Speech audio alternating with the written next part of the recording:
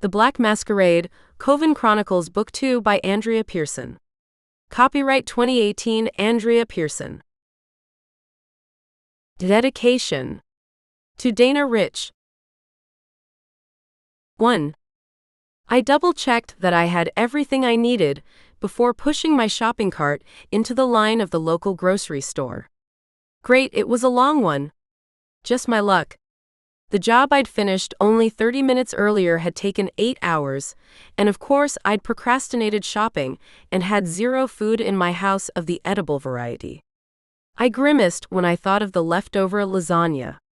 It had started growing hair the last time I'd checked. My stomach growled as if in response to my lack of food, and in an attempt to distract myself, I selected the book app on my phone and settled in to read. Maybe they'd open another register, and things would go faster than expected. I'd only been reading for a moment when the person in line behind me tapped me on the shoulder. I turned, expecting to see someone I knew. That was happening all the time these days, but instead I was met by a middle-aged woman dressed in clothes from the 70s, burnt umber polyester pants and an olive green top. Little blossoms of burnt umber orange decorated the green shirt. "Hi," I said, smiling. The woman's eyes softened as she returned my smile. "You're prettier than I thought you would be." I blinked. How was I supposed to respond to that? It's not every day you receive a compliment and an insult in one. "Do I know you?" The woman shook her head. "No, not really." "I of course know you." The wistful expression on her face was odd. I couldn't quite catch the reason behind it. It wasn't until then that I noticed she'd actually poked me with a pencil. Weird. "Lizzie," she said, "Angelo's really upset. He might pay you a visit later, but I'm hoping that with my coming, he won't see the need." I tilted my head. "Angelo? I don't know an Angelo." She gave me a knowing look. "Believe me, it's better we keep it that way." She took a breath, released it slowly, then became businesslike. "We need you to return the effigy. As soon as you can." I bit the inside of my cheek, surveying her. Effigy? How had she heard of it? From what I knew, only my best friend, Nicole, our mutual friend Alexander, and I were aware of the thing that had been created to distract evil demons from me. "Yes. Your friend took it from us years and years ago. And we need it back." I felt my face go slack. She was a ghost. That explained a lot. I couldn't help but wonder what her story was, when she'd died, how she'd ended up at the manor in England where Nicole had borrowed the effigy. She didn't have an accent, but that didn't really say anything. For all I knew, ghosts could sound exactly how they wanted to. I'd known I'd need to return the effigy. I just hoped I'd have more time to learn how to use the shade amulet first. "I'll get it back to you as soon as I can. I promise." In fact, before I even left the parking lot, I'd be buying tickets to Alaska. I had no idea how to find the effigy without help from someone more knowledgeable than me, and preventing future visits from ghosts, especially from any who were upset, was pretty high on my list. Lucky for me, I had access to several people more knowledgeable than me through Mount Koven. The woman nodded. "Good. I'll pass the word along. Hopefully, he won't find it necessary to come see you." I could join her in that hope. This surprise visit hadn't been bad. So far at least. She looked like a healthy, living, breathing person. But I knew that outward appearances could be misleading, especially when dealing with the dead. "Are you coming?" the cashier asked. I turned to look. Somehow, all the customers who had been in line ahead of me had already been helped. I glanced back. The woman was gone, and an impatient elderly man waited. "Yes, sorry." I hurried to put my items on the turntable. Once outside, I settled on the bench near the door and browsed the site where I usually purchase tickets. When should I go? If what the lady had said was accurate, and there wasn't a reason not to believe her, as soon as possible would be a good idea. But I had paperwork to finish up from the job I'd just completed, and getting some sleep was also high on my list. I purchased the first ticket for the following morning, wincing at the cost. I'd need to figure something out if traveling to Alaska would be happening regularly. With a sigh, I put my phone away, stashed my groceries in the car, then headed home. Good thing I didn't have any jobs for the week. It would take several days to get to the knowledge base stored under Mount Koven. But maybe I'd be lucky this time. Maybe things would go faster than the last time I'd been up there. I was just pulling into my driveway when a man appeared on my porch from nowhere. I jumped, even though I'd been half expecting another visitor. The man disappeared, then appeared again right outside my car door.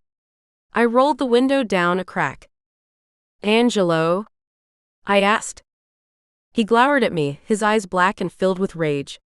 "You've had the amulet for weeks now," he said, remarkably calm given the expression on his face, "and yet the effigy still hasn't been returned." I swallowed. This man was intense. "I know.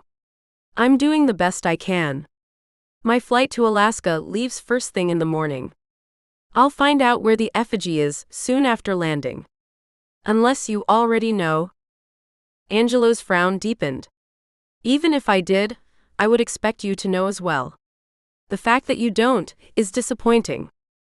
Not exactly an answer to my question, but I wasn't about to point that out. "Okay. I promise it'll be back soon." "Very well. You have 4 days.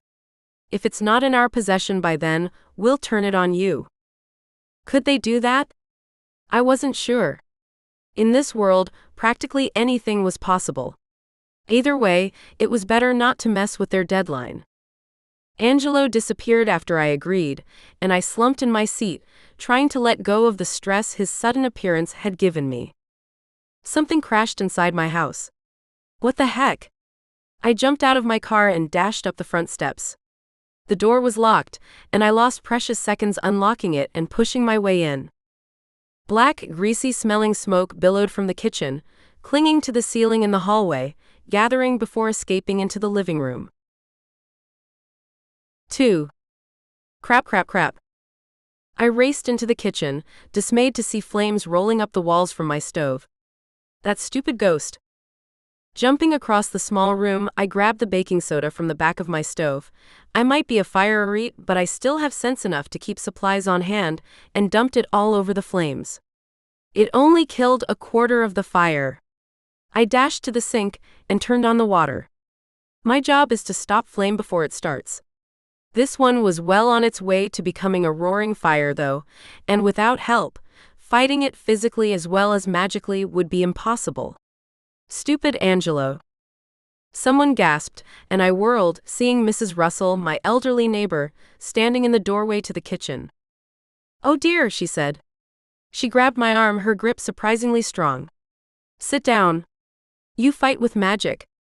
I'll take over with water and towels." I dropped into a chair at the table and closed my eyes, reaching out magically. I had to draw enough of my powers to myself before I could even begin. Hopefully, someday I'd be able to use magic without having to gather it first. That day still hadn't come though. While Mrs. Russell fought the fire, I concentrated on not letting any of it spread, killing it as it raced outward. My brain quickly tired, and I tried to control the resulting panic. This was so much harder than anything I'd ever done. Maybe it was because it was my house, my life. I'd never fought fire in such a personal way before, and it was hard to control my emotions.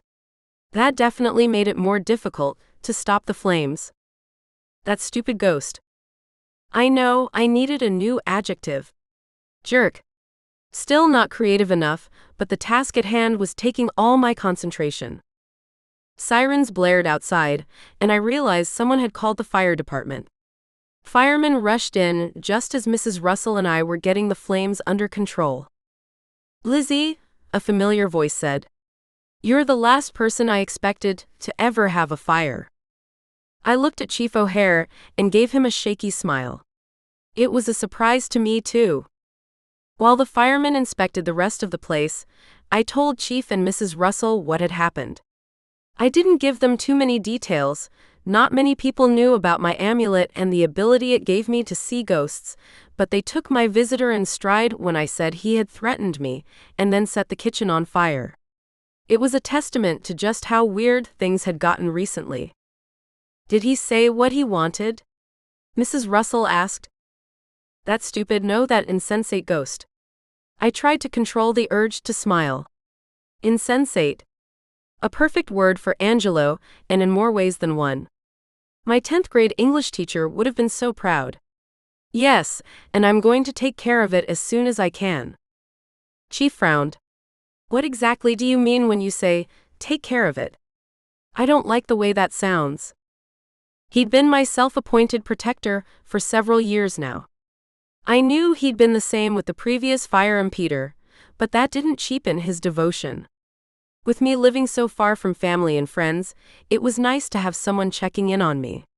He and his wife invited me over for dinner regularly, and I did the same for them. Speaking of which, it was my turn. I'd make sure to have them over as soon as this whole effigy thing had been taken care of. It's a long story, I said, but it involves the visitors we had a couple of weeks ago. He frowned. You mean? He glanced at Mrs. Russell, probably not sure how much he could say in front of the woman. Mrs. Russell obviously caught the hint and bent over, placing a kiss on my forehead. Take care of yourself, you hear? Mr. Russell and I would be very lonely if anything happened to our favorite neighbor. I promised I would, and the elderly woman left. Chief sank into the seat across from me, clasping his hands on the table. You haven't told me everything that's been going on recently. I rested my elbow on the table and leaned my head on my hand. I know. I've been meaning to talk to you, but I haven't had the opportunity. How about we take that opportunity now? I nodded. The groceries I bought were all ones that would keep. I didn't need to worry about them spoiling. Taking a deep breath, I started filling Chief O'Hare in on what had been happening, including the prophecy that surrounded me and the hounds I was to hunt. I told him that some of the hounds were bad and some were good, and that the prophecy said I was the only one who could actually get rid of any of them completely. I told him about the effigy Nicole and her friend had created that was drawing the hounds away from me until I was able to defend myself. And how are you supposed to do that? He asked. From what it sounds like, these hounds are not something anyone should be dealing with. I totally agree. I pulled the shade amulet necklace from where I kept it, tucked inside my shirt, and removed it before handing it to him. This is what I'm using. Jewelry? He asked skeptically, ignoring the firemen who were still finishing in the kitchen and were talking over our conversation. It's an amulet that was created by shades. It helps me kill the hounds when they're within reach. What exactly is a shade? I wasn't surprised he didn't know. Not everyone was familiar with the word. Technically, it's a ghost. And you have to go to Alaska to get information about where this effigy is. I nodded. Yes. I've already got a flight arranged for tomorrow morning. I'm also planning on getting info about where the hounds and fire vampires are. I still can't believe those attacks were from vampires. Neither can I. The last couple of weeks had been insane. Not only had wild dogs, they weren't really dogs, but the general population didn't know that, been killing people, but vampires too. And not just any regular vampires, but fire vampires. They drained their victims of blood before burning them to a crisp. It wasn't awesome. And how is this place in Alaska supposed to give you information? I'd already explained all this, but it was a lot to take in. It's a place where all information is stored. I've only been there once, but it's pretty impressive. Thousands of shades wander a massive room. They each represent a part or several parts of human knowledge.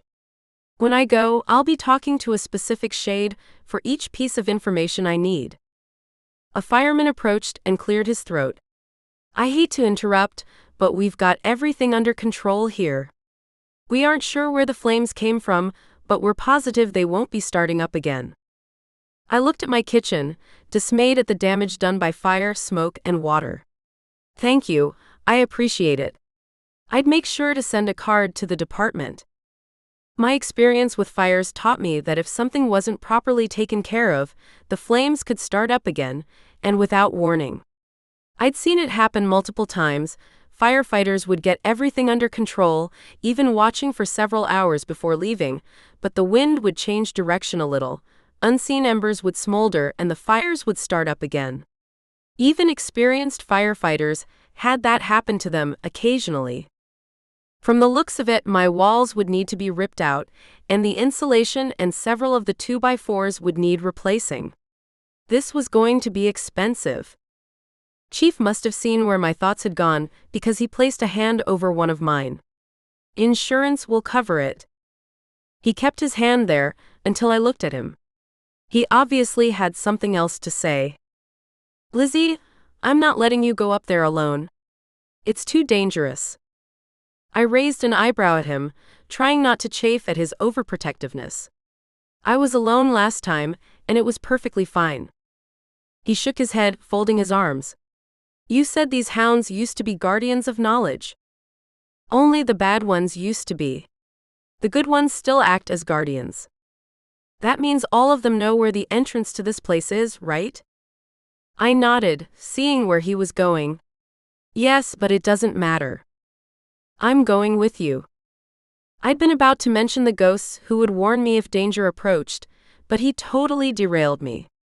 That's not necessary, Chief. For crying out loud, I wasn't helpless. You never know what'll happen. Just because it was safe last time doesn't mean it'll be safe this time. I knew he was right, but still, I chafed. Besides, I hated making him leave work. You've got too much to do. He shook his head. Delegation is one of the benefits of being chief. I'll be fine, and so will my officers while I'm gone. I sighed in resignation, petting Sia, my cat, who had just jumped into my lap. I wouldn't likely convince him to stay behind. Experience told me he was nearly as stubborn as me and would buy a ticket, then follow me regardless of what I said. Besides, if I was honest with myself, the company would be welcome. Last time hadn't exactly been a walk in the park, even with no danger befalling me. Not only that, but he was right. The hounds could find me at any moment. But what would he be able to do to stop them or help me fight if it came down to it? 3. Chief knocked on my door bright and early the next morning. I hated leaving my house the way it was, but Mrs. Russell promised to start calling contractors for me. What I was doing was more important. I hope you don't mind me having Alice drive us to the airport, Chief said. I didn't. It would save us on parking. Besides, his wife was one of my favorite people in the world. Taking a quick breath, I stepped outside and looked around for strangers. I'd gotten into that habit several weeks ago when I'd learned all this stuff about the hounds. See, hounds have the ability to shift from dogs into humans. Regulars smile at them at the grocery store humans. Even the bad hounds. It made my job of finding and killing them extra hard. And it made me very suspicious of anyone new on my street. Where I live is fairly quiet. Lehigh itself is growing quickly and experiencing a lot of congestion on its roadways, but not around my house. My street was tucked away, not far from the railroad tracks, in an almost forgotten little corner of the city. I loved it, and so did my neighbors. It helped us keep tabs on each other and be there if anything ever happened. Alexander, Nicole's friend, had set up little devices around my house that protected me from the hounds, but he told me they would only protect me for so long. As I grew stronger and learned how to use the amulet better, the hounds would be drawn to me. Some would seek me out directly and try to kill me, but others would be more cunning. I was scared of the direct ones, but the cunning ones terrified me. The streets were empty though, and Chief and I walked to the waiting car in silence. Alice filled the ride to the airport with her regular chatter, updating me on their kids and grandkids the whole way. After hugs were given all around, Chief and I boarded our plane and headed to Alaska. Once there, we grabbed a rental car and started the 3-hour drive to Petersville and the entrance to Mount Koven. Petersville was a tiny ghost town. Agnes, the particular shade I'd met a few weeks earlier, lived there. I'd really liked her, but it had been quite a surprise to find out who she was, a woman who had died in the early 1900s. On the way, Chief changed the topic of conversation from ruins in Scotland, he was a huge fan, to local events. "Were you planning on going to the Black Masquerade this weekend?" he asked. I shrugged. Only if someone asked me. It was an invite-only event the governor was putting on that had received a lot of publicity. A lot. Like most girls, I enjoy dressing up, but things had been too busy for me to wish I were higher up the local government ranks. Despite the fact that the governor and his wife had invited me up for dinner a few weeks earlier, I hadn't been sent an invitation. "We need your help there." I glanced up at him. "Really? Why?" It wasn't unusual for me to attend formal and official affairs, especially if they had any reason to believe that a shooter or terrorist group might attack. But they had reassured me months ago that my presence wouldn't be needed at this one. "Chief Franks asked me to see if you'd be willing to come, just in case. He has reason to believe an attack of supernatural sorts has been planned on the governor. We'd like you there to prevent it, if possible." Jared Franks was Salt Lake City's chief of police. He was one of the busiest men I'd ever met, and I rarely worked directly with him. I raised my eyebrow. "Oh, we've received multiple reports of that nature. And then, during the last week or so, several suspicious-looking, dark-colored dogs have been hanging around the governor's mansion." That was all I needed. I nodded, gripping the steering wheel. "Okay. I'll be there." I'd won the coin toss for who would drive, but that victory seemed small now. When I'd interned in Washington, D.C., I'd had plenty of opportunity to attend formal and political events. Almost all of the rumored threats had been carried out in some way, something the general populace would never know because of me and my boss there. Our job was to prevent regular people from knowing just how many murder attempts were being made on a daily basis. That had been a stressful internship, and moving to the slower pace in Utah had been a great idea. Chief continued, "We'd want you to attend as a guest. You being there at all will be hush-hush until the last minute, so we'll need to get you and a date on the private list under your date's name." "A date?" He nodded. "You'll need to blend in, wear a mask and a dress, act like you belong there. We don't want these people to have any reason to believe we suspect anything." Great. How long had it been since I'd actually asked someone out? Probably years. I wasn't opposed to it. In fact, most of my relationships had happened as a result of me taking charge. But I'd tired of dating and was out of practice. Besides, who would I ask? My mind immediately went to Abel, but I hadn't seen him since his restart. "Before you begin worrying about who to take, we've already got someone set up for you. At least we will soon. Haven't talked to the guy, but I'm sure he'll be willing." I didn't want to be set up. "What's the criteria for a date?" I said quickly. Chief smiled at me. "This isn't for romantic purposes. We need someone who can help you in case things go south." "Then I'll ask my partner, Abel. I'd rather pick the person I work with, and I know I work well with him." "Is Abel the one who blew up the gas station when he restarted?" I grinned. "Yup." Chief nodded. "If he's able to control even a smidgen of that magic, he'll be just fine." "So it's settled?" I held my breath. "Sure. I'll let Detective Evans know the date's off." "You were setting me up with Detective Evans?" Chief laughed. "It's not a date, first off, and second off, what's wrong with him?" Chief, you do know he's married, right?" "Of course. If that's your only objection," he teased. "I'm not attracted to married men. No offense. Besides, Detective Evans was at least 20 years older than me." "Good. And no, it wasn't him we were going to set you up with. He was helping me sift through the available men. It was a junior officer who used to be infantry in the army. He knows how to fight. So does Abel. I'm glad you're confident about him. It makes me feel better. Let him know he'll need a tux, and I'll ensure he's on the list. What's his last name? Oh crap! I had no idea what his last name was. I'll get that to you later. He nodded, and we fell into companionable silence the rest of the way there. 4. Not knowing if Agnes would be watching for me, if she had some sort of internal device that let her know I was near, Chief and I knocked when we arrived. The door inched open, and I saw her familiar brown eyes on the other side. But the face that greeted us was not what I'd been expecting. The last time I'd seen Agnes, her exterior had been mostly living. Now her eyes, though bright, were the only thing that appeared even remotely alive. Chief took a step back, but I ignored his reaction. Hello, Agnes. I hope we're not coming at a bad time, but we need to have access to the Akashic. Akashic record was another common name for the knowledge base. Many cultures had myths surrounding it. No one knew everything. The hounds had kept it that way.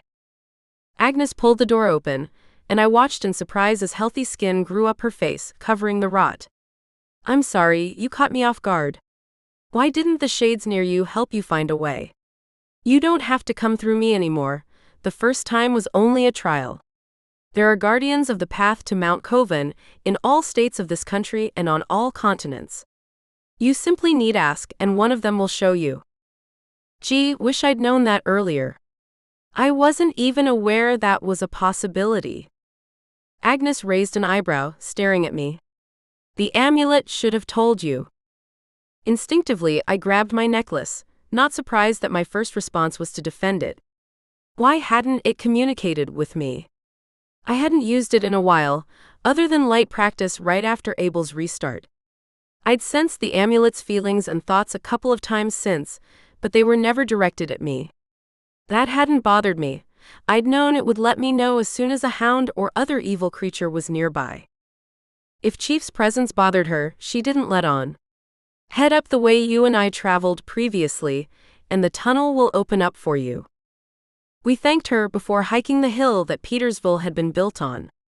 Chief hadn't ever been to Alaska, and I was grateful for the information Agnes had given me the last time I'd been there.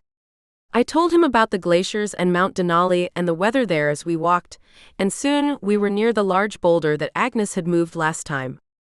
I wasn't sure what to expect, but it definitely wasn't a short tunnel with the door to the Akashic visible on the other side.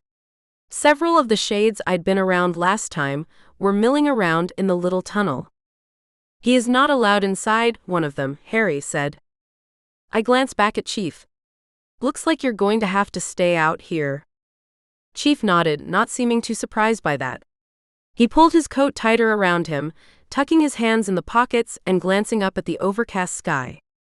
As long as it doesn't snow, it's all good. You can always head back to Agnes's and hang out there until I'm done, I said. He nodded. Will do. The expression on his face told me he'd do anything but spend time with her, regardless of how desperate he got. I chuckled. Or you could go for a drive. I can't guarantee this will be quick. He motioned me onward, not responding, and I turned and entered the tunnel. The moment I was inside, the opening closed behind me, covering me in near blackness. As before, the door in front of me was plainly visible, but nothing else was. I approached that door cautiously, wondering if it would test and accept me the same way it had the previous time. The ghosts around me didn't offer explanations or help, so I decided to act like I knew what I was doing. Which I sort of did. In the middle of the door, about chest high, a square had been etched into the elaborately decorated wood. I put my hand on that square, half cringing as I waited for the pricking sensation to come. Anticipation didn't do it justice. It was much more painful than I remembered. I held my hand there as long as I could, then jerked away when the stabbing became too intense. As before, though, it was enough, and I watched as my blood seeped into the wood and the door began glowing with runes and symbols. It opened inwardly and I took a step forward, fully prepared this time for my spirit to leave my body. That weird squeegee feeling encapsulated me, and then I was in the room with all the shades, my physical body on the tunnel floor behind me. I walked through the shades until I reached the end of the room. No one stopped me, and none paid any attention. Didn't anyone know where the effigy was? And if not, why? At least I could figure out where the hounds and fire vampires were. Deciding to concentrate on hounds first, I walked through the room again. This time, someone tapped me on the shoulder. You seek information on the hounds and their current whereabouts? Yes. Can you tell me anything? The woman stared at me for a moment, her eyes slightly glazed over as she pondered my question. Yes, I believe I can. They are hiding in a large cement box, used to store items in a city named Lehigh. The stronger ones have been gathering for some time. The weaker ones will come once the call to follow you overpowers them. I tilted my head. Lehigh is where I live now, and you must be talking about a storage unit. Do you know which one? The woman shook her head. I do not. The shade amulet will help you. I nodded. Good point. Do you know about the effigy? Where might I find it? The woman looked at me blankly. Effigy? There are thousands of effigies. I do not know anyone in particular. I thanked her and continued walking, thinking this time about the vampires. Someone else stopped me as I neared the entrance to the room. This time, it was a man with a bowler hat. The fire vampires have a hive in a canyon called Alpine. It is not far from where you reside. Interesting. I knew there was a hiking trail there, but I'd never taken it myself. Be wary, fire vampires may not have your best interests at heart. They're dangerous and evil creatures. I snickered inwardly. Was it possible for vampires to want something good for others? What are they here for? The man gave me a slight smile. That is not my information to share. I rolled my eyes. Whose is it? He shrugged. That is also not mine to share. You must seek what you need directly from the shade, who is assigned with that knowledge. He or she will find you. Okay, thank you. Can you tell me anything about the effigy? He hesitated, opened his mouth to say something, then closed it again. Finally, he said, I think I know which effigy you mean. It moves too quickly. No one shade can possibly know where it is at all times. You will have to use other ways to locate it. Great. Thank you for your help. I appreciate it. The man nodded and wandered away, disappearing amongst the other shades. Thinking about the fire vampires again, wanting to know why they'd come to Lehigh, I walked through the room again, but no one stopped me. I tried not to feel frustrated. After all, I had gotten good information. The hounds were in a storage unit in Lehigh. And I had no doubt that the weaker ones would come once the effigy was returned. How else would the scent of me overpower them? Goals then: return effigy. Kill hounds in storage unit. Figure out what vampires were doing in Alpine Canyon. Use the bathroom. Eat a big dinner. Not necessarily in this order. 5. Knowing that time passed differently in Mount Koven than it did anywhere else, I decided it was time to go. When I got outside of the Akashic, I found Chief waiting impatiently. Cell service is pretty bad here, he said as we walked. And you were in there for 4 hours. I'm sorry. Time doesn't pass the same in there as it does out here. I gathered. Either way, Detective Cole from the American Fork Police Department is going to be accompanying you wherever this effigy is. He managed to convince me that he would be better able to help you than I would. I could tell that bothered Chief, even though he tried to hide it. Well, hopefully I won't need either of you. Hopefully. But we don't stay alive by planning around hope. I smiled. Definitely not. We arrived at the car, and I let him drive. He needed to do something that made him feel useful again. Thanks for coming with me, I said. I appreciate it.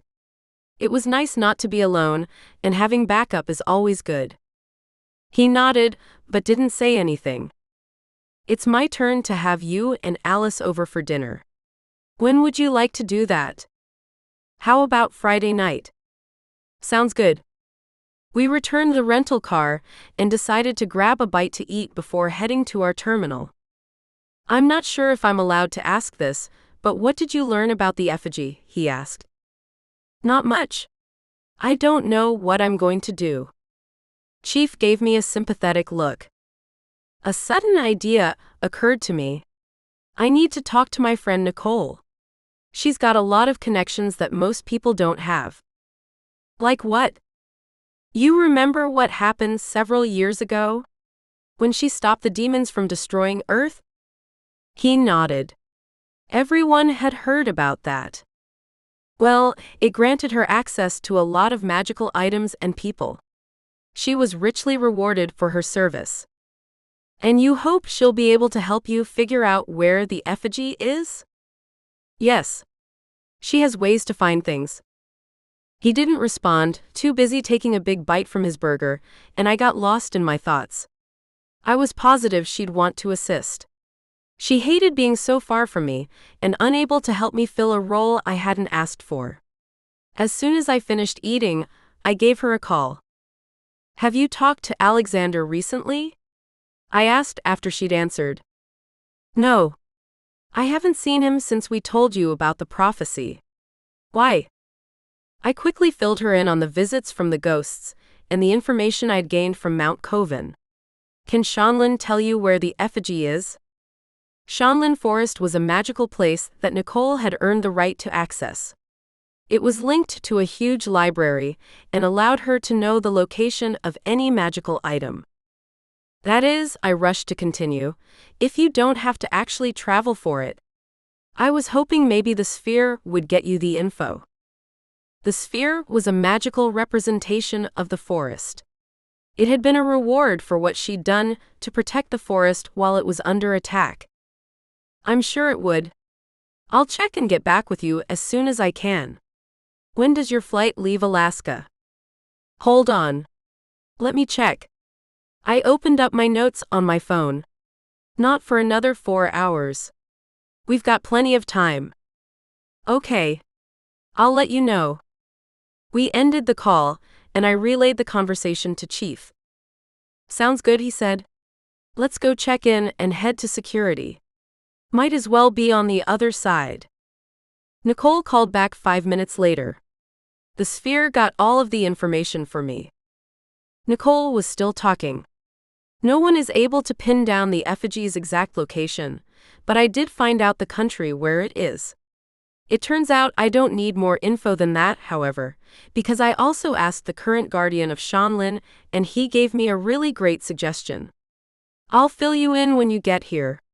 I took the liberty of buying you a ticket to come see me right now.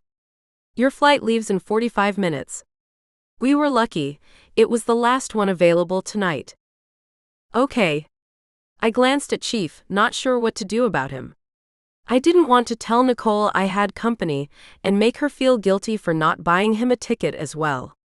Instead, I promised I'd see her soon, and we hung up. Sorry, Chief. She got me the last ticket, and the flight leaves in 45 minutes. I trust your friend, Chief said. You just make sure someone is with you when you return. He raised an eyebrow at me, then chuckled. I know you well enough to realize you're not going to do that. In my defense, who would I ask? I don't know anyone in Montana, other than Nicole, and I'm not about to make her fly back with me. Not when she's pregnant. I'll see if I can get one of my officers to meet you in Montana and escort you home. That's not necessary, Chief. I know. You can take care of yourself. But I'd feel better anyway. I folded my arms and leaned against the wall behind me. When Nicole had called, we'd paused near the check-in stations.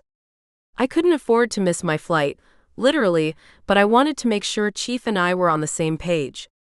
You're going to do it even if I tell you not to, aren't you? Lizzie, you're like a granddaughter to me. You know that. I'm not about to let you do this without a little help from me. Who knows where those beasts are hanging out, waiting for you to be alone.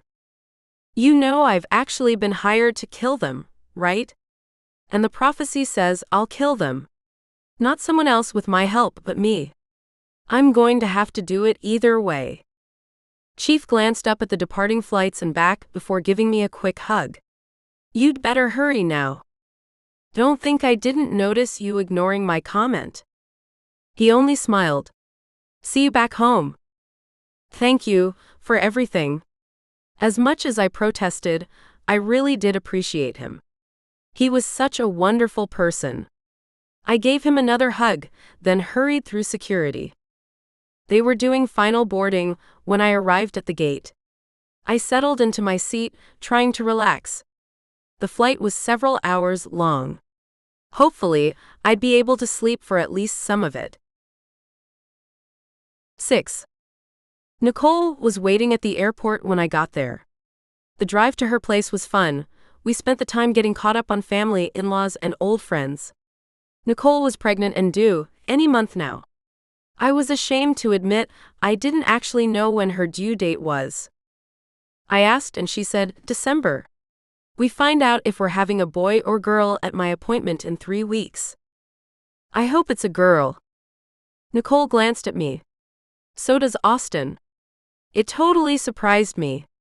He wants our first to be a girl and all the rest to be boys. She chuckled. I think he'd prefer all boys, but doesn't want me to get lonely. Good thinking, I said. Make sure you've got someone on your team first. After we'd gotten caught up, Nicole filled me in on what she'd learned about the effigy. It's somewhere in China right now. As I said earlier, the exact location doesn't matter. What you'll be doing is flying to Hong Kong and gradually heading to England, taking flights as short as possible between Hong Kong and Norwich International Airport. The effigy will follow. I've got your tickets purchased. You'll be flying all over the Asian continent, even using small airplanes where necessary to make sure you don't lose track of the effigy. How am I going to get the effigy to follow me? A magical potion. Once we put some of your blood into it, the effigy will be drawn to you. She looked at me, a concerned expression on her face. Unfortunately, the hounds will be drawn to you as well. Luckily, they can't reach you in an airplane. The lack of corners makes it impossible to travel to you, but that doesn't take airports out of the equation. I tried to make your flights a little erratic, so they couldn't logically predict where you'd be going. And the effigy will be pulling them as well. But make sure you're never in a room that's not crowded. Once you get to England, you won't have the protections I've created. You'll have to return the effigy and get out of that manor as soon as you possibly can. The hounds will be confused by your location when the effigy draws near. I'm hoping that confusion will be strong enough to keep them from finding you. Boy, this is going to be exciting, I said. She reached over and patted my hand. I know. You'll be fine though. That's the hope anyway. Hey, I wasn't going to say it. She smiled at me and I returned the grin. My heart settled a bit. It felt good to be with my best friend again. Your hair is silver now, I said, reaching over and fingering her gray strands. Took long enough, she said. I didn't want to buzz it all off. Austin's mom and I got creative with highlighting and dye jobs until everything had switched completely to silver. And Arit's hair, when he or she mastered all of the elements, turned silver. It was a mark of honor that I would never receive. I'd really struggled with that in college, but had come to grips with it and eventually accepted it. And now I wouldn't give up my job for all the gray hair in the world. Most fire impeders didn't master the other elements. There was no reason, and it would sometimes actually set them back. Access to too much power gets in the way of the very fine and small tasks impeders do. We arrived at her house and sat at the kitchen table, where she had a bunch of sharp objects laid out. Only a drop is needed, Nicole said. We'll start with the most conservative approach first. I didn't really want to go the movie route, slice your palm open and get blood all over everything. I appreciate that. Nicole chuckled. I suspect that even in movies, only a drop of blood would be necessary. But they have to go for the dramatic. She picked up a device that diabetics use when checking their blood sugar levels. The needles in these are very small, smaller than sewing needles. And they always get 1 drop of blood out of my mother-in-law, so let's try it first. It's the least painful of all the options. I nodded, holding my hand out. She pushed the little device against my arm instead and glanced at me. Ready? Don't you need my fingertip? She shook her head. This kind uses the arm. It's less painful. I appreciated that. The pricks on my hand from the door at Mount Koven were mostly healed up, but they still hurt. No sense adding to them or giving me a wound on the other hand. Nicole pushed the button, and the needle pricked my arm. With her help, I squeezed a drop from the little wound and positioned my arm over the vial. We watched in fascination as my blood dripped into the milk-colored liquid already there. The whitish stuff turned red and began sparkling. Cool, Nicole said. I wasn't expecting that. How does it work? I asked. You'll put some of it on you, and then on the outside of every single plane you take. The potion causes the effigy to be drawn to that drop of your blood. Make sure only to use a little on each plane, 1 dab is all it takes. And then dump the rest of it out at the manor and leave the vial there. You'll then have about 36 hours to get as far away from the manor as possible. That's how long it'll take to wear off. After that, you'll have a buffer as the hounds reorient themselves to following the real you and not the effigy. I don't know how much additional time that'll give you. Should I head to my house after I'm done with the effigy? Yes. Alexander's things are still working, right? As far as I know. Good. You should be fine there. I chewed the inside of my lip, watching as Nicole put the stopper back on the bottle and handed it to me. How am I ever going to pay you back for all this? I asked, pocketing the vial and helping her put the other sharp objects away. I didn't want to think about how much she'd already spent on airfare. Don't worry about it. In fact, I'm going to be wiring some money to your bank just to help cover the cost of everything you're doing. I shook my head. No way. You've got your own expenses to take care of. Nicole raised her eyebrow at me, filling a glass of water and handing it to me. How much are they paying you to hunt down these hounds? I didn't have to respond. She already knew the answer. And how many lives are you going to be saving just by getting rid of them? They've been preoccupied with the effigy. If they kill you, do you think they'll suddenly start living responsible, loving lives? I won't let them destroy me. I drained the glass, setting it on the counter next to me. Nicole snorted. Pardon my skepticism, but if you're completely strapped, it won't matter how hard you try. Bad things happen when you have no way to cover the basics. I want you to be able to focus on hunting these hounds and not on paying your mortgage every month. I put my hands on my hips. Just how much are you expecting to give me? Knowing Nicole, it would be an absurd amount. Just 5 or 6 million. She raised her hands. Before you tell me that's too much, how easy do you think it's going to be to hunt and kill these hounds? There are hundreds of them. I fought them, remember? It's going to be a long, drawn-out process. My mouth was still hanging open from the dollar amount she wanted to give me. Nicole, my mortgage is only $700 a month. I do not need 5 million, let alone 6. 4 million then. Nicole led the way to the couches in the living room. I sank into the plush leather next to her. If I need money, there's no way I'd accept over 100,000. Maybe 200.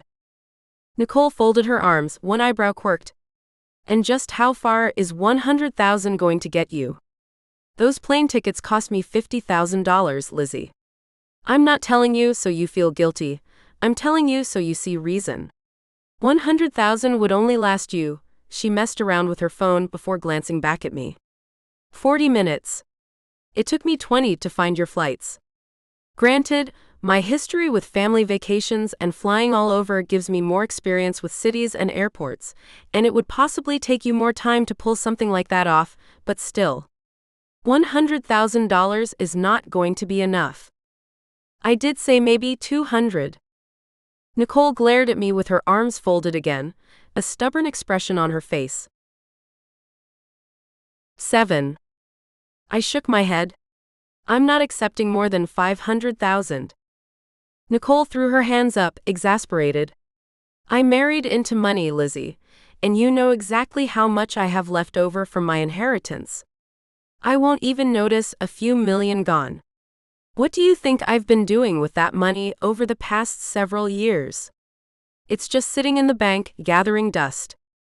Actually, it's probably gathering interest. My attempt at a joke only made my argument weaker, and I recognized that immediately. Crap. Nicole obviously sensed a victory. Then take the interest I've been gathering. Fine, I said in frustration. 1 million. And not a penny more. Her argument had been sound, though. How far would even that much take me?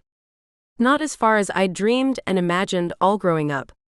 Nicole had been the one from a wealthy family, not me. Mine was as average American as you could get, and $1 million had felt so incredibly out of reach. Nicole gave me an expression of triumph. It's already in your bank. My mouth dropped. She'd been planning on giving me 1 million from the start. You tricked me. I couldn't help it. I know how your brain works. She handed me a folded piece of paper. Here's your receipt. I made arrangements this morning while waiting for your flight to land.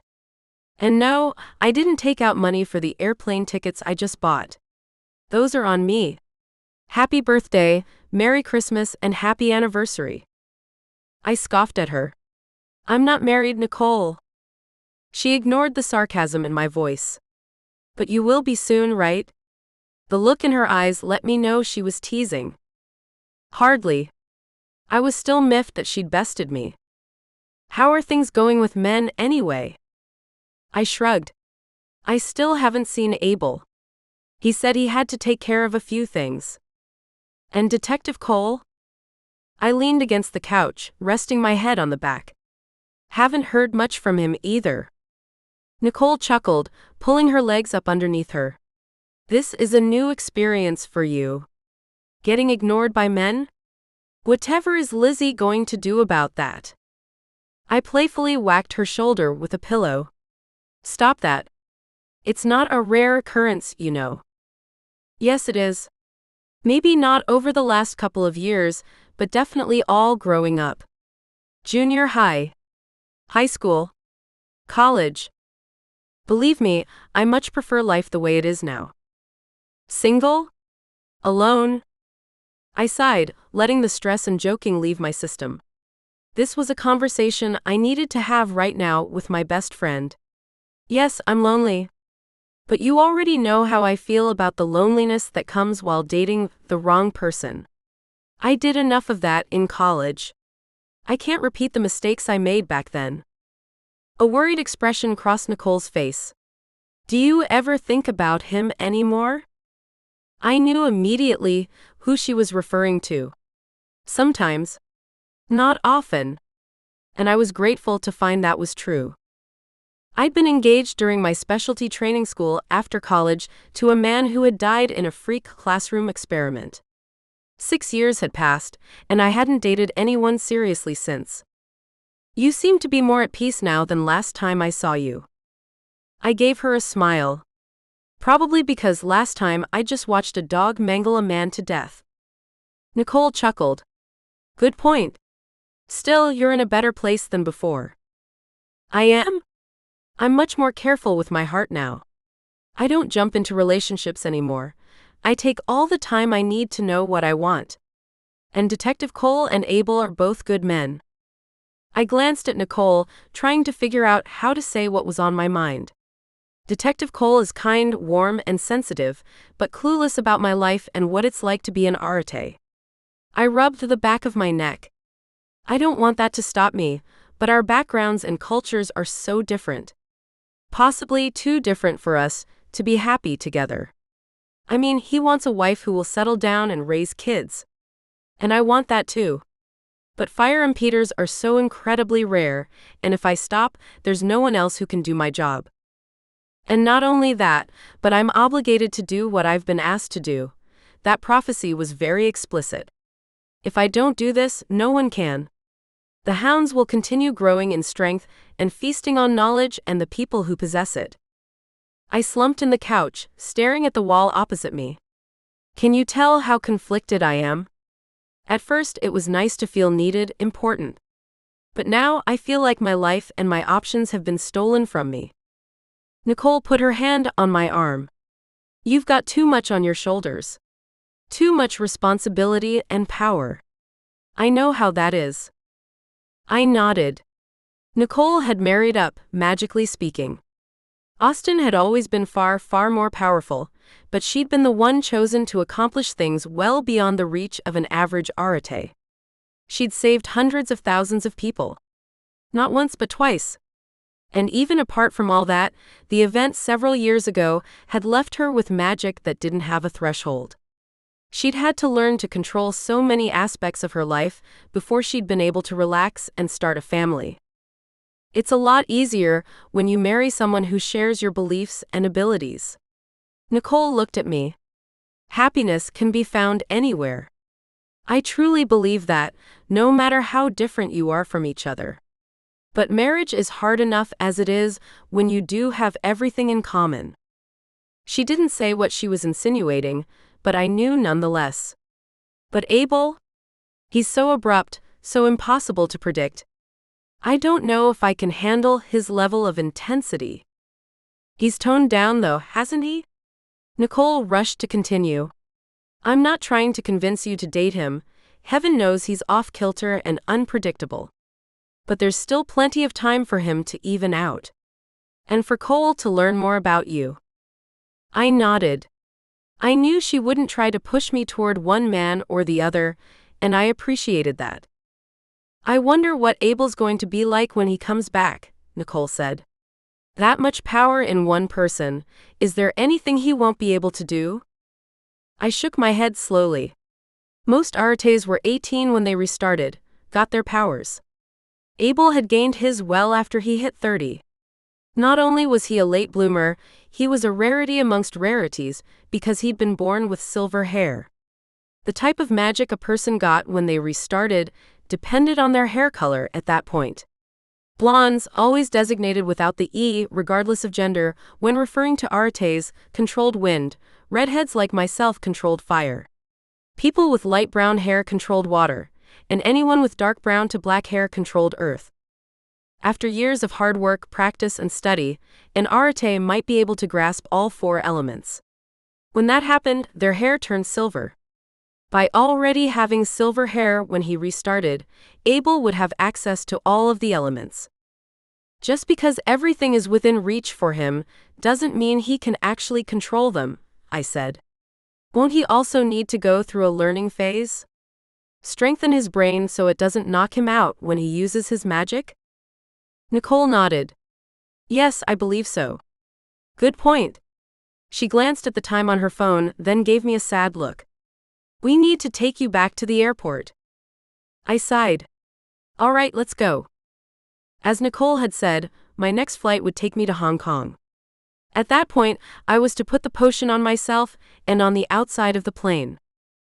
I couldn't believe the effigy would be able to keep up, but apparently it could with only a few hours of lag time. When I commented on this, Nicole said, the effigy is a magical creature. In order for it to stay ahead of the hounds, it has to be incredibly fast. And it needs to be able to access magic to keep away. It won't have any trouble staying up with you. I nodded. Hounds had the ability to travel through corners. They could take a corner in one room and end up in a room across the world. The corner had to be perfectly square, 90 degrees, but it hardly seemed fair that they were so strong and powerful, and all I had was an amulet that allowed me to kill them and that sometimes hid me. Nicole transferred the potion from the glass vial into a little plastic soap bottle, then took me back to the airport, where we hugged and said goodbye. I held the bottle tightly in my fist until getting to security, then tucked it in my pocket, grateful it wasn't made of metal. No one asked me to pull it out, and luckily, it was small enough for them not to have cared anyway. I got a call from Cole right after getting through security. I lifted the phone to my ear, pulling my carry-on behind me. "Hey Cole. How's it going?" "Good. I just ended a conversation with Chief O'Hare. He told me what was going on with you and some effigy thing. I'm flying to Seattle, where we'll be taking the same plane to Hong Kong. I agree with Chief. I don't feel good about you being alone right now.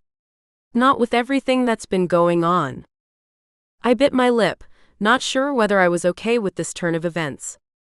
I wasn't opposed to having company, quite the contrary. An extrovert like me needed to be around people. But I'm also a very private extrovert, and I wasn't sure how much I wanted to let Cole in. Yes, I was attracted to him. Yes, I had agreed to go out with him again. But as I'd told Nicole, I just didn't know if I could see a relationship with him working out. "Okay. I'll see you at the airport in Seattle then." We ended the phone call, and I boarded my plane. 8. Once in Seattle, it wasn't that difficult to find Cole. He'd flown up from Salt Lake and was in the terminal where our plane to Hong Kong would take off. We ended up in different first-class seats, but after a bit of asking around, we were able to trade with other passengers until we were next to each other. Once we'd taken off, Cole glanced at me. "O'Hare asked me to let you know your house has been patched up. He and his wife made sure it happened." That man, I so appreciated him and his wife. They were such good people.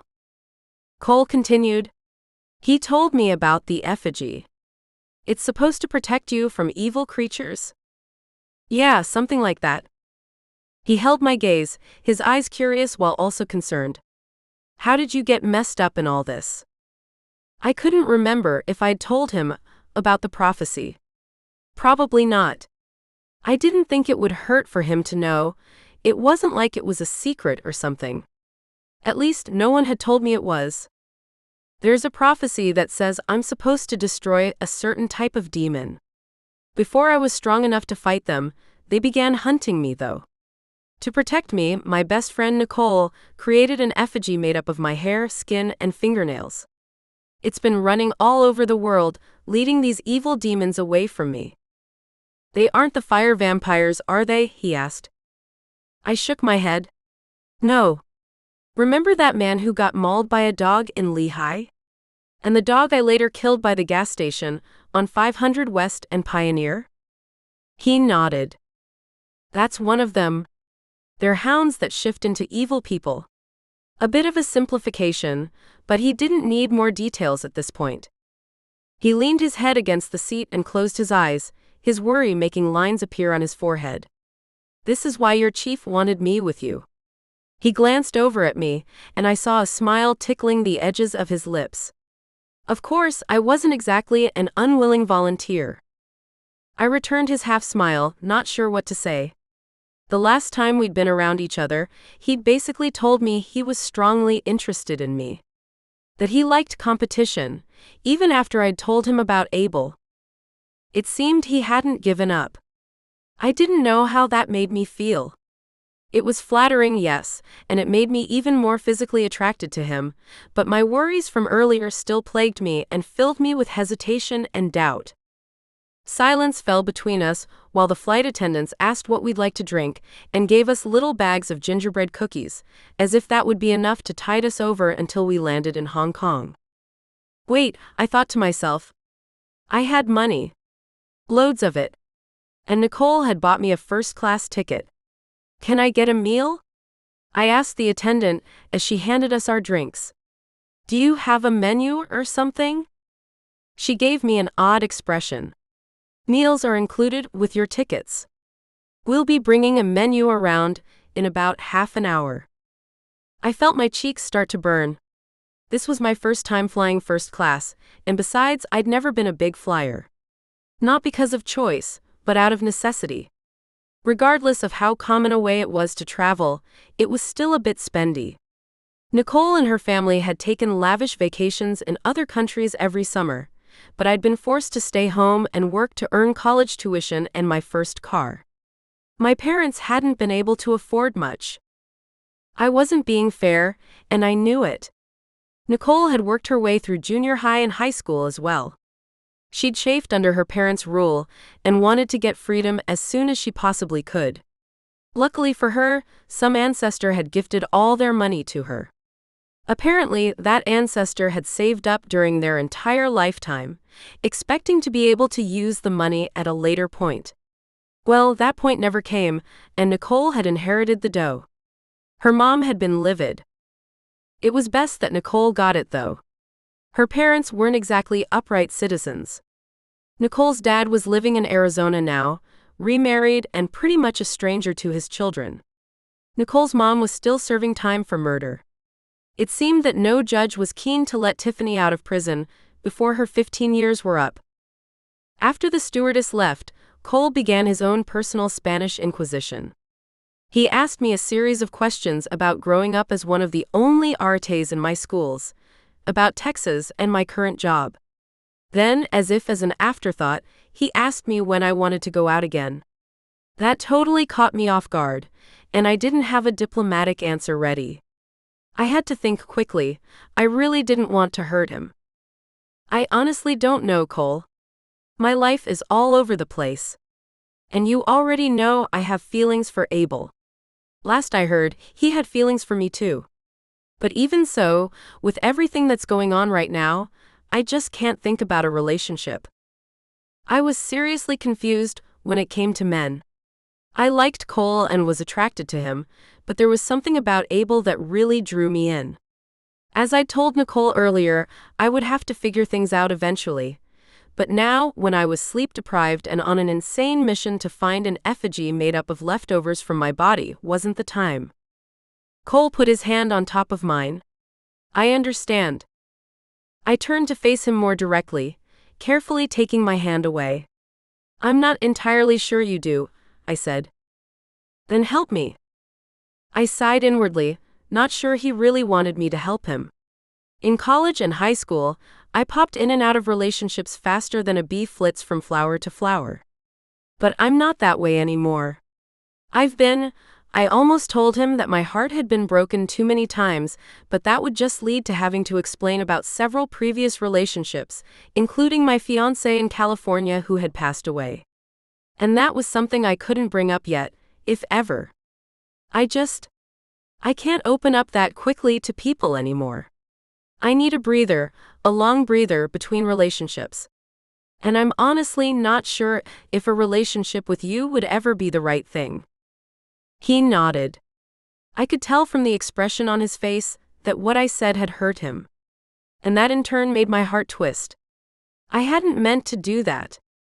The last thing I wanted was to cause him any pain. I opened my mouth to apologize when he spoke. You have to do what's best for you. Don't worry about me. I'm positive I may have a chance with you farther down the road, but I'm not the type to wait around for it to happen. He picked up my hand and gave it a kiss. If you change your mind, let me know, but I'll give you the space you need. He released my hand. I wasn't sure he wasn't holding out for the idea of us, but I was grateful he understood. I was also grateful he told me he wouldn't wait around. That eased my stress about the situation a great deal. Something in the way he said it, though, made me feel he didn't quite believe himself. Or maybe he didn't understand that he wasn't totally ready to give up the chase. He wasn't an alpha male, not nearly as dominating as Abel or half the other men I'd been attracted to. He seemed softer, much more eager to please than he was to run out and drag something home. I'd been attracted to men who were both types before, and knew I could make a relationship work with either of them. What did my heart want, though? I didn't know. And like I told him, now was not the time for me to be making those kinds of decisions. 9. For the rest of the long flight to Hong Kong, we alternated between sleeping and discussing books and movies. It wasn't nearly as awkward as I'd expected after a define the relationship conversation, but then Cole had an ease about him that was great. He seemed gifted at being able to make people feel comfortable. I appreciated that. Cole and I got off the plane and made our way to the terminal. The next flight took off in 45 minutes, and I knew I was supposed to put the potion on myself once we were about to board. Hopefully, the effigy would be able to catch wind of it and follow. We ate at a burger joint that was way too expensive for the quality of food we were served, making small talk and generally trying to get comfortable despite the airport setting. My thoughts returned to the topic of marriage and children, and I shuddered at the thought of settling down with the threat of evil demons looming over me. Helpless innocent little lives at risk because mommy is being chased by evil dogs was not appealing. "Are you okay?" Cole asked. Obviously, he'd noticed my shudder. "Yeah. I just don't understand how I got tangled up in all this mess." Cole gave me a half smile. "I thought you said it had something to do with a prophecy." I waved him off. "It just drives me nuts that it's me and not someone better equipped." Detective Cole pushed his lunch to the side and leaned forward, clasping his hands on the table, his eyes serious. "Is there really someone who would be better equipped than you? You're a fire impeder. You stop flame at the smallest spark. And these beasts have a fire inside them that needs to be put out. To me, it sounds like you're the perfect person for the job." I contemplated what he said. It made sense, but still. I was apparently in a pouting mood because I said, "You don't know me very well if you think I'm perfect for the job." The moment the words were out of my mouth, I regretted them. "I'd like to get to know you better." I closed my eyes, shaking my head. Regardless of how tired I was, how hungry and exhausted and stressed, it wasn't in my nature to be cruel. "I know, I'm sorry. I shouldn't have said that. What I mean is that I've always been feminine and soft." Nicole's the tough one. She was the one who wouldn't take no for an answer, who was fine long before I even knew how to stand on my own. And she's already faced huge trials. She's already been called on to do things that would be impossible for a normal person. You needed your own moment to find your own way. It's your turn to shine now. My heart warmed a little at his words. He was right. Nicole had been in the limelight for many years, and I didn't begrudge her that. No sane person would want to take her place. But it felt good to be needed, to have an ability that no one else did, to be able to protect innocent lives and do something to pay it forward for those who had done so much for me. We finished our meal, and I stepped into a nearby restroom and locked myself into a stall before opening the bottle and dripping a little bit of the potion on my skin. Nicole told me it needed to be on my wrist, but I wasn't positive why. Something about thin skin and the potion going into my system easier that way. I made sure not to wash my hands. Yuck. Leaving a bathroom without washing one's hands was disgusting. Leaving a public bathroom without washing one's hands was even more disgusting. I joined Cole as he was about to board the plane. As planned, we were the last ones on. While we walked down the little hallway leading to the airplane, I made sure I had the bottle ready with my finger covering the opening.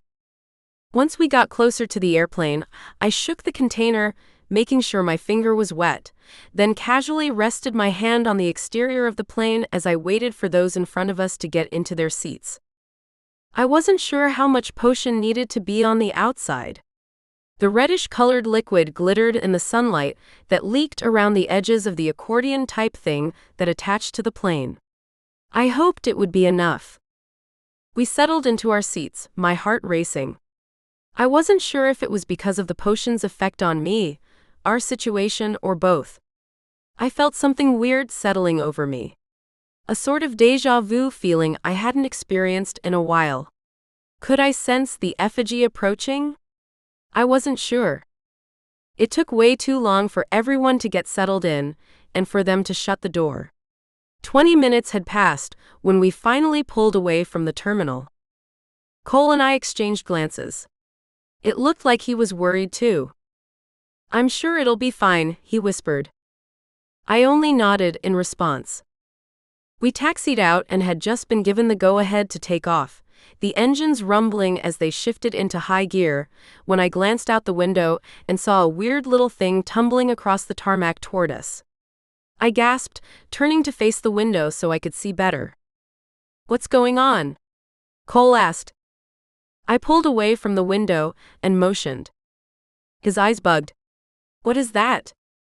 "I think it's the effigy," I said. We both watched it run alongside us as the plane gained in speed. Just as we were about to take off, tons of dogs bounded onto the tarmac. Off in the distance, several men waved, obviously yelling. The dogs were running fast, way too fast to be normal dogs. I turned to Cole. "How fast is the plane going right now?" I whispered. He shook his head. "I don't know, but hopefully fast enough that slowing down isn't an option." I turned and looked out the window, realizing Cole had a point. What if the tower asked the captain to stop? But no, just as that thought entered my mind, the plane's wheels left the ground, and we were in the air. The thing chasing us fell into the distance, the dogs still racing after it. I exhaled in relief, leaning back in my seat and closing my eyes. We were safe. The hounds couldn't reach us in an airplane, not without any corners to come through, and there were far too many people here even if they could. I hoped. "So question," Cole said. "What?" "How long does that stuff stay good?"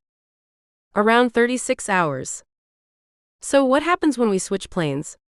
Do they keep following this one, or do they follow the new plane?"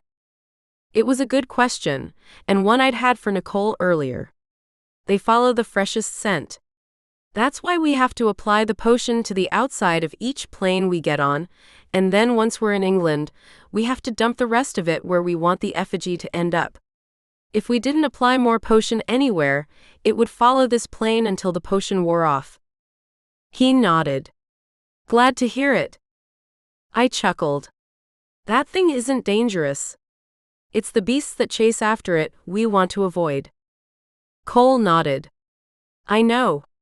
He leaned back, ran a hand through his hair, then rubbed the back of his neck. "It's just hard to imagine that little monstrosity being safe, while those dogs are dangerous." I chuckled. "It's not hard for me. I'm not a dog person." Cole cocked an eyebrow. "You're not? Didn't you tell me you'd almost bought one before you got your cat?" "Yeah, but that's different. I would have picked the dog out, choosing one with a personality I liked. Ultimately, though, I may have always ended up with the cat. Finally, we find something we can disagree on. I love dogs, always have, always will." I mock glared at him. "How many times have you had surgery on your face because your neighbor's dog bit your cheek, and the cut was deep enough for your muscle to show?" His eyes widened. "That happened to you?" I nodded. I was 4. It took a long time for me to be okay with dogs after that. Luckily, Nicole had a very sweet-tempered schnauzer that I absolutely loved. If it wasn't for her dog, I probably never would have gotten over my fear of them. Cole leaned forward, studying my face. "I can't even tell where you got bit." I chuckled. "It's because the doctor I saw was very good." I turned my head, showing him where the scar had been. Insurance had paid a plastic surgeon to practically recreate my cheek. Luckily, the dog's teeth had been just the right size and sharpness. I shuddered thinking about it, for the scar not to have been jagged and horrible. I'd had a series of surgeries after the wound had healed, and then another surgery when I was 10. "I can barely see anything," he said. "That's the idea." I froze when his fingertips brushed my cheekbone. "Does it hurt at all?" "No. It doesn't." "What happened to the dog that bit you?" His eyes strayed to my lips, then back up to my eyes, and I knew what he was thinking. Half of me wanted it, but the other half definitely wasn't okay with the idea. He dropped his hand, but his face was very close to mine, and it made me feel a little uncomfortable. "Nothing. My parents didn't have the money to do anything about it. There were a lot of dogs on our street, and when the cops came around, the neighbors denied it was theirs. Unfortunately for me, the dog was practically schizophrenic. It was very friendly around strangers, but if kids played with it too long, it would suddenly lash out. No one believed that the neighbor's dog did it, and my parents were unwilling to blame the boxer across the street that everyone said actually bit me. The next year, the neighbor's dog attacked another kid, but that time, the bite was even deeper, and there were a lot of witnesses. What happened to the dog? I shrugged. Our neighbors moved immediately. They were gone by that night. He's probably out terrorizing someone somewhere else. I'm sorry you had to go through that. Dog is man's best friend. Almost all my best friends have been dogs. They've kept me company when I'm alone and have been there for me when I've been in danger, have defended me. That's sort of what a police dog does, though. I know. But they're not the exception. The dog that attacked you was. I settled back in my seat again, wanting to relax while we could. His touch had confused me. I hadn't known how to handle it. And that seriously frustrated me. I was too tired to really pay attention to my mixed-up emotions right then, though. Nicole hadn't been kidding when she'd said she'd arranged for the flights to be short. We landed only 15 minutes later and quickly rushed to the next terminal. 10. We raced through multiple airports, boarded multiple planes, and flew over multiple countries, and I lost track of where we'd gone and where we were going. Everything became a blur as we slowly made our way across the huge Asian continent, through Europe and toward England. We finally made it to the Norwich airport, where Cole rented a car, and we drove toward Stanford, a little military-owned city where the manor was located. We decided to have Cole do the driving. Since being a cop, he'd had a lot of experience with high-speed situations. If we needed to, he could make a quick getaway in a car better than I could. The entire drive through the beautiful English countryside, I couldn't keep my eyes off the side mirror and kept craning my neck to look behind us. What do we do if it catches up to us? Cole asked. Start killing dogs, I said immediately. He chuckled. You've got your amulet, right? I nodded, grabbing the necklace where it rested against my sternum. Yes, of course. Realizing that Nicole had traveled the same roads many years earlier comforted me. Her experiences here had been horrifying, from what she told me.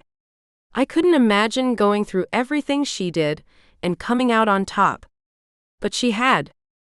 We parked the car, making sure it wasn't visible from the road, then grabbed the potion and raced through the forest toward the location where the little town of Stanford was supposed to be. Nicole had planned the last flight to be longer than any of the previous, forcing the effigy to cover more ground, and we were as prepared as we ever would be. That didn't mean we wouldn't run as much as possible, of course. Detective Cole and I encountered a chain-link fence that still had a hole cut in it from when Nicole had been here before. We glanced at each other. How is this still here? I asked. Wouldn't the military have repaired it long ago? It's fresh, he said. My guess is that someone cut it again yesterday or this morning. We scurried through the hole and continued through the forest toward a church I could see in the distance. It was run down and slightly imposing, but still beautiful. I smiled as I ran, realizing what had happened with the fence. Nicole must have made sure it was ready, either doing it herself or having someone do it for her. I hoped it hadn't been her. Having her scent in the area would be a bad idea. The hounds knew her, and now that she had her memory back, she would become a target once they weren't chasing the effigy anymore. Especially if she'd been here recently. The realization of what I'd just been thinking hit me, and I almost stumbled. What was I going to do to protect Nicole and my other loved ones who knew about the hounds? Would my family become targets once the effigy was gone? I didn't have any reason not to believe they would. Panicking while running is a bad idea, and I did my best to control my emotions. It was tough, though. We passed the little houses Nicole had told me about. My heart ached as I thought about the families who had been forced to leave right as World War II was hitting. The local military needed a place for troops to practice, and the town had worked perfectly for them. Apparently, the homes were still under the control of the government, and the citizens hadn't been allowed to return. I nearly jumped out of my skin when I saw an old lady inside one of the houses, staring at us. I couldn't tell if she was a ghost, and decided not to mention her to Cole. We continued running. The cobblestone road led us toward a very large set of gates that were open, vines growing over them. The moment I stepped through the gates, I knew we were in trouble, and I stumbled to a stop. "Where's the manor?" Cole asked.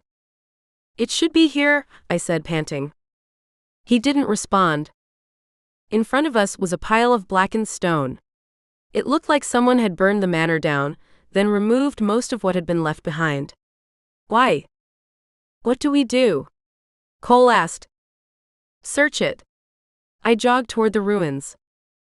I wasn't about to give up, not now, not when we'd actually arrived. My head pounded from exhaustion, my stomach was empty, and I had to use the bathroom. But there was no way I'd give up now. Cole and I dug through the remains of what had possibly once been a library. Charred pages fluttered around, and the parts that had not burned were glued together from the moisture. "Do you think the basement is still intact?" Cole asked. "Yes, it is." I nearly jumped out of my skin at the voice. It came from directly in front of me, only a couple of feet away. But nothing was there. "Hello," I said. "What?" Cole asked. I ignored him. "You should be able to see me perfectly fine," the woman's voice said. "I can't.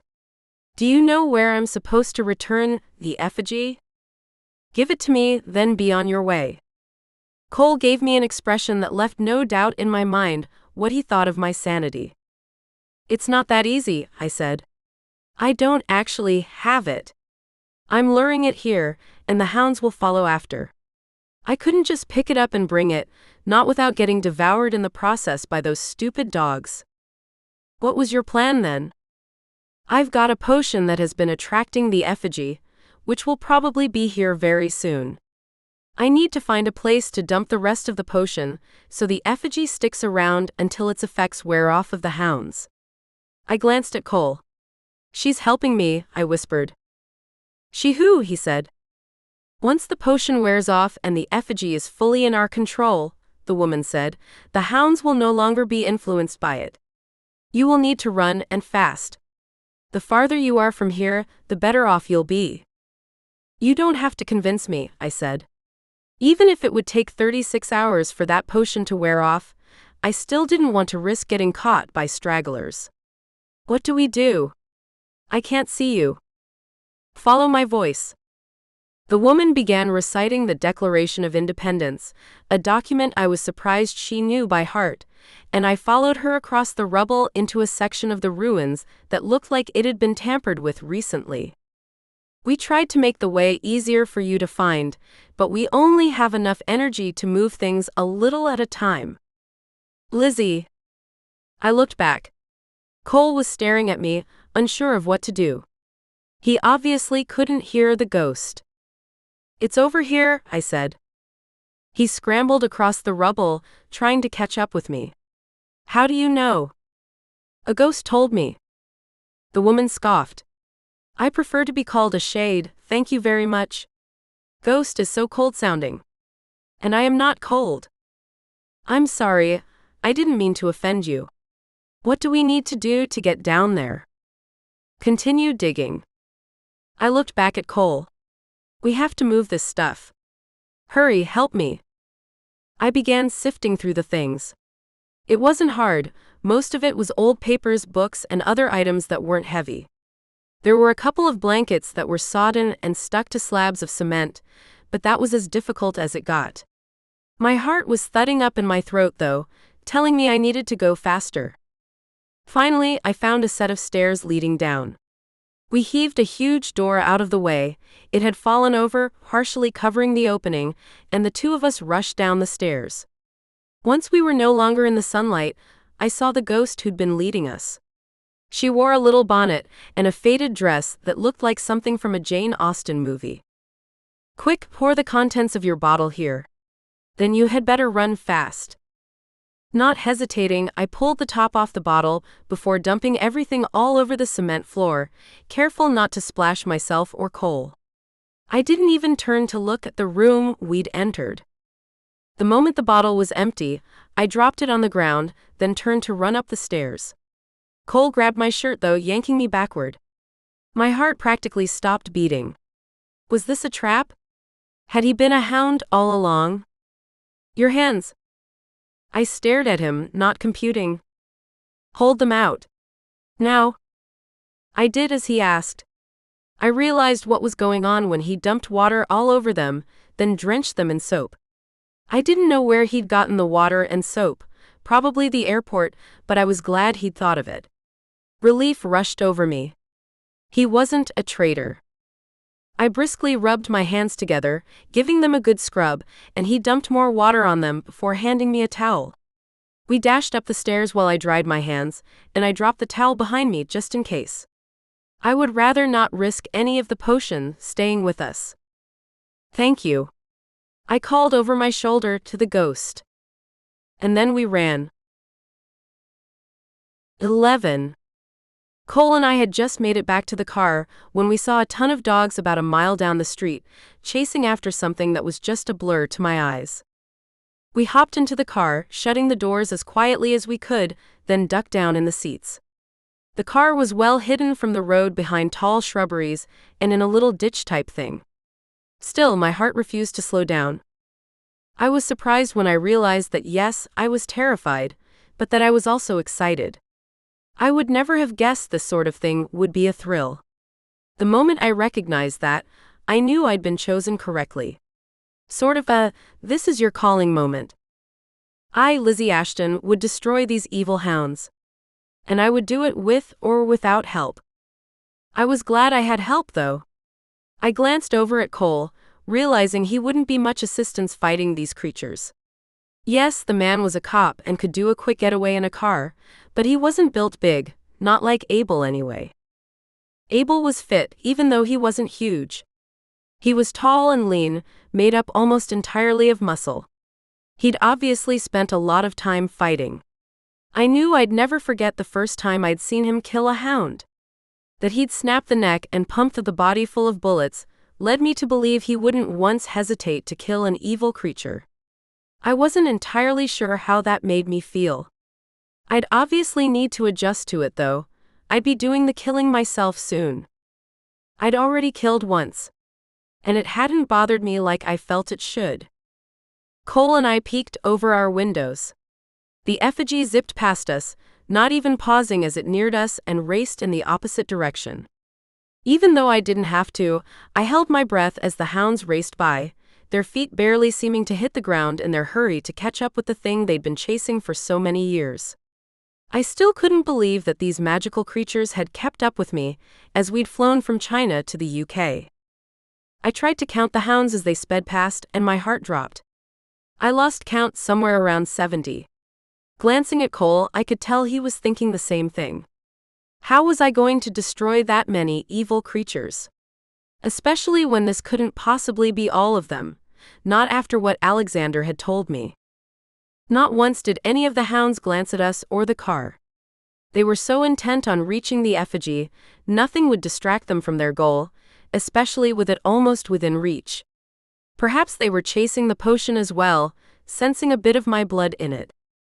The moment the last of them faded from view, Cole turned the car on and pulled slowly up and out of the ditch, watching as the hounds quickly disappeared into the trees. "Time to go," he said. We pulled onto the main road. I turned and watched for hounds as we sped along the road, but nothing happened. Cole glanced at me. "Who knows how much time we have to get back to Utah," he said. I nodded. They hadn't been that far behind us, all things considered. We'd hoped it would be a greater distance. I needed to talk to Alexander and find out what these beasts would plan as soon as they realized they'd been fooled. I supposed it depended on their personalities. The more aggressive ones would probably come after me immediately, and the more conniving ones would, well, connive. The flight back home was uneventful, thank goodness. We'd slept fitfully through the earlier, shorter flights, and this one was many uninterrupted hours long. We were both able to sleep pretty much the whole time. Still, when the plane touched down in Salt Lake, I was so exhausted, I could barely keep my eyes open. My body was confused. It had no idea what time or even what day it was. Chief had driven me to the airport, so I got a ride back with Cole. I was getting tired of being with him, never a good sign, especially for the type of extrovert I am. Generally, it takes me a long time to get tired of people who aren't overall annoying. But I'd been with Cole for so many hours now, I felt like ripping his eyes out. Sorry, a little strong, I know. Let me try again. I felt like smacking him when he smiled at me with that dimple. Okay, still harsh, especially after I'd swooned over said dimple a couple of weeks ago. I was too tired to come up with the perfect phrase for how I was feeling. We pulled up at my house, and Cole insisted on coming inside to make sure the place was safe. I grumbled inwardly. You know, if there's a hound here, I'm going to have to get rid of it. There's not a lot you can do to make me safe. I heard Cole chuckling from my bedroom, where he was checking the closet as I inspected the work the general contractor had done. It looked pretty good. I turned to my fridge and pantry, trying to decide what to eat.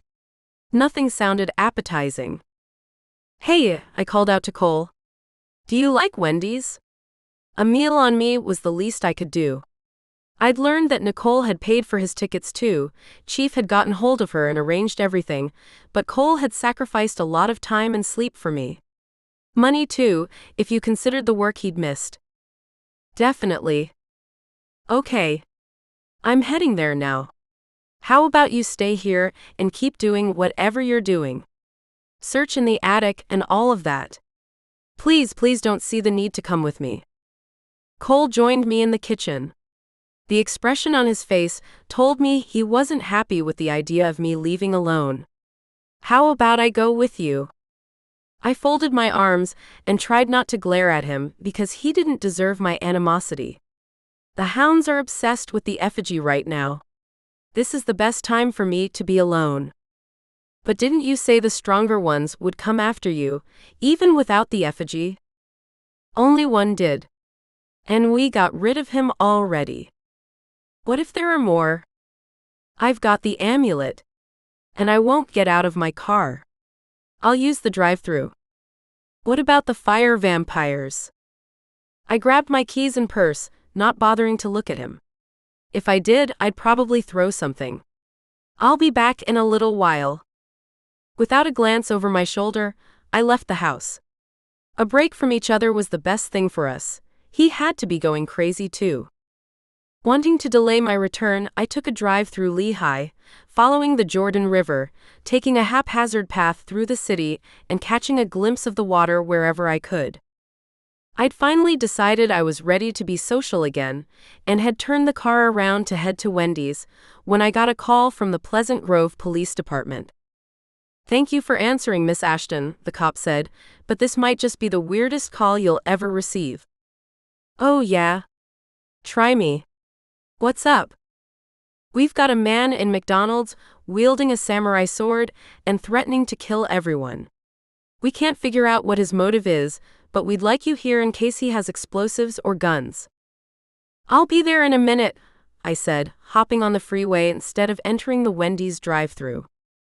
I pulled my rotating light from under the seat next to me, plugged it in, and rolled down my window before sticking it on the top of my car. And then I stepped on the gas. 12. A samurai sword? That was definitely something new. I couldn't help but wonder what had brought the guy to this point.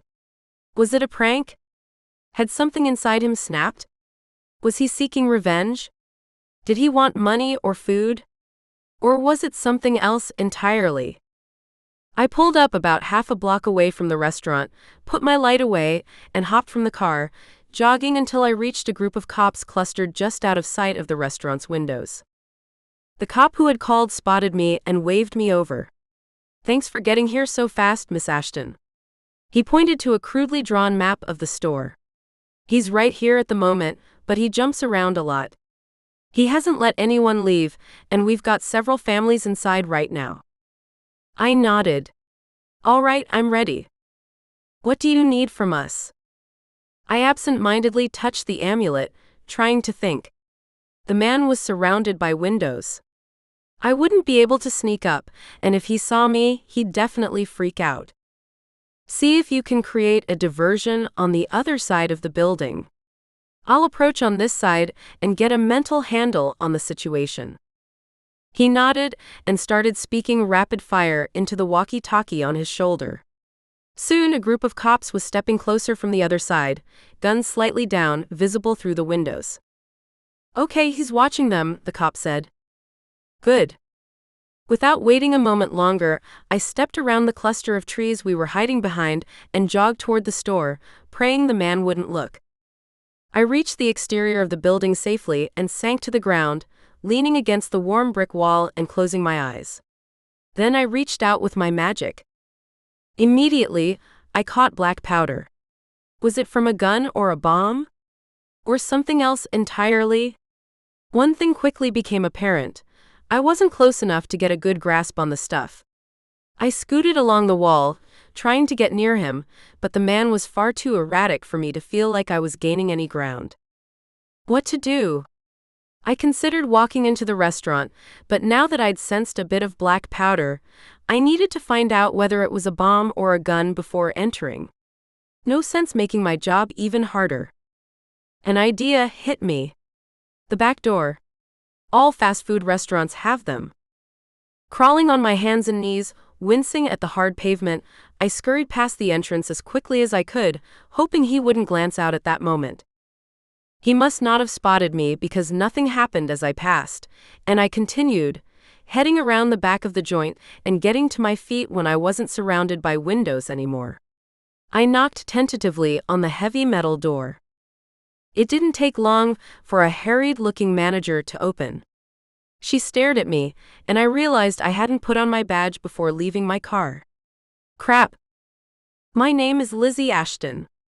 I'm the local fire impeder, working with the cops, trying to figure out if the man has guns or bombs on him.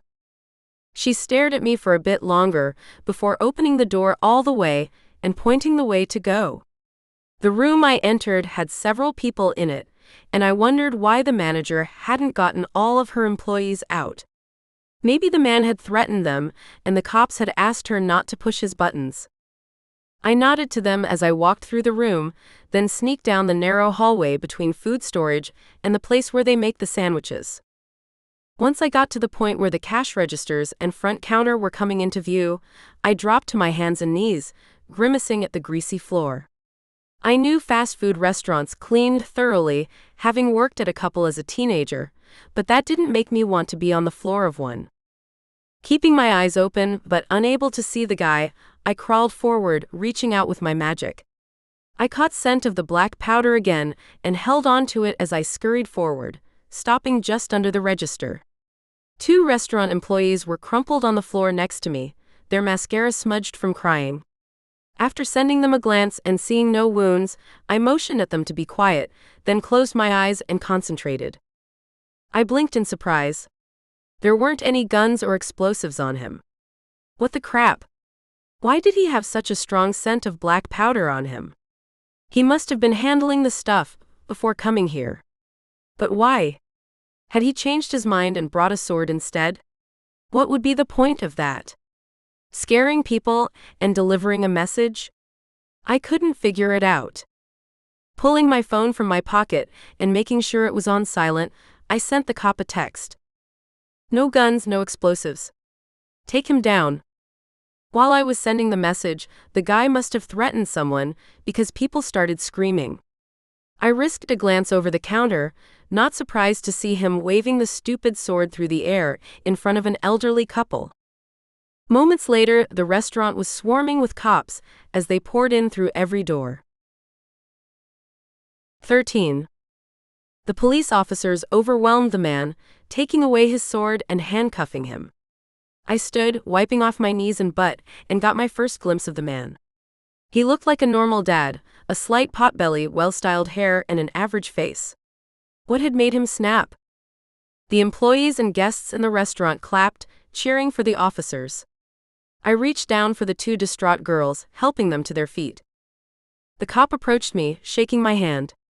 Sorry you weren't really needed, but thanks for coming anyway. Oh, don't worry about me, it's far better to be safe than sorry. I glanced at the man. He's been handling a lot of black powder. It's all over him. I'd make sure he doesn't have something rigged up back home. I wouldn't be surprised if he booby-trapped his place. The cop's eyebrows raised. You can sense black powder? Even if there's no gun or bomb? It's why I trained for as long as I did. I don't need to comprehend earth abilities to develop the scent for bomb and bullet ingredients. Pretty cool, he said. Are you still having us pay you via mail? Yes, that's fine. I can get you an invoice too, though. That would be great. He walked me to my car, where I pulled my invoice booklet from my purse and filled in the details, making sure to get his name and number. Then I pulled the customer slip from the booklet and handed it to him. The cop folded it in half twice and tucked it into the front pocket of his uniform.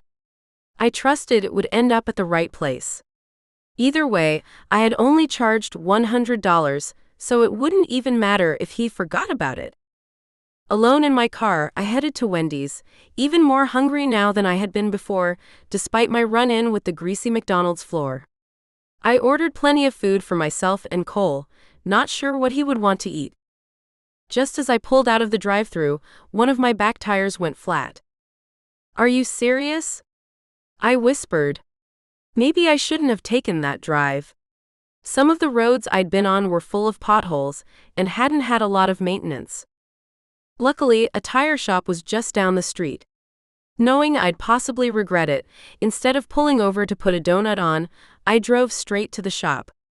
It wasn't even a block away, and my tire still had a little air in it when I got there. Once I'd checked in at the desk and handed over my keys, I turned to take a seat in the waiting room. It was full. Only one chair was open. Groaning inwardly, I sat, dropping my purse in my lap. So much for being away from people. I pulled my phone from my purse and sent a quick text to Cole, telling him what had happened with the tire and the job and that I would be back as soon as I could. And then I opened the e-reader app on my phone and started reading. Working with cops for so long has taught me to notice my surroundings, and I occasionally glanced up to check out who was around me. A woman in her mid-60s sat to my left, also reading on her phone.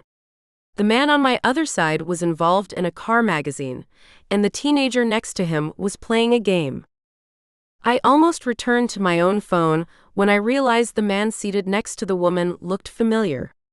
How did I know him? There was something about him that pulled me back to my school days, but I'd spent so many years in school, I had no idea which one. California? Seattle? Something in Texas? Or perhaps even Washington, D.C.? I couldn't quite place him, so I kept trying to read. It was driving me nuts, though, and I noticed him noticing me a couple of times too. I could tell he recognized me as well, but he wasn't sure where from either. How awkward. He finally set his phone aside and leaned over, resting his elbows on his knees and clasping his hands, his gaze on me. Do I know you? I was just wondering that myself. Then it wasn't just me. Good. I smiled, admiring his sharp, attractive features. Maybe a reunion of sorts wouldn't be a bad thing. We began comparing background information. He wasn't an Arate, had never lived in Washington, D.C., or California or Seattle. Where did you spend most of your time? I asked. Mostly just Texas. I put my phone down. That's it. He looked at me, obviously thinking hard. Okay, so high school? I nodded. Has to be. What's your name? Justin Davies. I barely remembered the name. I think he'd been in the marching band. You've got facial hair now. He gave a half smile and reached up to stroke his trimmed beard. Yeah, I couldn't exactly grow one back then. I chuckled. Most guys can in high school. He snapped his fingers, his eyes flying to mine. You're Lizzie. You're still pretty, but didn't you have red hair? I fingered a curl, looking down at it. Yes, but I dye it now. I'm not sure which I like better. The brown definitely suits you, but the red was so, you. He leaned forward, clasping his hands again. I have to confess something. I had a huge crush on you back in high school. You've changed quite a bit though, and not just your hair. I didn't want to follow that train of thought. It was the number one thing most people said after not seeing me for a while. There was something about having people you cared for pass away horribly that changed your spirit. Not only that, but dealing with my line of work had toned me down quite a bit. Instead of responding, I changed the subject. What brings you to Lehigh? He shrugged. The tech industry. I nodded. Of course. Many huge tech companies were headquartered here, along with thousands of startups. The hills of Traverse Ridge in Lehigh and Draper were called Silicon Slopes for a reason. Just then, one of the tire people walked up to Justin, dangling a set of keys. He accepted the keys, then turned to me before leaving. I'd love to grab dinner and get caught up. Are you game? I hesitated for a moment, thinking it over. He was attractive and nice. And the shade amulet would have said something if he was dangerous. Still, I checked the top of his sternum, pretending to be thinking over his question. Nothing was there, no fire. He wasn't a hound, and something about him made me feel I could trust him. I gave him my number and he programmed it into his phone. Let's grab a bite tomorrow night. Does that work for you? He asked. I checked my calendar on my phone and nodded. Tomorrow was Wednesday, and I had nothing planned. Yes, that's great. For the first time in a while, I found myself excited for a date. 14. When I got back to my house, Abel's car was out front, parked behind Cole's. My heart skipped a beat, surprising me. I hadn't realized how much I'd been wanting to see him again. I went inside, not looking forward to being around Cole right then, especially with Abel there. The moment I stepped through the door, Abel glared at me from where he'd been pacing in the living room. Relief rushed over Cole's face. He was sitting at the kitchen table, a bowl of half-eaten cereal in front of him. Sorry, couldn't wait. Where were you? Abel demanded, cutting off my response to Cole. Didn't he tell you? I asked, motioning to Cole. I got called out on a job, then got a flat tire. I took the food into the kitchen, setting it on the table next to Cole's bowl, and glad I'd bought a lot of extras. Abel was probably hungry, judging by how cranky he was. He glowered at me from the doorway, and Cole stared up at me, spoon in hand. I could tell he was frustrated as well. I wasn't sure if their animosity was because of each other or because I'd been gone so long. Probably both. Look, the drive was optional, I shouldn't have taken it. But the flat tire wasn't something I could have prevented, and I'd definitely not have turned down work. If you hadn't gone joyriding, you wouldn't have gotten the flat tire, Abel said. I decided to ignore his point. I could have gotten the flat at any point while I was gone. Besides, nothing bad had happened, and I'd gotten a date with an attractive man out of it. I was still surprised to find myself excited for the next evening. I've got plenty of food. Abel, since you're here, you might as well eat too. Very gracious of you, he said. I didn't miss the sarcasm in his voice. Yes, I know. I always think of the people around me. Abel probably didn't miss my own sarcasm, but he did grudgingly accept the bacon cheeseburger I handed him. Even after he finished eating, though, he was still cranky. I asked him if he wanted fries, and he snapped at me. No, I don't want fries. I want to know why you ran off to the other side of the world without telling me. I stared at him, my mouth hanging open. Why was he being such a jerk? He was normally a bit abrupt, but now he was being downright rude. Why? And then it dawned on me. Are you madder that I didn't tell you I was going, or that I took Cole and not you? Abel glared at me, his mouth working soundlessly, then he whirled, strode to the front door and left, slamming it behind him. My heavens! What a baby! Cole glanced up at me. Are you sure he's better equipped to fight than I am? I haven't seen a man throw an actual temper tantrum in years. I sighed, rubbing my face. He's good at what he does. I had my doubts, though. If he was going to be this temperamental, I wasn't sure I wanted to hunt with him. Which would need to happen soon. The effects of the effigy would be wearing off, and hounds weren't hindered by time and space. Speaking of, even though I hated to do it, because I knew Abel needed time to recuperate, I had to go after him. We needed to get ready to hunt. I stepped outside my door, surprised to see him sitting on the top step of my porch. "Hey," I said, taking a seat about a foot away from him. "Hey." I half smiled to myself. This conversation was bound to be invigorating if it consisted only of 3-lettered words. There had to be something else bothering him. He couldn't possibly be this mad at me. I waited for several moments, then lightly brushed his forearm with my fingertips. "You want to talk about it?" He shrugged. "I don't know. I'm not sure it would do any good." "You won't know unless you try." He sighed, leaning back on his elbows and looking up at the sky. "Some of my jobs are much more difficult than others. And I botched one pretty badly recently. Can you tell me anything?" He shook his head. "Not if I want to stay alive." "You botching jobs probably doesn't happen often, though." "It doesn't." "Let it go then. You're good at what you do." He didn't respond for a moment. Not usually. Messing up a job only makes the mess ups harder to handle. I nodded. "Good point." I exhaled slowly, not wanting to rush him, but worrying we didn't have much time. "We need to start hunting. The effects of the effigy will be wearing off soon." Abel nodded, straightening, his anger from earlier melting away and his efficient personality taking over. "Here's what we're going to do. We already know that the hounds are congregating in a storage unit, right?" I nodded. So he had received that text. He could have responded to it and let me know he was alive. "Yes. Hounds have been moving into it for a while." He frowned. "Why are some there and others are chasing the effigy?" "Apparently, the stronger I've become, the more the hounds are able to sense me over their draw to the effigy. We need to start searching all of the storage units in Lehigh."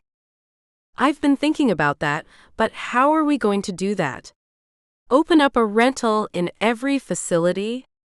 There are several of them here in town." "I'll pay for it, if that's what you're worrying about." "I'm not worried about money. I didn't tell Abel about Nicole's generosity. I didn't want too many people to know about it. Besides, his mood swings weren't endearing me to him right then." "When do we start?" I asked. "Right now." Abel got to his feet and offered me a hand up. I was just turning to let Cole know our plans when Mrs. Russell started screaming from inside her house. Abel and I glanced at each other. "Not again," I muttered. 15. We raced off the porch and jumped the little fence that separated my yard from hers. Abel got into her house before I did, but I wasn't far behind him. Like last time, Mrs. Russell had a gun and was running into the living room chasing a dog. But unlike last time, the hound didn't stay in dog form for long. As soon as he saw me, he shifted into a man. Abel was ready, and so was I. Abel jumped the man, throwing him to the ground. I wasn't far behind, and my added weight kept the man pinned. I reached out magically, closing my eyes, trying to find his fire. "Kill him," Abel said through clenched teeth. "I'm trying." "Come on, amulet. Show me his fire. Help me kill this dirtbag." Nothing happened. "I have to be closer to his sternum," I said. "Then get there. And hurry. We can't hold him for long." The man managed to get an arm free. He punched Abel in the face, then swung out at me. I ducked just in time, but lost my hold on his other arm. He squirmed out from underneath us and scrambled toward the door where Cole was standing, his mouth hanging open. Realizing this might be my only chance to destroy yet another one of the stronger hounds, I grabbed the thing closest to me, a large copy of the Bible, and chucked it as hard as I could at the back of the man's head. It hit him, and he stumbled as he grabbed at Cole, who was still frozen. Abel tossed the man away from the door as easily as if he were a sack of flour. He yanked the gun from Mrs. Russell and pumped several bullets into the man's back. Poor Mrs. Russell. Her eyes were wide as she stared at the man on her floor. He was a dog. A dog. I ignored her and jumped to the man's side, pulling the amulet out of my shirt and holding it close to him. His fire appeared. Kill? Yes. Finally. Kill him. The fire snuffed out and the man exhaled, his body becoming even more limp. I got to my feet, wiping my hands on my pants, no blood on them, and turned to Mrs. Russell. Sorry about that. She didn't hear me. He was a dog, she repeated. I led her to the couch and helped her sit down. Cole, would you call the cops? Do what you do best? I'll get the blood stain out of Mrs. Russell's carpet. Cole blinked and cleared his throat, then pulled his phone from his pocket. Doing it now. Her insurance should cover cleanup, Abel said.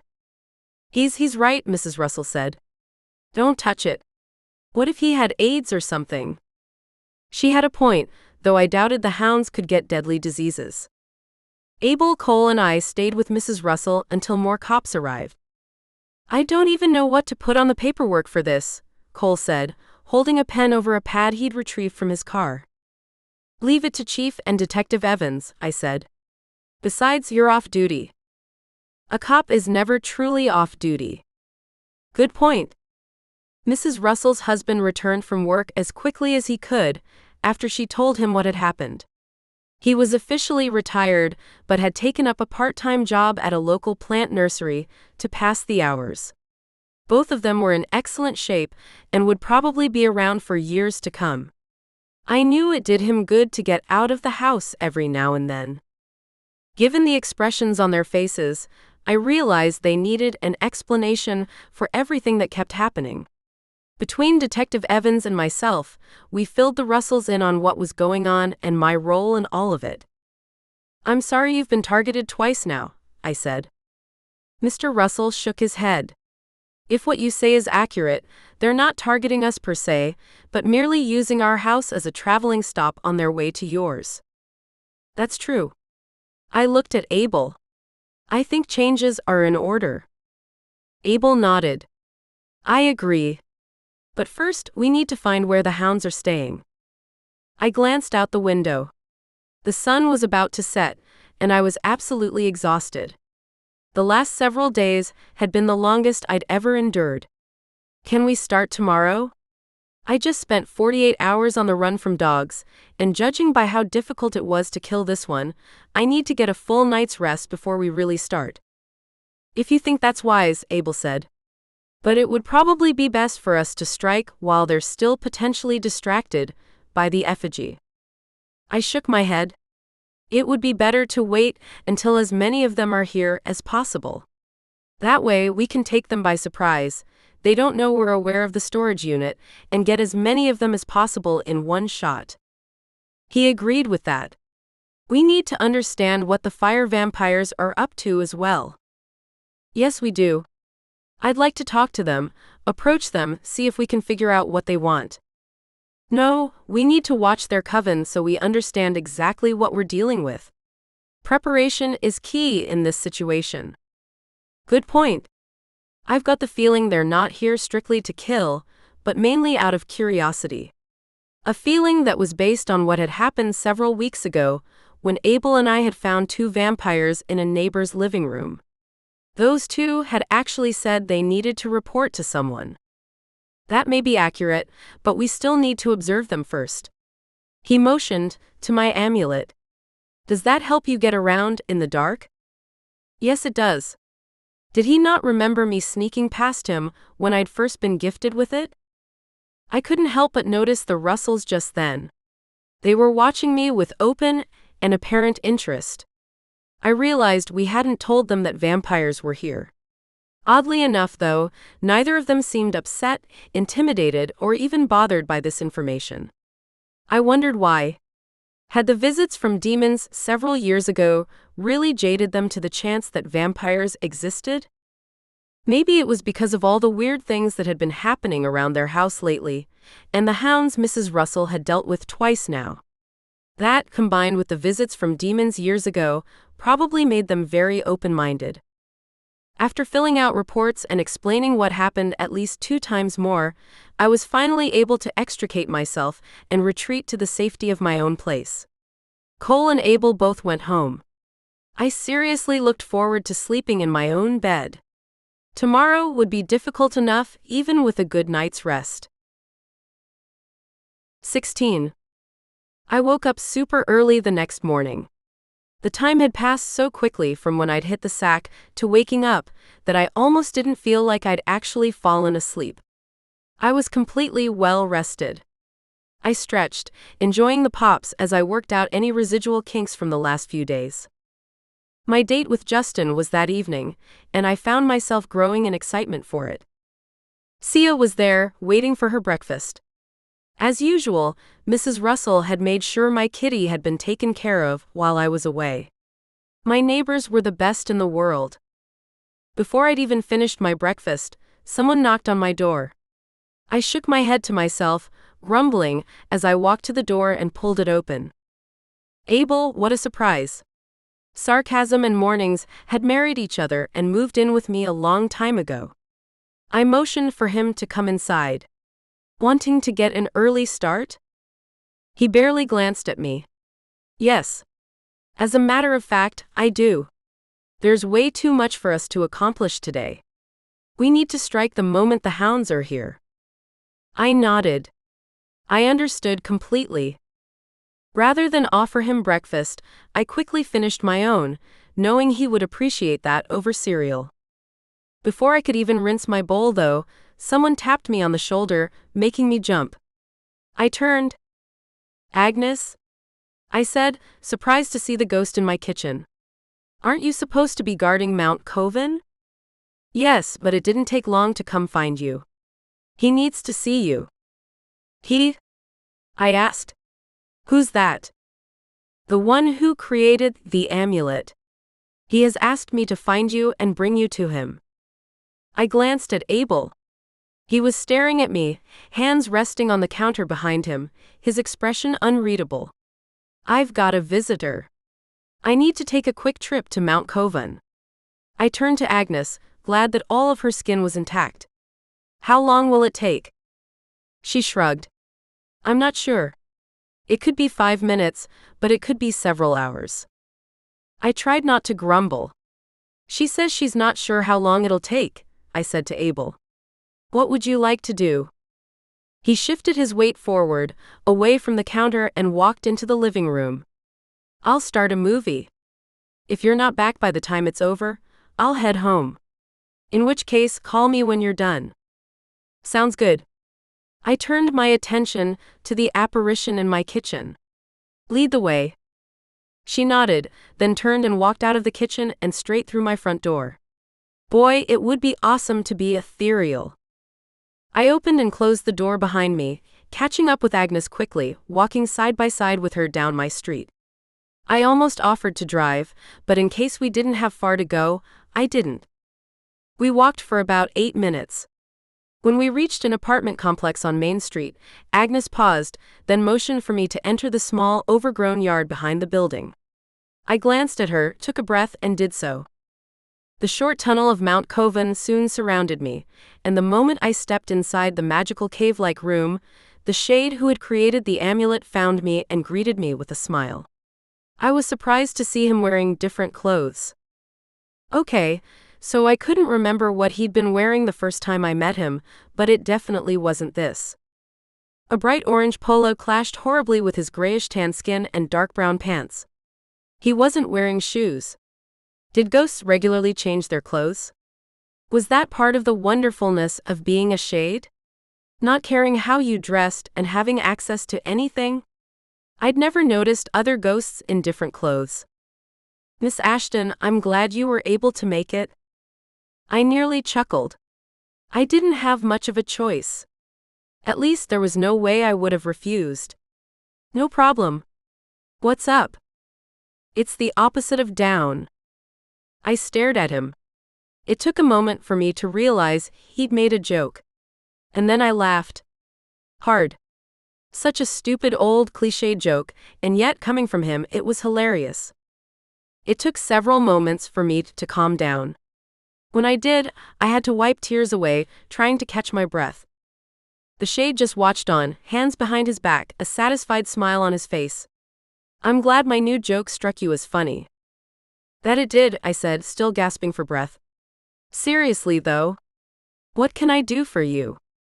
The smile on his face left, and he went all businesslike. An apprentice of mine has been called to train you on the amulet. He is a previous owner of it, from a couple 100 years ago, and he'll help you master your abilities as quickly as possible. Oh, that would be wonderful, I said. When can I expect him? Will I meet him somewhere? The man shrugged. I'm not sure, but I think he'll find you.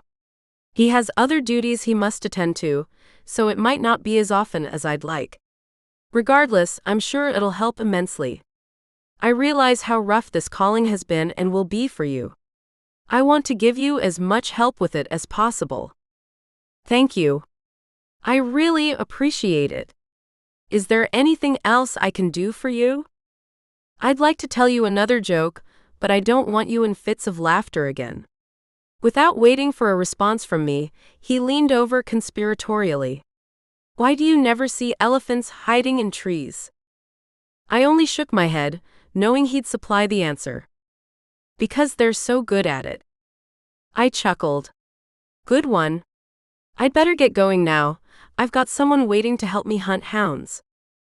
Good luck. Let me know how training goes. I promised to do so, then left Koven. Agnes was no longer waiting for me when I stepped out from behind the apartment complex, which didn't surprise me. I walked quickly, not sure how long I'd been gone. By the time I got home, Abel was standing out by his car. He glanced up at me, a surprised expression on his face. You actually came back before I left, he said. I wasn't expecting that. I'm sorry. I have no idea how much time passes while I'm in Koven. The shade who wanted to see me apparently has a love for dad jokes. Dad jokes? What are those? Lame jokes that dads love to tell. I smiled, remembering the things my own dad used to say. That up is the opposite of down joke had been one of his favorites. Ready to go? Abel asked. I nodded. Yes. Let me lock up and get my things. Running inside, not wanting to make Abel wait longer than he already had, I made sure Sia had enough food for the rest of the day, grabbed my purse and phone, then went back outside. We decided to take his car. It was less recognizable than my own, just in case anyone was watching for us. 17. I sensed a hesitancy on Abel's side that I didn't fully understand.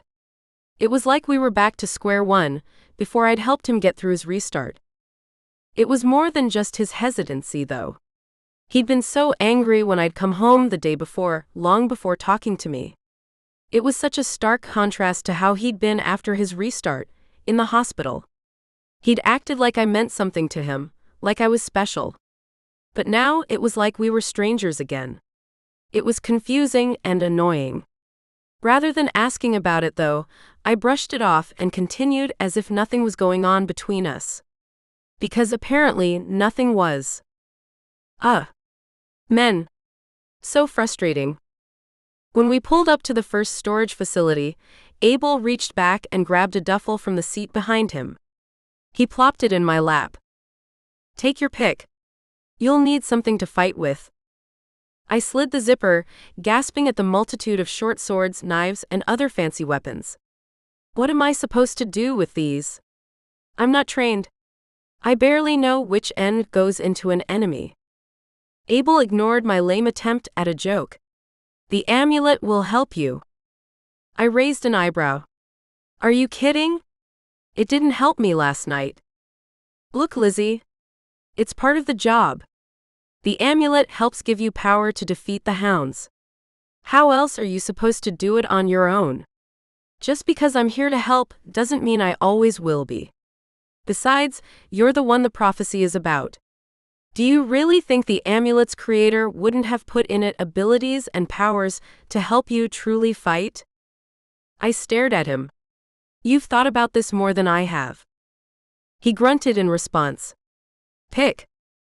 With a sigh, I shifted through the swords and knives, occasionally pulling them out of their sheaths and taking a look at the blades. All of them were sharp, obviously ready.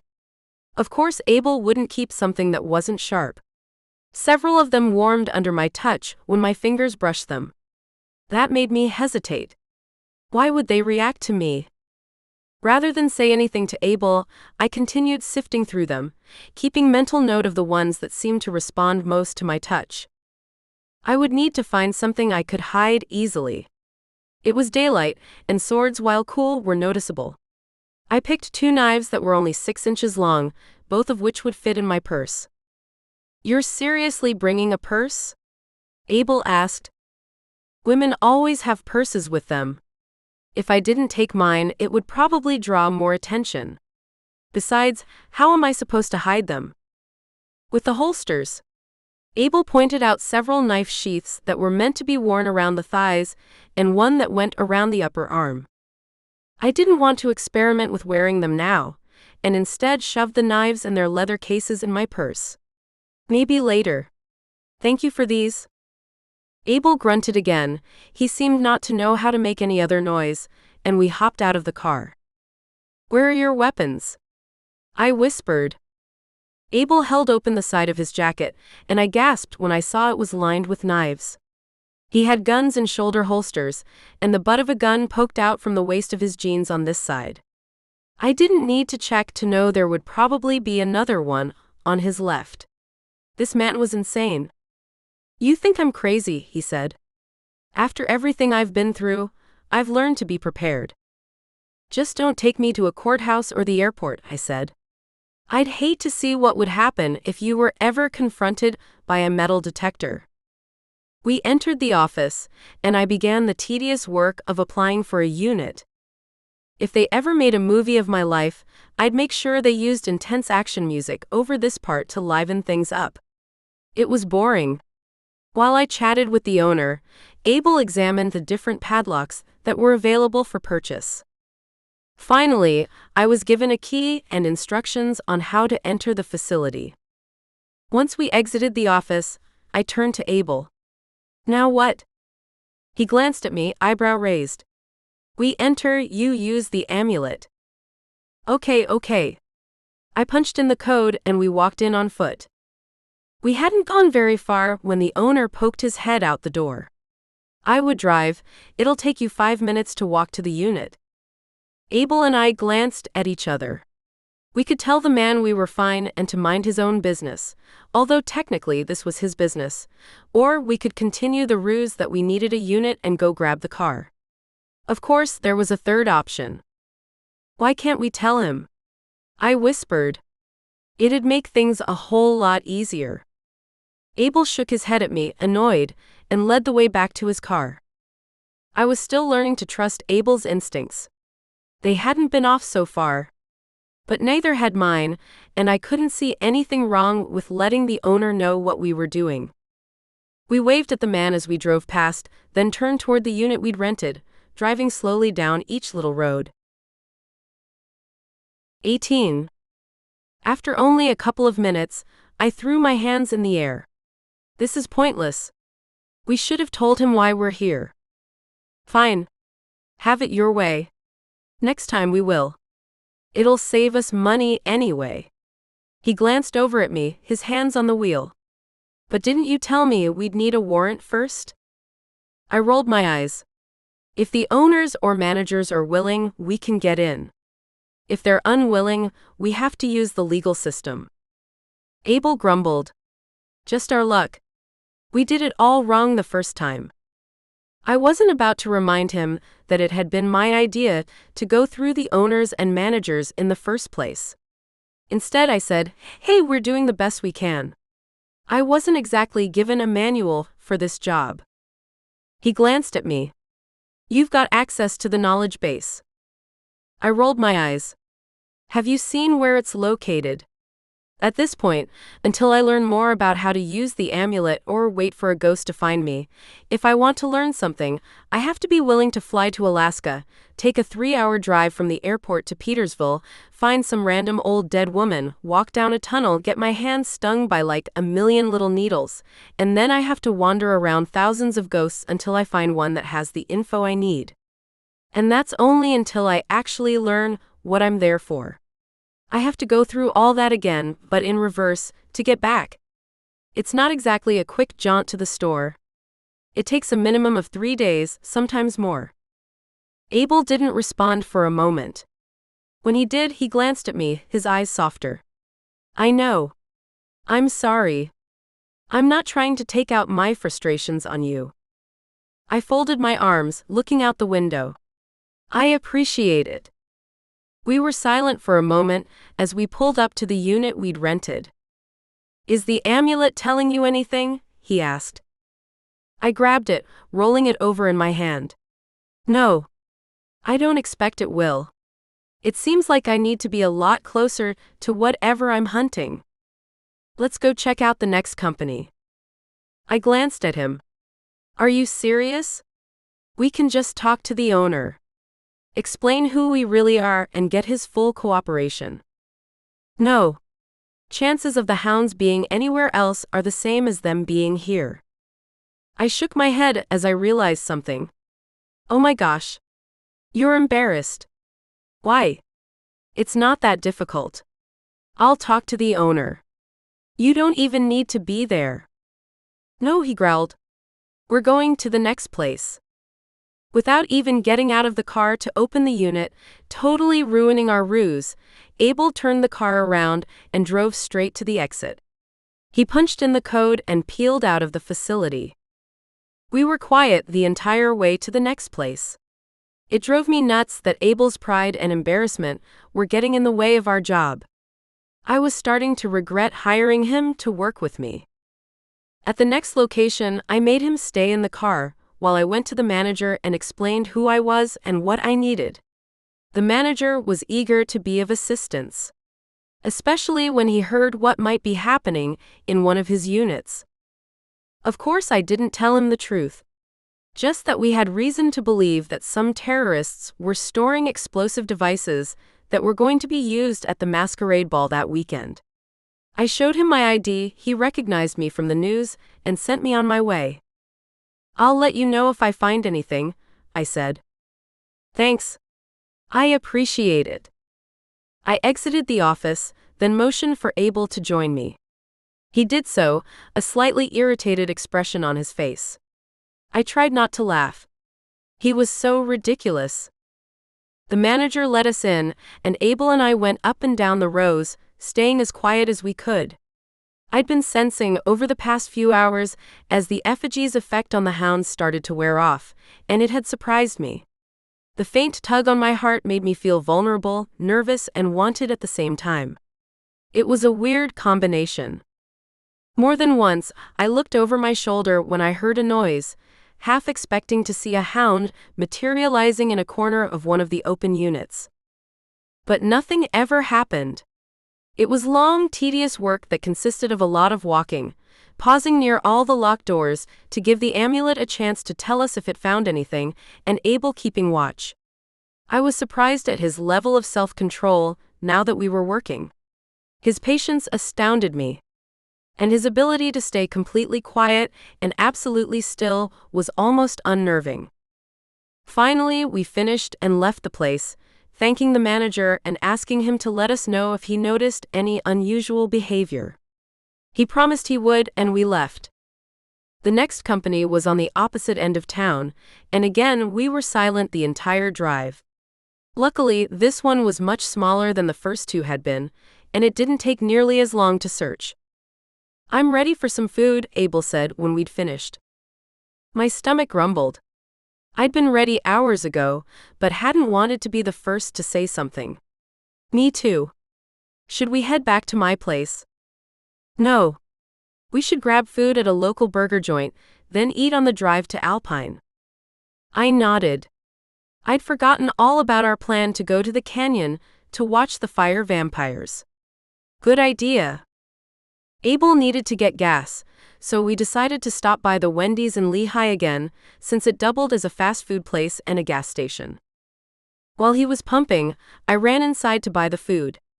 On the way through the store, I spotted the sign for the restrooms, and after looking around, popped in really quickly. After all, when you gotta go, you gotta go.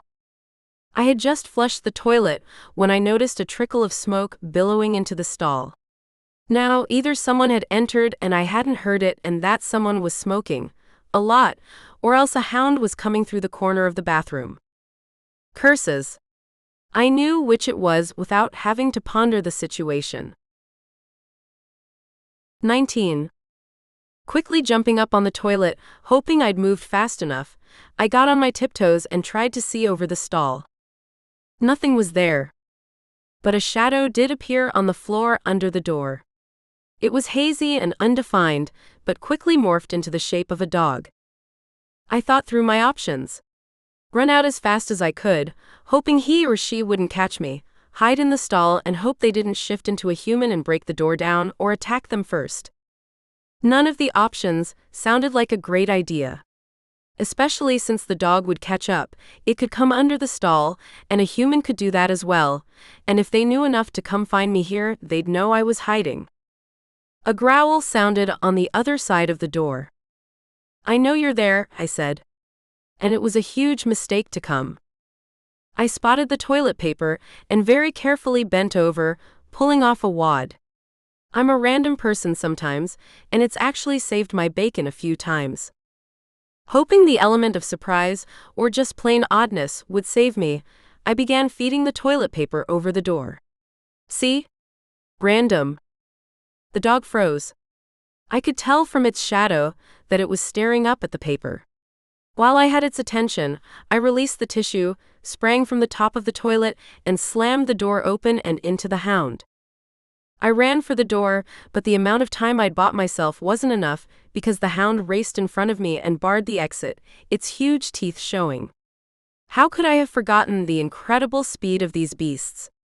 I scrambled away from that mouth. The dog began to shift into a human. I only had a split second to stop it, and I wasn't close enough to use the amulet. I pulled out my gun, glad I had more than one weapon, intending to shoot the hound and then destroy it. The dog man thing saw though, and quick as lightning, he struck me with a foot. My CZ clattered across the tile, coming to rest against a toilet. You! Without anything to defend myself, I sprang at the man, whose transformation was now complete.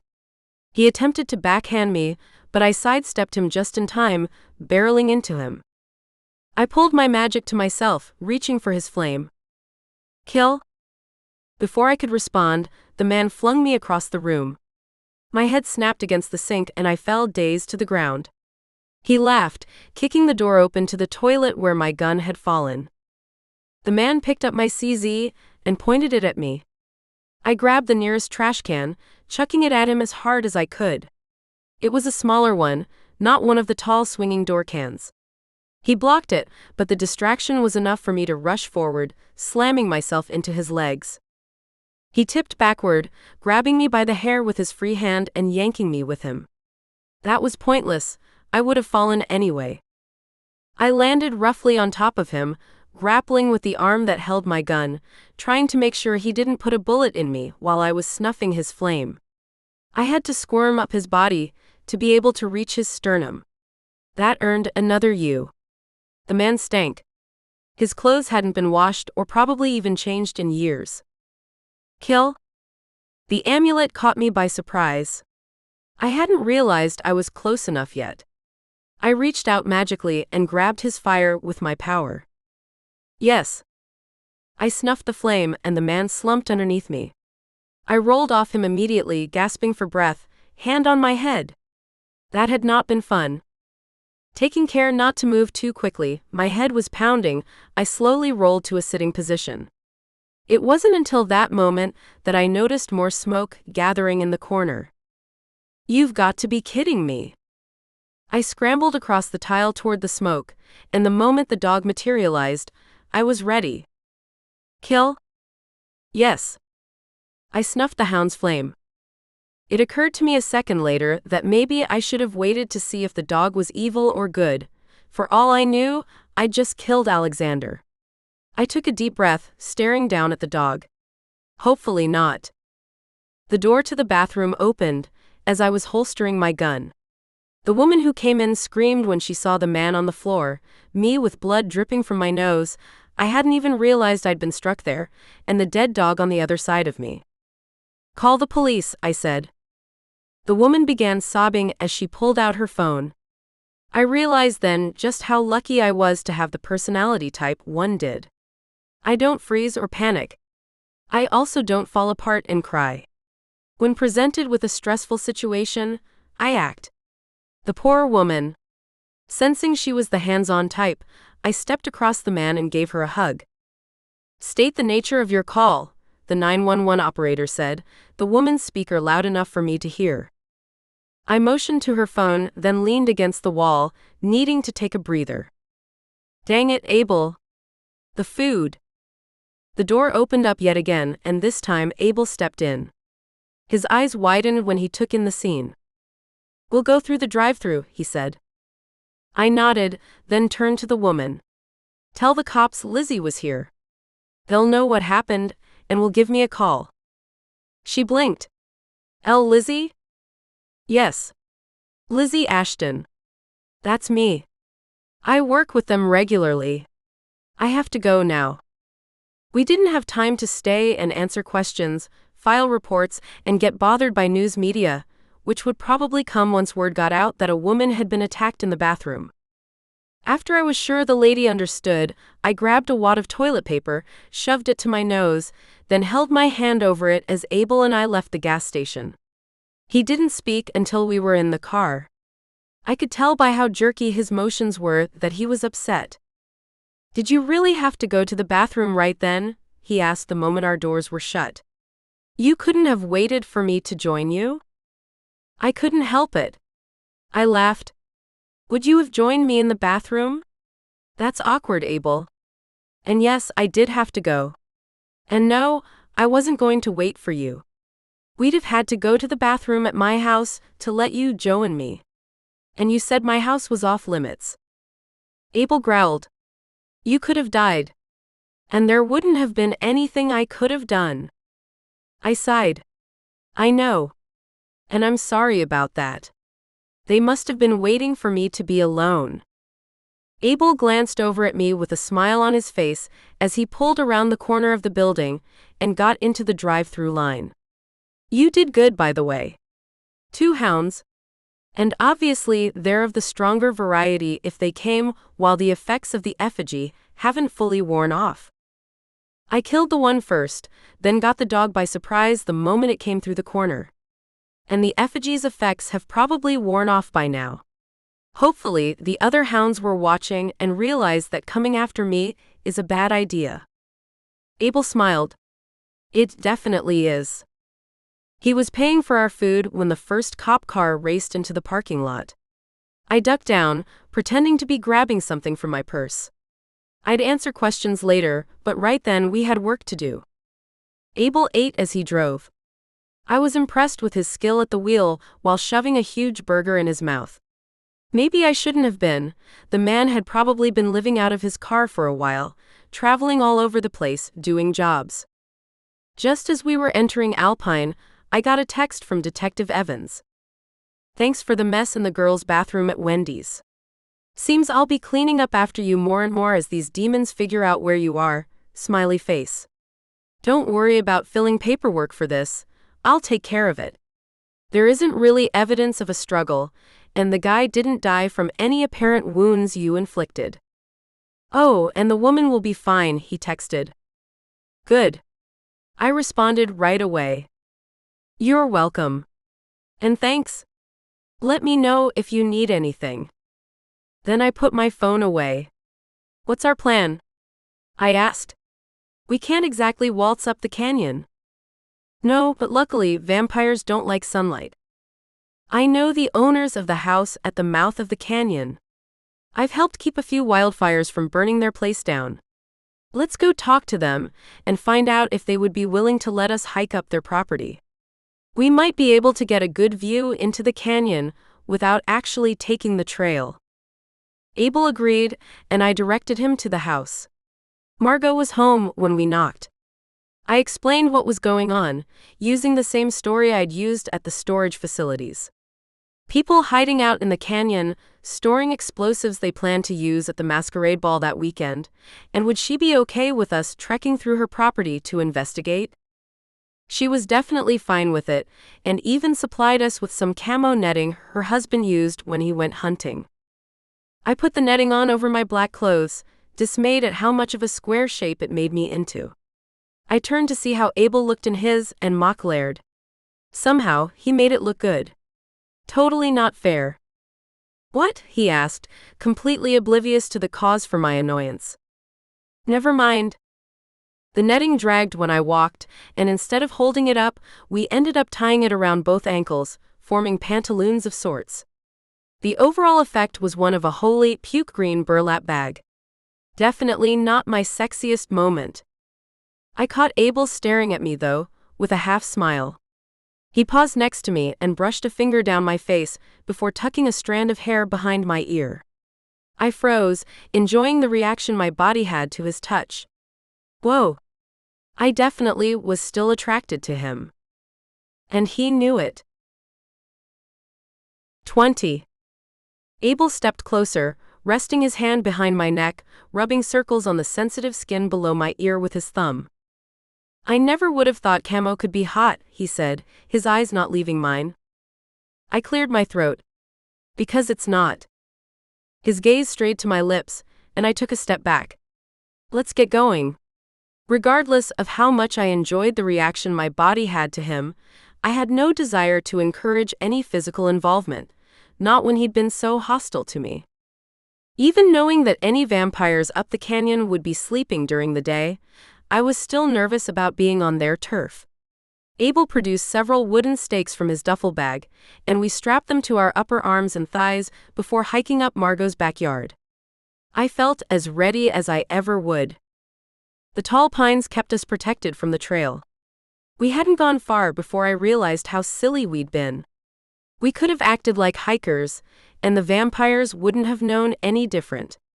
Other than them knowing what I looked like.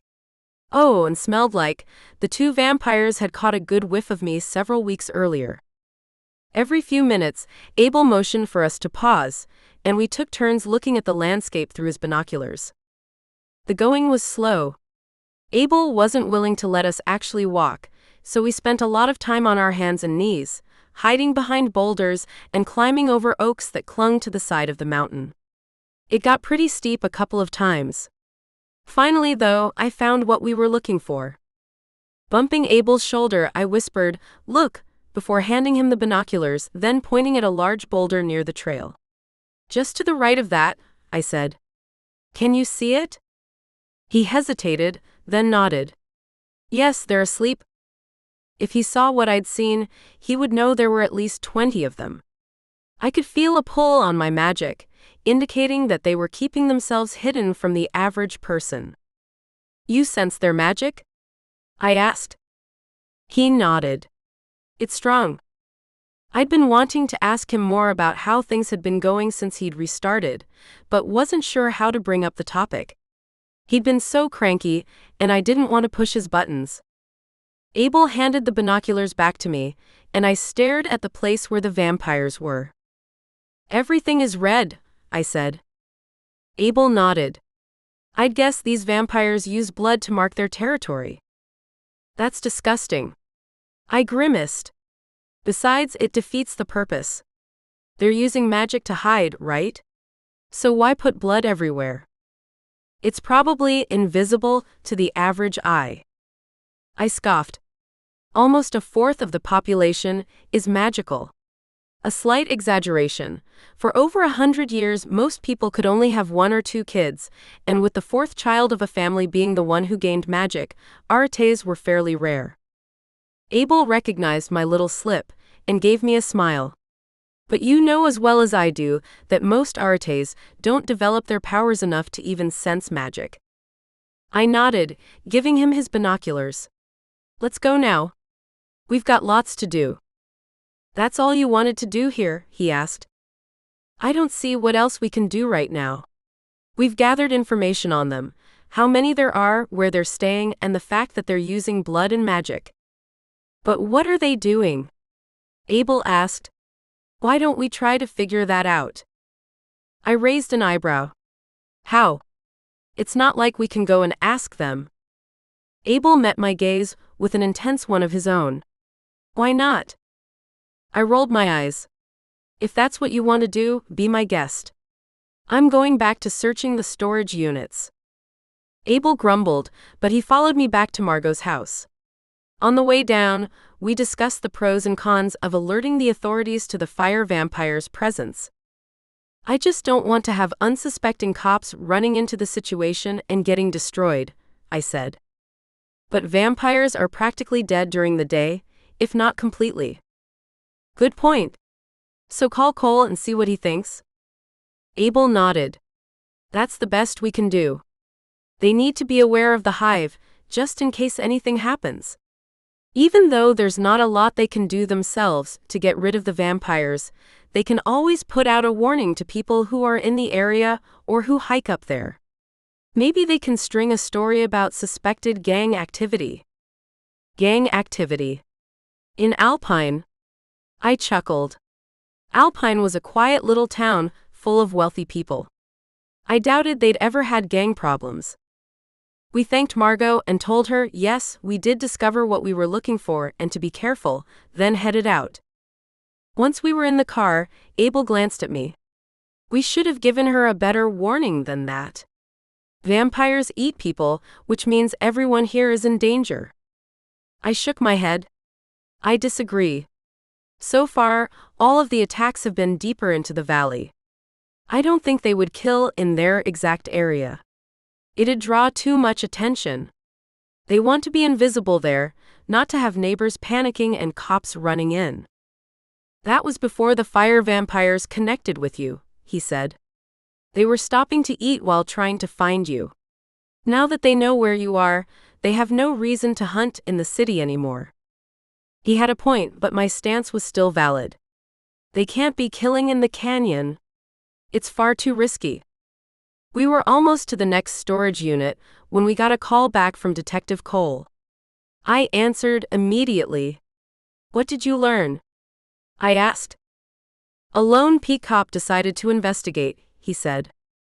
I hope he didn't go by himself, I said, giving Abel a worried expression. That would defeat the purpose of warning them in the first place. No, about 5 went. 5 wasn't enough. I tried to convince them to take more than that, but it's tough to get them to understand without telling them what exactly is going on. Besides, they've got a small force, and 5 is a lot to take away from other duties. Okay. What happened? It was a camp, all right. There was no blood, and the only thing they found was one man. Was he alive? And awake? Yes to both. Apparently, the man is in horrible condition. Starving, emaciated. They're taking him to the hospital, where they're hoping to get him fed and ready for questioning. Okay, I said. Keep me posted. I will. You do the same.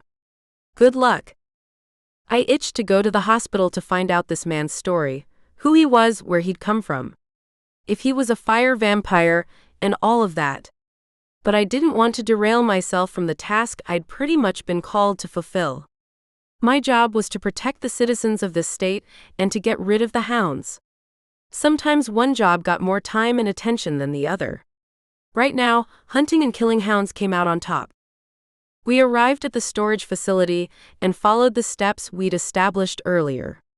I was getting tired of this work and slumped against the cinderblock wall of the last unit when we didn't find anything.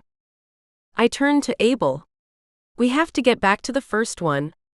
I feel like it's where they're staying. We should have searched it more thoroughly earlier, but I didn't want to say so and risk annoying him. Fine. Whatever. Abel didn't look nearly as irritated as I expected. Perhaps he'd had time to adjust to the idea that maybe we'd been wrong not to talk to the owner. "It'll need to happen tomorrow, though," I said. I had my date with Justin, and I didn't want to be late for it. I also didn't want Abel anywhere near when it happened. Abel took me home, surprisingly without comment, and dropped me off. Once inside, I opened my closet and stared at my options. What was I supposed to wear? I didn't want to dress too nicely, especially since we'd be bowling and eating pizza, and I also didn't want to come across as trying to impress him. Don't get me wrong, Justin was attractive, and I had no problem letting him know I was potentially interested. But experience told me I needed to dress cautiously. Especially until I knew if he wanted more than a casual, friends getting caught up type relationship. I settled on a nice pair of jeans, dark, cute designs on the back pockets, and an attractive top. Not overly flashy or formal, but still strong enough of a color to bring out a little of my personality. After making sure my hair and makeup looked okay and that I didn't have anything in my teeth, I hopped in my car and drove to Jack and Jill's, where we'd decided to meet.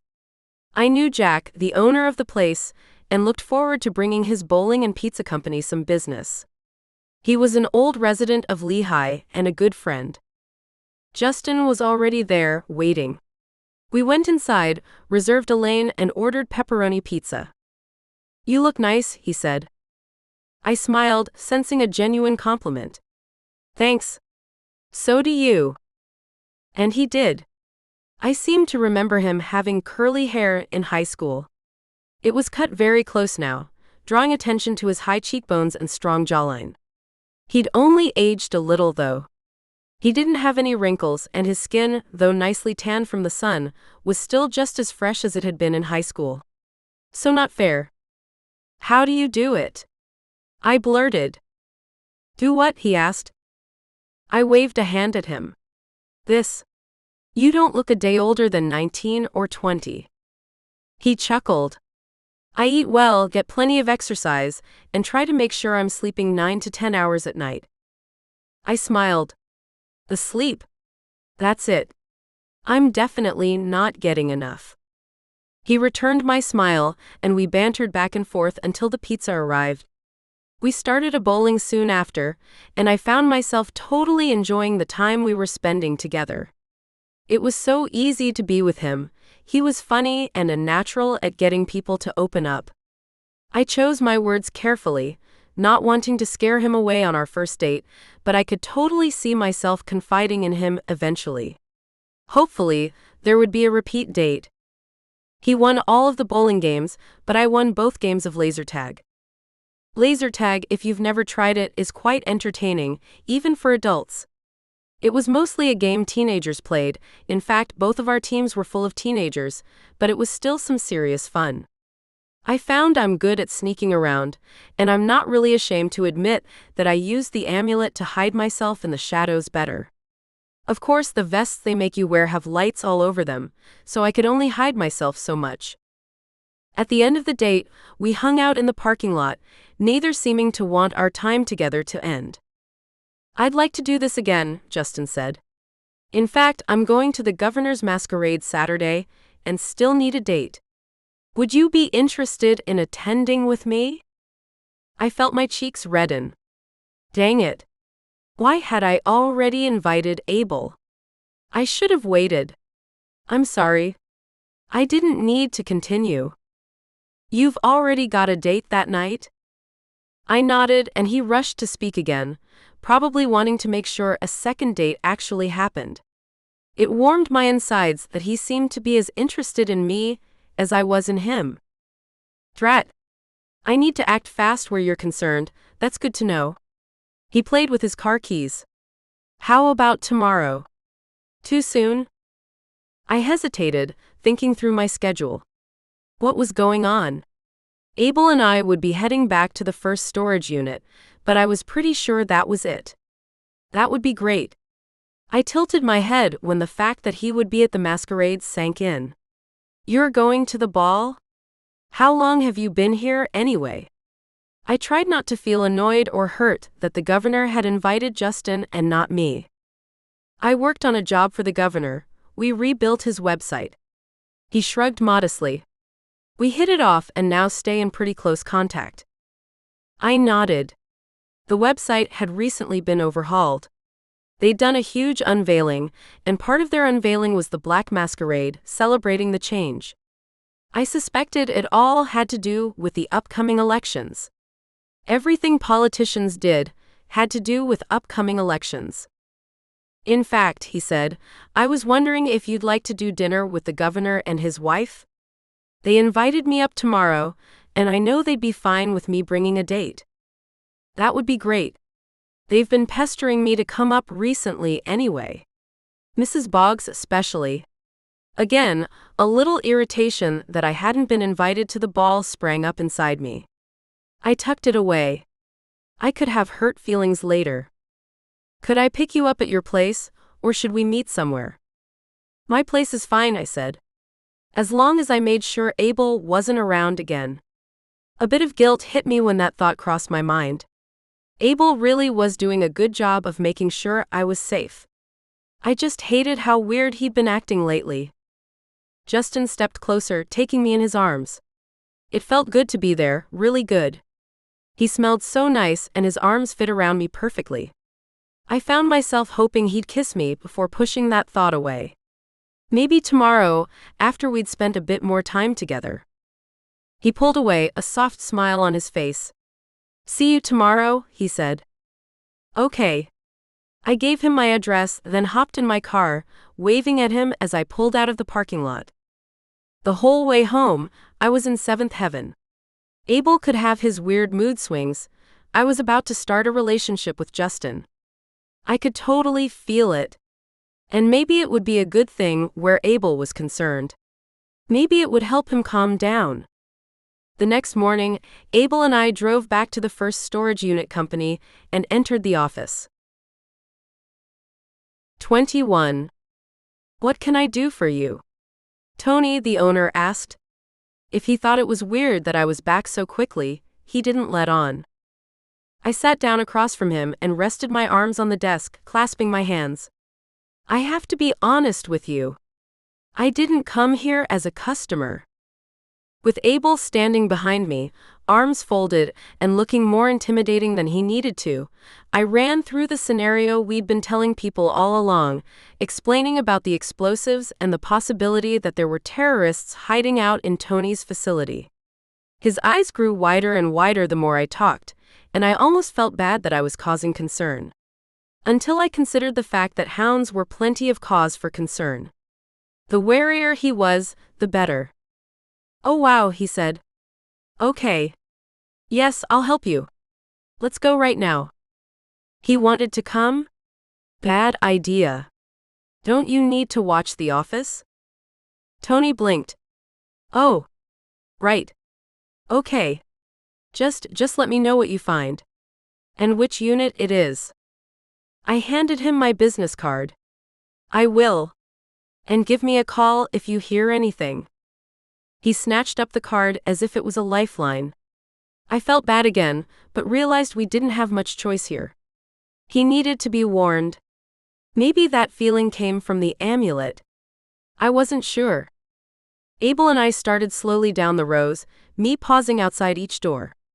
My heart was thudding in my chest, and my palms were sweaty. I felt like I was on the verge of exploding. I walked on the balls of my feet, as if that would help me run faster. Something was here. I knew it. And without the effigy drawing hounds away from me, I felt incredibly exposed. It didn't matter that I had Abel there to help, and the amulet, the itching burning sensation in my skull wouldn't go away. Abel had to be sensing something too. Either that, or he was feeding off my nervous energy. The tension was thicker than gravy. We passed the storage unit I had rented, rounding the corner, and the amulet started talking to me. Straight. I gasped, hand circling the necklace, turning to Abel. They're here, I whispered. The amulet's giving me directions now. His mouth set in a firm line and he nodded, motioning for me to continue. Thank you, I thought to the amulet. Show us the way. Following the amulet's directions, I walked to the end of this row, turned and entered a row of the very, very large units, the ones that were big enough to house RVs and other huge vehicles. Abel and I dropped into a crouching run as the amulet's directions came faster. Turn right. Straight. Stop. Here. I glanced at the huge door next to me. I put my finger to my lips, then pointed at the unit. Just to be positive we had the right place, Abel and I circled the entire row, and the amulet guided us back to that unit. Once we were sure of the hound's location, Abel motioned for us to leave, and we headed back to the manager's office. Abel said, aren't the hounds able to sense when someone's thinking about them? Did we just alert them to our presence? I glanced at him. No. Apparently, the potion muddles the weak-minded ones, and those that are stronger were already aware of us. Besides, the 36 hours haven't ended yet, and the whole reason the effigy was created was to keep people safe. We'll strike while they're still reorienting themselves to chasing after me instead of the effigy. I figure they'll gather here as they realize they've been tricked. Hopefully, we can snag a lot of them tonight after my date. You have a date? I winced. I hadn't been planning on telling him. Yeah, I do. With whom? Just a guy. None of your business, dude. I should go with, he said. Are you serious? I am. I'm not bringing another man on my date. He glowered at me. It's not safe for you to be off gallivanting right now, not while the hounds are figuring things out. Look, I've known him for a long time. How long? Since high school. This is our second date. And why are you being so protective? Abel closed his eyes, obviously forcing himself to relax. I find myself with this stupid urge to make sure you're safe. I stared at him. We'd been outside Tony's office for several moments now, and the man was probably wondering why we hadn't come in. Stupid urge. Abel rubbed the back of his neck. Sorry. I didn't mean that. There's just something about you that draws me in. I've been trying to fight it, but when I'm around you, I can't even remember why I shouldn't fall for you. I want to know everything about you. Be everywhere you are. It's driving me nuts. He gazed into my eyes, and my heart almost stopped beating for a moment. The expression of intensity on his face was so strong, I didn't know whether to step away or move closer. I swallowed, my eyes dropping to his lips. His beautiful, beautiful lips. We'd better go inside now, I said. Tony's probably wondering. Oh. Yeah. Tony. I turned and fumbled with the door, my body burning as I felt his gaze on me. Whoa. Crazy, man. Even as I thought that, though, I couldn't deny the urge, the ache I felt to pull him close, to touch his face, his hair, to see what it would be like to kiss him. It was confusing, after feeling the same thing for Justin the night before. I finally got the handle to turn, and we stepped inside. Tony looked up. His pleasant expression dropped when he saw our faces. Bad news? I nodded. They're here. I'll alert the necessary people. I bent over the desk in front of him, making it impossible for him to look away. Do not act any differently from how you normally do. If you stay in this office most days, you stay in this office. Don't go looking for them, don't call the cops, don't do anything that would bring attention to yourself. These are dangerous people. They will kill you. Now that we know they're here, we have to be absolutely certain they don't feel like anyone suspects them. If they catch on, bad things will happen. I'm sure I don't need to go further into that. Tony nodded quickly, his eyes wide. Okay. Maybe I'd scared him enough. Do you have anything to keep yourself occupied? I asked. He stared blankly at the wall. I guess I do maybe. I can watch movies. Good idea. Start a Lord of the Rings marathon or something. Tony nodded, and I pointed at my business card that was still on his desk. Give me a call if anything comes up. I'll let you know if we end up needing anything. When do you think it'll all go down? Tony asked. These things can take a few days, I said, waving him off. At least by next Wednesday. I was vague on purpose. I wanted to give him a day far enough in the future that he would relax enough for us to do our job. If he knew we were coming back after my date that evening, it would definitely make him freak out. Now that we knew where the hounds were, Abel would be finding something that would knock them out. He didn't know how long it took, and I had my date with Justin that evening. We just needed to keep ourselves and Tony alive for a few more hours. 22. Neither Abel nor I said anything until we got in the car. I'll text when I'm ready, he said. Like I mentioned earlier, it could take all day. I nodded. And I'll check in with you when I'm done. I still wished I hadn't slipped up about the date. It wasn't Abel's business. I hadn't missed the slightly wounded expression he'd quickly covered with anger, though. It had hurt him. But why? Regardless of how drawn to me he was, he'd been abrupt and rude almost the whole time we'd been together the last couple of days. With a deep breath that I let go of slowly, I decided not to feel bad about the situation. Unless he started treating me nicely and we became more than just angry acquaintances, it wasn't my fault our relationship was hard on him. I wasn't flirting with him or leading him on. Abel pulled up to my house, and I headed inside to kill time, waving at him as he drove away. The moment his car was out of sight, I sank into the couch, needing a breather. He was intense. The day had been intense. And I was ready for a relaxing evening with an attractive man.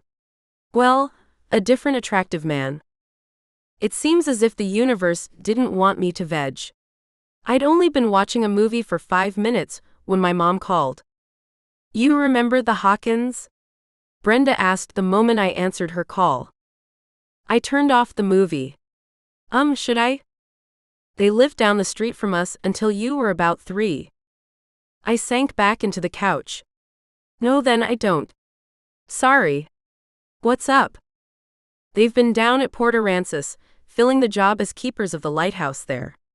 Been doing it for several years now. It's a really cool job, and I seriously wish your dad and I had been hired to do it. We applied, you know. I smiled, knowing she'd get to the point of her call eventually. I do remember, you've applied more than once. Yes, we have. I think they didn't want us to do it because you were still in high school the last time. I assume they want the keepers not to have young kids. Not like high school qualifies as young. I'm getting off topic, aren't I? Just a bit. It's okay though. It's nice to hear your voice. Brenda sighed. I feel the same. Anyway, the Hawkins have been having a lot of problems with the light there. They're wondering if it would be possible for you to stop by sometime and check things out. They've actually asked multiple times since you became a fire impeder, and I kept forgetting. Electric lights weren't exactly up my alley, but I knew lighthouses operated differently. Some still even used actual fire. Even still, there was no way I'd be able to take a trip to Texas until all of this with the hounds was over. Things are crazy right now, but I'm definitely due a trip home. Oh, you wouldn't need to come here. Aransas is far away from our place too, you know. Mom, it would be stupid of me to go to Texas and not see my family. What would you like me to tell them? Hold on. I pulled up my calendar app, knowing what I'd find. I hadn't been writing down any of the hound duties. That had seemed pointless, since I didn't know when they'd happen, and it was the same with fire impeder jobs. As a result, my calendar was pretty empty. Work that was based on emergency situations made it hard to plan anything. The least I could do, though, was make sure the hound situation was resolved as soon as possible. I shuddered to think of allowing hounds to follow me to my home state. Now that the effigy had been taken care of, they'd follow me pretty much anywhere. I've got a couple of ongoing jobs here that I need to tie up before I can work on side projects. Let them know it might be a while, a couple of weeks at the earliest, but more like a month or 2. Possibly even more than that, but I didn't want to voice the thought and make it actually happen. Okay. All right. I'll let them know. I could hear the disappointment in her voice. Sorry, Mom. Things have been really stressful lately. They're keeping you busy then? I know that was a problem when you first moved there. Yes, definitely busier than when I started. What a blessing. Are you saving a lot of money? I chuckled. Of course. You taught me well. I heard the smile in her voice when she said, Your dad taught you well. He taught me too. Thank goodness for that man, huh? Yes, thank goodness. I grinned. I'll let you go now. I love you, honey. Love you too. I'd barely turned my movie back on when I got another call. This time, for an active shooter situation. Sighing as I turned off the movie yet again, I grabbed my purse, hugged Sia goodbye, and left the house. 23. I barely got home in time to prepare for my date. The job had been very stressful. It had taken place in one of the high-rise buildings in Salt Lake City, and several hours had passed before the cops and I cornered the man and stopped him. Thank goodness it was over now, and I had time to get ready. Working quickly, I had my makeup applied, hair done, and clothes changed right when Justin knocked at 5 o'clock. My stomach surprised me by erupting in butterflies, and I opened the door with a smile. And oh my heck, he looked so good. He wore a dark blue top that contrasted nicely with his skin, and his short cropped hair and the stubble on his jaw made him look extra rugged. The tee he'd selected definitely didn't hurt his level of attraction. This guy was well built. Justin's eyes appraised me, and I could see appreciation there too. You look fantastic. As do you. I felt breathless. Okay, I really needed to tone down the excitement. Otherwise, I'd end up making a complete idiot of myself. Ready? He asked. Yes. Let's go. I grabbed my purse, making sure my phone was in it, then followed him out the door, locking it behind us. How do you like living in Utah compared to Texas? Justin asked once we'd pulled away from my house. I like it fine. It wasn't nearly as difficult to adjust to as Seattle. Oh, that's right, you said you went to Caton University, right? I nodded. It's where my best friend went, and back then we did pretty much everything together. Your best friend? Did she go to our high school too? Yes. Nicole, blonde hair, tall, didn't handle restarting well? He frowned, concentrating. I think I remember her. He paused, his brow knit in concentration. Did she play the cello? Yes. Justin snapped his fingers. She's the one who puked when she restarted, right? I laughed. And she apparently still hasn't lived it down. Poor girl. Poor girl, I repeated, still laughing. She'd be so appalled to know he remembered her, because she'd thrown up. Speaking of Nicole, I still hadn't caught her up on Justin. I'd need to call her the next day and see if she remembered him. Why did Nicole choose Caton? He asked. Isn't there an Arete University in Texas? There is. She chose it because it wasn't close to home. I would have been fine going anywhere. I wasn't as interested in pursuing my magic as Nicole had been, but I went with her, and I'm really glad I did. He glanced at me, making eye contact before pulling onto the freeway. Why? You obviously don't feel that way now. I shrugged. I just never felt like I'd end up being powerful. And I especially didn't want to work hard at it, put time and money into it, and then find out I'd never get anywhere. What made you think you wouldn't be powerful? I don't know. Lack of confidence, most likely. I was very good at dancing, and it didn't seem like I'd be good with magic too. That's right. You danced a lot back then. I remember more than one assembly that featured you. I smiled. I remembered those assemblies too. And though dancing hadn't really been my thing, it had always been my mom's dream for me. I really had gotten good at it and had mostly enjoyed it. Not enough to continue it much after college, though. What led you to your line of work? He asked. One of my professors mentioned all the different things fire arrests can become, and a fire impeder was one of them. What really caught my attention was that fire impeders do best when they haven't focused on going big with their magic. Little, minute applications are better in this position. When I heard that, I realized I didn't need to be hugely magical. Just controlling fire would be enough. And it fit me. It still does. It goes well with my personality, and I love it. Justin reached over and picked up my hand, giving it a squeeze. Electricity shot up my arm at the simple touch, and yet again I found myself wanting more from him. Whoa, okay. Calm down. He only held on for a moment before taking the wheel again. It's really awesome hearing you talk about your work. It makes me want to do better at what I do for a living, to really make something of myself. It seems like you have. You're working with the governor? That's not exactly something to sneeze at. No, I suppose it isn't. How did you get started in tech anyway? I've always liked computers. Programming, development, all of it. I learned every programming language I could get my hands on, and it has come naturally and easily. My brain seems to love the stuff. Where did you go to college? I didn't. I learned the best way for computer people, by digging in and getting involved on my own. I started by working on my own computer first, teaching myself programming and web development, and then I got a job at a local computer repair shop. The other employees were years ahead of me in programming, and I learned a lot from them.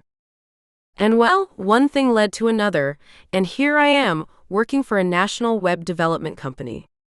Have you thought of going out on your own? He nodded. Several times. My line of work would be perfect for a startup.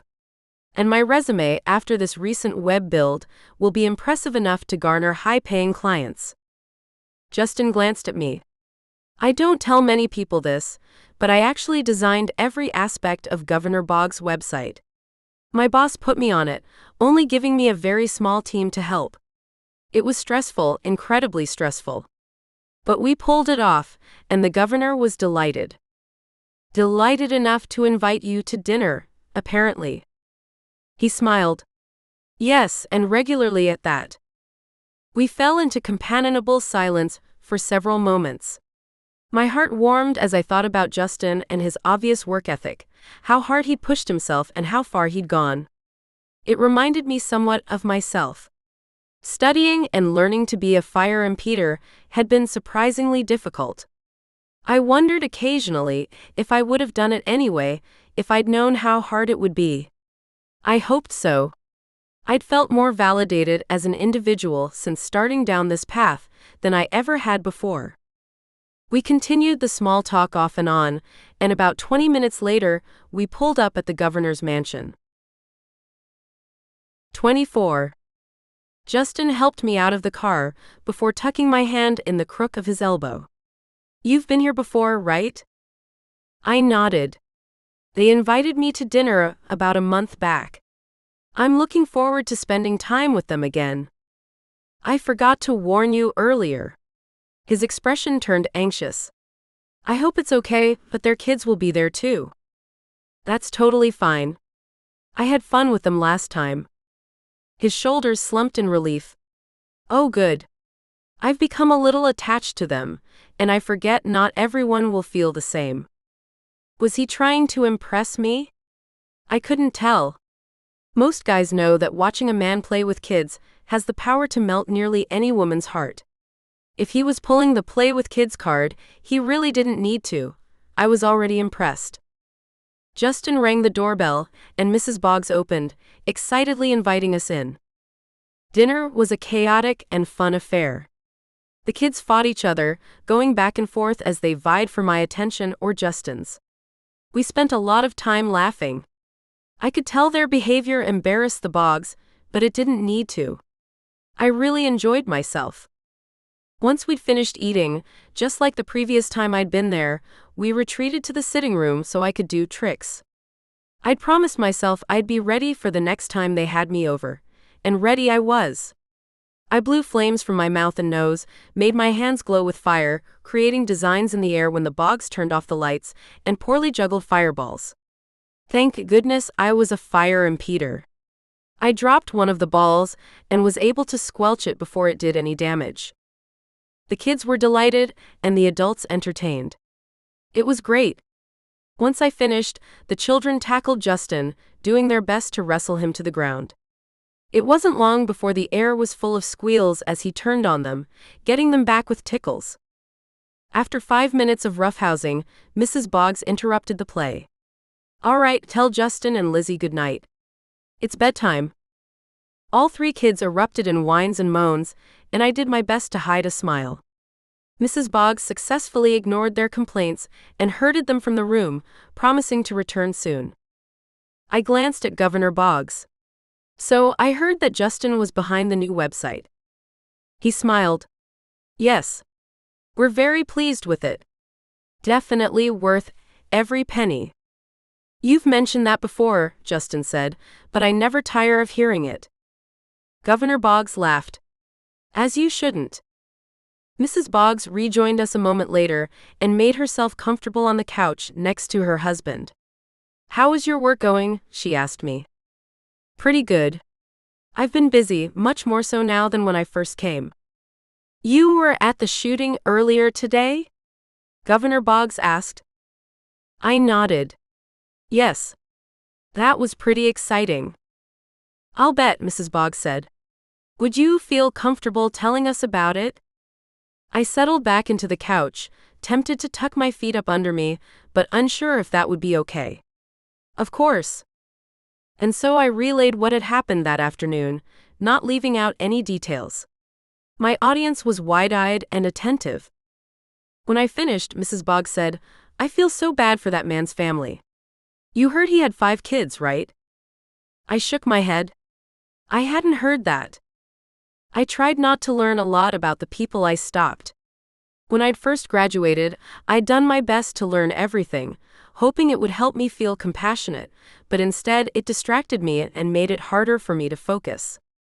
And then after the person was behind bars, I'd go through all sorts of what-ifs, which usually resulted in fits of depression. What if their life had gone differently? What if someone had gotten hurt? What if I'd known them before they'd snapped? With how lonely I'd been when I first moved to Utah, I quickly realized I needed to stop doing it, period. "It's really sad," she said. Then she put her hands on her knees, probably preparing to stand. "Well, I'm about ready for dessert." Governor Boggs glanced at his watch. "I need to head to my study. I've got a call from the senator in 20 minutes to prepare for." Justin got to his feet. "And actually, I was hoping to steal Lizzie away for dessert on our own. I hope that's okay with you?" He directed the question to Mrs. Boggs. I could tell she wasn't disappointed, and it occurred to me that she hadn't actually planned on us staying for dessert. Maybe Justin had mentioned the possibility of taking me out alone beforehand. "No, that's fine. You two go and have a good time." Justin and I said goodbye to them. I shook Governor Boggs' hand and gave Mrs. Boggs a hug, and then we headed out to Justin's car. "What sort of dessert are you in the mood for?" he asked once we'd buckled up. "Cheesecake," I said promptly. He chuckled. "Has it been on your mind lately?" "When is cheesecake not on my mind? When is it not on anyone's mind?" He laughed, taking my hand and giving it a squeeze. "Fair enough." We drove to the Cheesecake Factory in silence. Justin kept my hand in his, and I had to work hard to hide a smile. Chills raced up my spine at the simple touch. The cheesecake was fantastic, and I again found myself really enjoying Justin's company. Thoughts of a relationship with him were already circling in my mind, and from how he was acting, he must have felt the same. Was I ready for a relationship, though? My thoughts went to Abel without me meaning them to. What would this do to him? I shoved that question aside. Abel hadn't exactly been open and friendly with me, and I wasn't about to wait around forever for him to figure out what he wanted. This was my life, and I was going to do whatever it was necessary for me to be happy in it. We finished up the cheesecake and returned to Justin's car. We'd only been on the road for a moment, though, when the engine sputtered and died. Justin reached up and tapped the gas indicator thing. I don't believe it. We're totally out of gas. It said I had half a tank left. My gauge must be broken. He bit his lip, sending an embarrassed glance in my direction. I'm really sorry. I'll go get more. You can wait in the car if you'd like. I shook my head. Not on your life. I'd much rather be with you than hanging out alone after dark. He blinked. Oh, duh. Of course. Yeah, I don't want you doing that either. He rubbed the back of his neck. Sorry about this. It's okay, I said. Really? We hopped out of the car and he popped the trunk. Didn't think I had a gas can, but thought I'd check just in case. I'll buy one at the gas station. Where is the nearest one? I asked, pulling my phone from my purse. He already had his phone out though, and we both looked at the Maps application. A mile away, he said. Thank goodness, that's much better than I was thinking. It is Salt Lake. Can't go too far without conveniences like that. He smiled. Right. Justin took my hand, and we started walking in the direction of the station. The sun had set, and the sky was deepening toward the east, while the west was tinged with pink and orange. I took in a deep breath, letting it out, grateful for the safety I felt. And that surprised me. This was the first time in a while that I'd actually felt safe. How wonderful that was. I hadn't even thought of hounds the entire evening. That alone was amazing. I leaned my head against Justin's shoulder. Thank you. He shifted a bit as if surprised, but didn't pull away. For what? For tonight.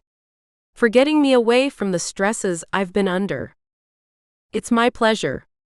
Only 5 minutes later, the pink glow had faded completely, and the stars were visible. Let's get real, I could only see like 2 of them. But still it was nice. The breeze was gentle, cooling my face from the heat of the summer evening, and I sighed again.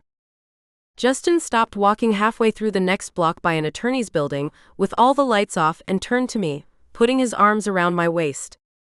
I suddenly find myself wishing the distance to the gas station wasn't nearly so short. I raised an eyebrow, smiling up at him. Oh! He pulled me closer, tucking his chin over my head. I melted against him, loving the feel of his arms around me. Lizzie, he started. Yes? I told you I had a crush on you in high school, right? Yup. My heart started racing. Where was he going with this? Justin cleared his throat. I think I'm just as taken with you now as I was back then. He put his hand on the side of my face and pulled back enough to make eye contact with me. Can I kiss you? 25. Whoa. He actually asked. How long had it been since a guy asked if he could kiss me? Had one ever? It was cute. And forward. And I loved knowing his thoughts had gone in that direction too. I gave him a coy smile. I'd be fine with that. Good. But he didn't kiss me. He gazed into my eyes, his own warming. I found myself wanting to tell him to get on with it, but I didn't. His smile broadened as his gaze dropped to my lips, then back to my eyes again. Oh no, I said. You're a tease, aren't you? It's one of my best qualities, he murmured, his eyes on my mouth again. We could never work out. I'm a tease too. He brushed his lips against mine, effectively stopping me from saying anything else, and I closed my eyes. Both of Justin's arms wrapped around me, pulling me tight to his chest, his lips pressing hard against mine. I responded enthusiastically, grateful for the dark building behind us. I hated feeling like I had an audience. And with the trees and the strip between the sidewalk and street, I felt relatively hidden from the sparse road traffic. He nibbled on my lower lip, his hands returning to my cheeks, holding me in place as he savored the kiss. You're better than I ever imagined, he said breathlessly. He wasn't so bad himself. Did you imagine kissing me much? I asked. Oh yes. I chuckled. Okay, Romeo, let's go get the gas. He grinned at me, took my hand again, and we walked the rest of the way to the gas station. Luckily, the little store had a 2-gallon gas can. Justin bought it, filled it, and we headed back to the car and dumped all of it in the gas tank. Justin walked me to my porch and kissed me again. This time it was passionate and long, possessive and hot. And absolutely fantastic. I threaded my arms around his neck, pulling him down and closer to me, rising up to meet him as best I could. At times like these, I hated being short. He chuckled against my mouth, then grabbed me by the waist, turned me around and pushed me against my door, his kiss increasing in urgency. My breaths came in gasps as he nibbled on my earlobe before trailing kisses along my jaw, his hands on my hips, keeping me pressed against the wood behind me. His mouth returned to mine. A throat cleared not far from us, and I jumped, turning. My face flushed when I saw Abel on my porch. Oh my gosh, oh my gosh. My thoughts became a jumbled, incoherent mess of emotions and embarrassment.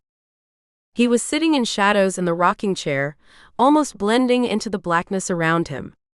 It didn't really shock me that I hadn't noticed him, it was way dark there. But still, I was usually more aware of my surroundings than that. I turned to Justin and was shocked to see anger in his eyes and not 1 ounce of surprise. Had he known Abel was there? Did it matter if he had? He'd kissed me earlier too, after all, when we didn't have an audience. I tried not to worry that the passion behind his kiss here had been a sort of chest-pounding, territory-establishing thing. Ready, Lizzie? Abel asked, his voice gruff. Justin stepped back from me, giving me space, and I patted my hair, my hands shaking. Give me a moment. I dug my keys from my purse, unlocked my door and went in, shutting the door quickly behind me. I needed to get away from both men and process what had just happened. And no, I didn't feel bad about leaving them alone. 26. I quickly changed my clothes, my face still burning. What had Abel been thinking while watching me, us? And why had he let us go on like that? How long had Justin and I been kissing on my porch? One thing I'd noticed about making out was that time seemed to stand still, and a lot of it could pass in what only felt like moments. Justin was on his way off my porch when I returned to my living room and looked through the drapes. I watched him leave, my heart still pounding from what had happened. I dreaded seeing Abel. It had been too dark to read his expression, but I could only imagine how angry he had to be.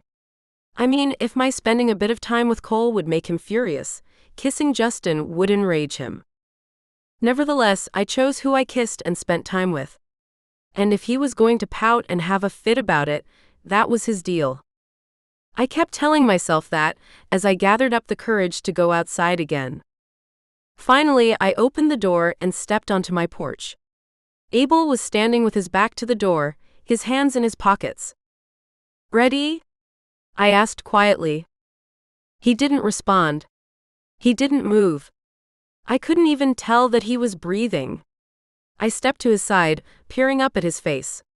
It was completely emotionless. Are you okay? He gave a curt nod. Okay. Totally not sure what to do now. I waited for a moment, trying not to defend my earlier actions. I had nothing to feel guilty about. Justin had earned my trust and my kisses. And yes, I was attracted to Abel, and yes, I felt something pulling me to him, even now standing next to him on my porch, but still. I'd chosen to pursue someone who didn't jerk me back and forth emotionally. Abel finally stepped off my porch, taking the stairs in one. His actions were jerky and forced. I timidly followed him to his car, reminding myself again and again that it really hadn't been my fault that Abel had seen any of that. Still, it pained me to know I'd possibly hurt him. But I'd need to get over that if I wanted to date Justin. Did I, though? While I'd been with him, it was a resounding yes. But now that he was gone, I didn't feel the pull to him as strongly. That was probably due to what had just happened. I was sure I'd feel differently the next morning. The clock on his dash showed it was nearly midnight. Whoa, My date had gone a lot later than I'd thought, and I hadn't once checked the time. I wasn't going to apologize. I'd been having fun, and I wasn't about to let Abel's sour attitude ruin it. Abel parked the car some ways down the street from the facility, and I looked at him skeptically.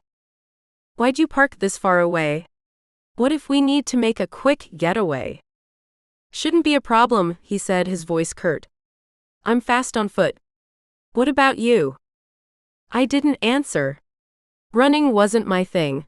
My favorite type of physical activity usually involved reading or watching a movie. Dancing if I must. But not running. Still, I was in good shape. Abel and I hopped out of the car and stepped around to the trunk. He popped it open, and we sifted through the various weapons available. Once we'd selected a few, Abel handed me a couple of crudely made explosives while he put on a small backpack. I raised an eyebrow. "Bombs?" He swallowed, his Adam's apple bobbing in the moonlight, and I could see him trying to shake off whatever emotion my make-out session with Justin had brought. I couldn't figure out another way to deliver the gas without us getting knocked out in the process. If I'd had more time, I would have built something to pipe it into the unit. We'll have to make sure we're far away before the trigger gets pulled. And then we run as fast as we can before the cops arrive. Abel stared at me. "Before they arrive," he repeated. "They know who we are.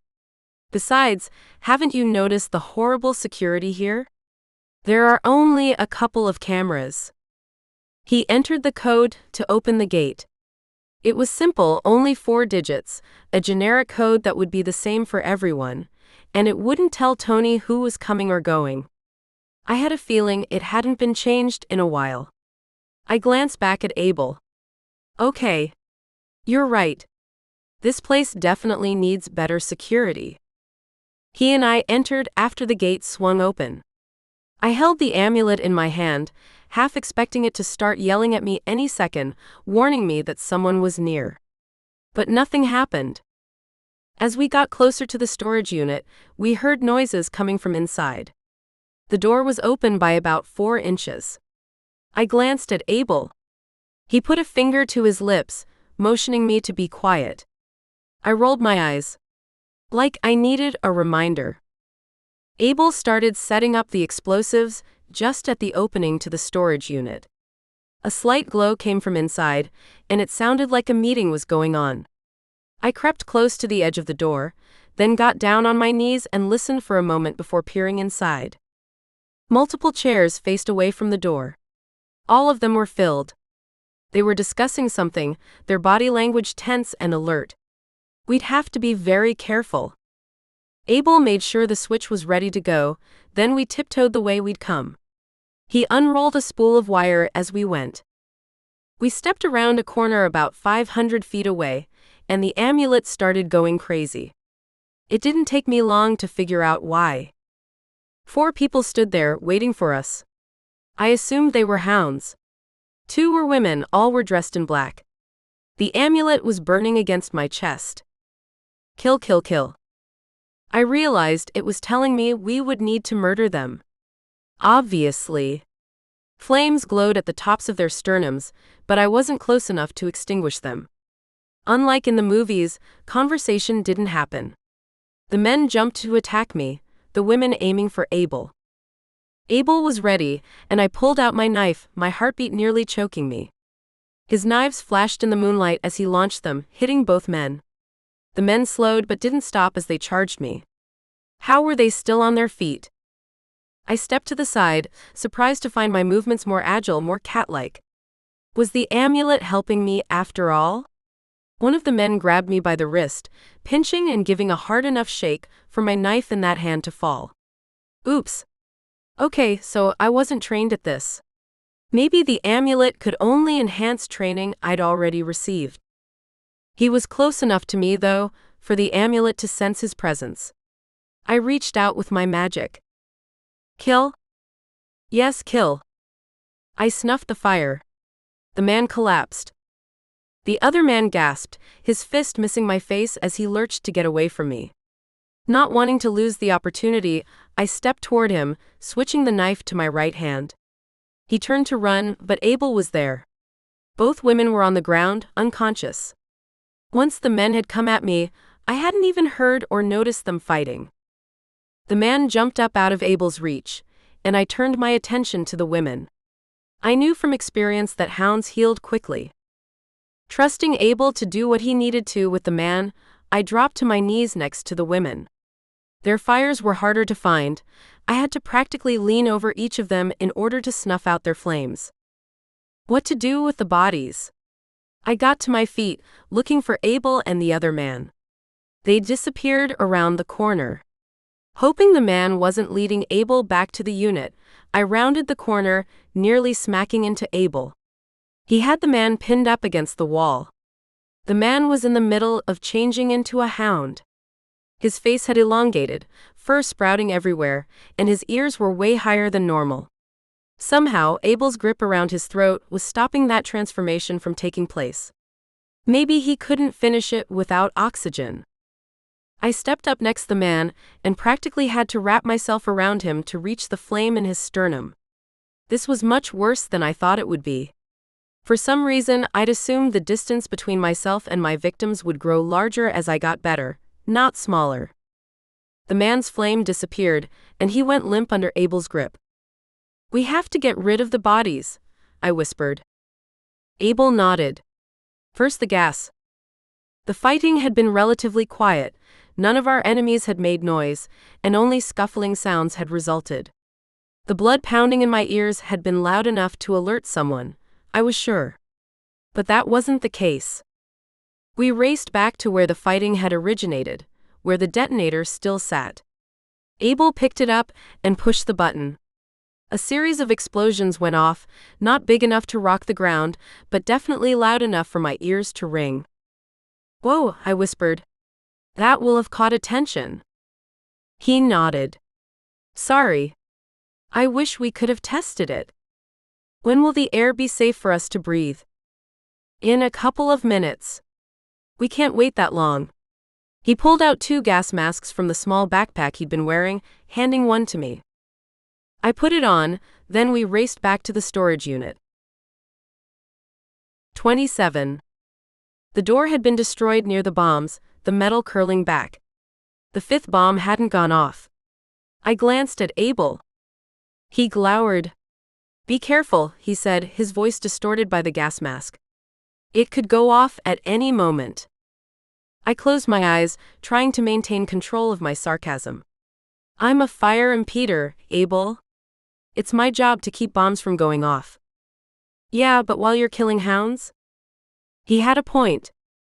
We stepped into the huge storage unit. Bodies lay all over the place. I felt sick just seeing how many there were. Without hesitating, I began snuffing out the little fires. It got harder and harder as I went, my progress slowing. The amulet obviously needed time to recharge. Why hadn't the Shade in Mount Koven warned me about that? There was no way I'd get everyone at this rate. I looked back. I'd only taken care of about 10 hounds so far. There were at least 50 to go. I was bending over a particularly large man, trying to reach the flame at his sternum, when shouting voices in the distance echoed off the unit walls. I glanced over at Abel. "Time to go." He was busy pulling dead bodies away from me, making it easier for me to know who I'd already killed. "No. We stay here." I shook my head. Even murdering a criminal is illegal if there isn't just cause. There's a reason we have a court system in place. You can't just go around killing people. Abel grunted impatiently, but didn't argue. He took me by the hand and pulled me up and around the dead bodies. We jumped out of the unit, but instead of heading to the opening of the facility, we ran deeper into it, going as far to the east as possible before running south toward the entrance. We made a wide berth around the cops and their lights. Getting out of the facility ended up being a lot easier than I'd thought it would be. Everyone was distracted by the mass of entangled bodies they discovered. Abel didn't let go of my hand after we left the facility and started toward the car. I wasn't sure how I felt about that. It didn't give me a thrill or anything. Honestly, it made me uncomfortable, especially after what had happened earlier with Justin. Wanting to make sure we were on the same page, I extricated my hand from his. He glanced at me, his eyebrow raised. What was that for? In case you didn't notice, I was kissing another man earlier. Regardless, I can't handle your mood swings. I never know if you'll yell at me or be my best friend. You're supportive and a jerk at the same time. It's not exactly a turn-on. Abel didn't respond for a moment, and I was afraid I'd angered him. Typical Abel. He finally turned to me and put his hands on my shoulders, gazing into my eyes, his own expression intense. Despite what I'd just said and my date with Justin, I couldn't help but feel my attraction for Abel shoot through the roof. This man was hot. I felt like such a floozy, being so very attracted to two different men in one night. Was floozy still even a word? Lizzie. He seemed to be fighting with himself over something. Finally, he sighed. As soon as I know what's going on in my own life, I'll fill you in. I'm attracted to you, very attracted, but my situation is far from simple right now. It would be better if we didn't date. And there went the mood. I raised an eyebrow. Date? Are you serious? Did it sound like I was about to ask you out? Abel chuckled, which only made me more annoyed. No, it didn't. I was mostly telling myself that. Good. Because you haven't exactly endeared yourself to me. A sad expression crossed his face. And I'm really sorry about that. I truly am. He held my gaze, then released me. Abel continued walking to his car, and I did the same. Neither of us had anything more. Unsurprisingly, his explanation didn't resolve a thing. If he'd been trying to confuse me, he'd succeeded. And not knowing where my own feelings were going was equally frustrating. Because, as I'd noticed earlier, my attraction for Justin was fading while around Abel. What was it about this man that I forgot a super hot kissing session from earlier? I closed my eyes when I remembered an earlier conversation. What I'd told Detective Cole definitely applied to Abel and Justin. Until my life was calmer, I couldn't afford to get distracted. Famous last words, I know, but when one of the men you're attracted to goes hot and cold as frequently as Abel, it's easier not to fall for him. But what about Justin? We were almost back to my place when I got a call from Chief O'Hare. Lizzie, he said, his voice gruff and exhausted. There are explosive devices in a storage unit up north. We need you there to make sure they don't detonate. At least one of them hasn't gone off yet. Give me the address. I'll get there soon as I can. Sending you a text now. Thank you. Abel had pulled over. Should I turn around? I shook my head. Continue to my house. I have to take my own car. Abel gave me a confused expression. Why? Because if I don't, it looks suspicious. I'm usually sleeping at this time. Actually, I'm always sleeping at this time. It's 3 a.m, Abel. That's true. We weren't far from my house, only a couple of blocks, and it didn't take long for me to switch cars and return to the storage unit. Tony was waiting for me at the gate. His eyes were bloodshot and his hands shook. The poor man. It was too much excitement for one person. A cop named Simpson was also waiting. He explained the situation as we walked. We're not sure what happened to them, but there's a ton of unconscious people and one bomb that hasn't gone off yet. We're worried that if it does, it'll probably have a gas in it that would knock us all out. Actually, the amount of gas Abel had used would kill anyone who wasn't a hound. He'd wanted to make sure the dogs would stay unconscious for a long time. Better safe than sorry. Exactly. When we arrived at the unit, I was surprised at just how many hounds were in it. Abel and I hadn't been using a light, and most of the hounds' lights had broken when the bombs went off.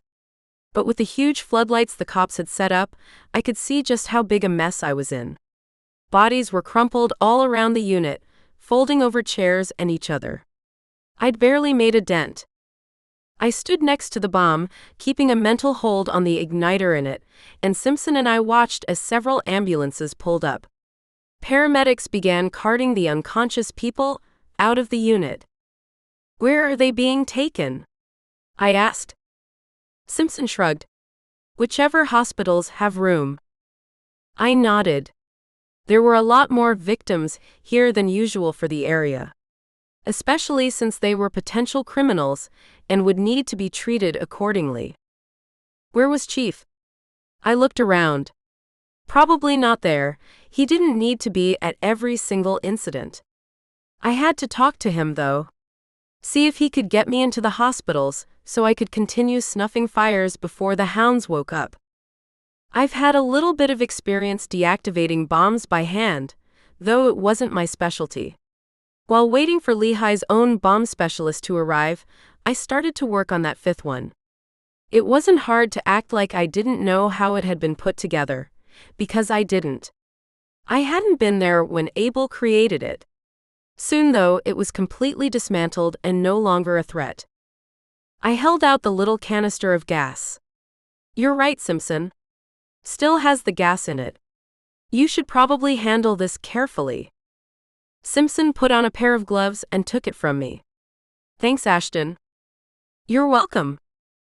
Hopefully, Abel had worn his own gloves when constructing the bombs. If not, his fingerprints would be all over the thing. No longer needed to keep bombs from exploding, I turned to leave, but something about the man they were just bringing out drew my attention. I stepped closer and gasped. One of the paramedics glanced at me. "What's wrong?" she asked. I almost fainted. "Oh gosh. Oh man. I just got off a date with this man a few hours ago." 28. A woozy feeling made my ears buzz and my legs go weak. I had to sit on the ground and put my head between my knees. "Oh crap, oh crap, oh crap," I muttered. "Justin? What on earth? He was a hound? What do you know about him?" Simpson said, joining me. He pulled out a notepad and pen. I breathed in through my nose and out through my mouth. "He works for a tech company here. Said he's from Texas." I definitely had my doubts about that. "He's planning on going to the governor's masquerade this weekend. The owner of the facility here said something about the ball. He seems to think these guys had been planning on exploding things there." I nodded. I was the one who told Tony about the masquerade. My partner and I were here investigating potential threats to the ball. Looks like my hunch was right. Only it wasn't a hunch. It was a cover story. But they wouldn't know that. I still couldn't believe the man I'd made out with several hours earlier was a hound. It sickened me thinking how attracted to him I'd been, how much I'd loved kissing him, how I'd imagined myself dating him. Why had he asked me out? Why hadn't I known he was a hound? And why hadn't he killed me? Half groaning, half whimpering, I pressed the heels of my hands into my eyes. We'd played laser tag, for crying out loud. We'd been alone for over an hour, walking the streets of Salt Lake City. Kissing on the streets of Salt Lake City. He'd had so many opportunities to destroy me. Why hadn't he? Was he trying to scope out the enemy? Figure out my faults and weaknesses? Or did he just enjoy playing with his food before devouring it? "Breathe, Lizzie." My thoughts weren't making it easier not to pass out. Why hadn't the amulet warned me about him? As soon as the officers finished up and the paramedics were taking the unconscious hounds away, I gave Chief a call. I quickly explained to him what happened, finishing up with, "I'm going to need access to them in the hospitals." "How can you be sure they're actually hounds and not just regular men?" "The amulet tells me. At least it had before Justin." "Okay. You're going to need someone with enough authority there. Just in case." I agreed, though I knew the hospital would probably be okay with any police officer. "It has to happen now, before they wake up. Where do you want to meet?" "Mountain Point. See you in a few minutes." I headed over to the hospital and waited outside until he pulled up in his unmarked car. The two of us entered, and Chief asked at the desk about the people who'd been brought in. He showed his badge, and the desk attendant told him where to go. It didn't surprise me that 10 hounds had been brought there. They'd had more space than most other hospitals.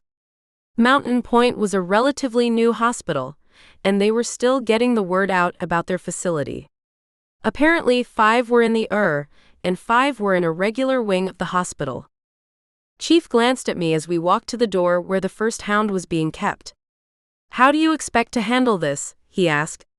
"It's not exactly legal for you to kill someone in a hospital." It wasn't exactly legal for me to kill someone at all, but I didn't bring that up.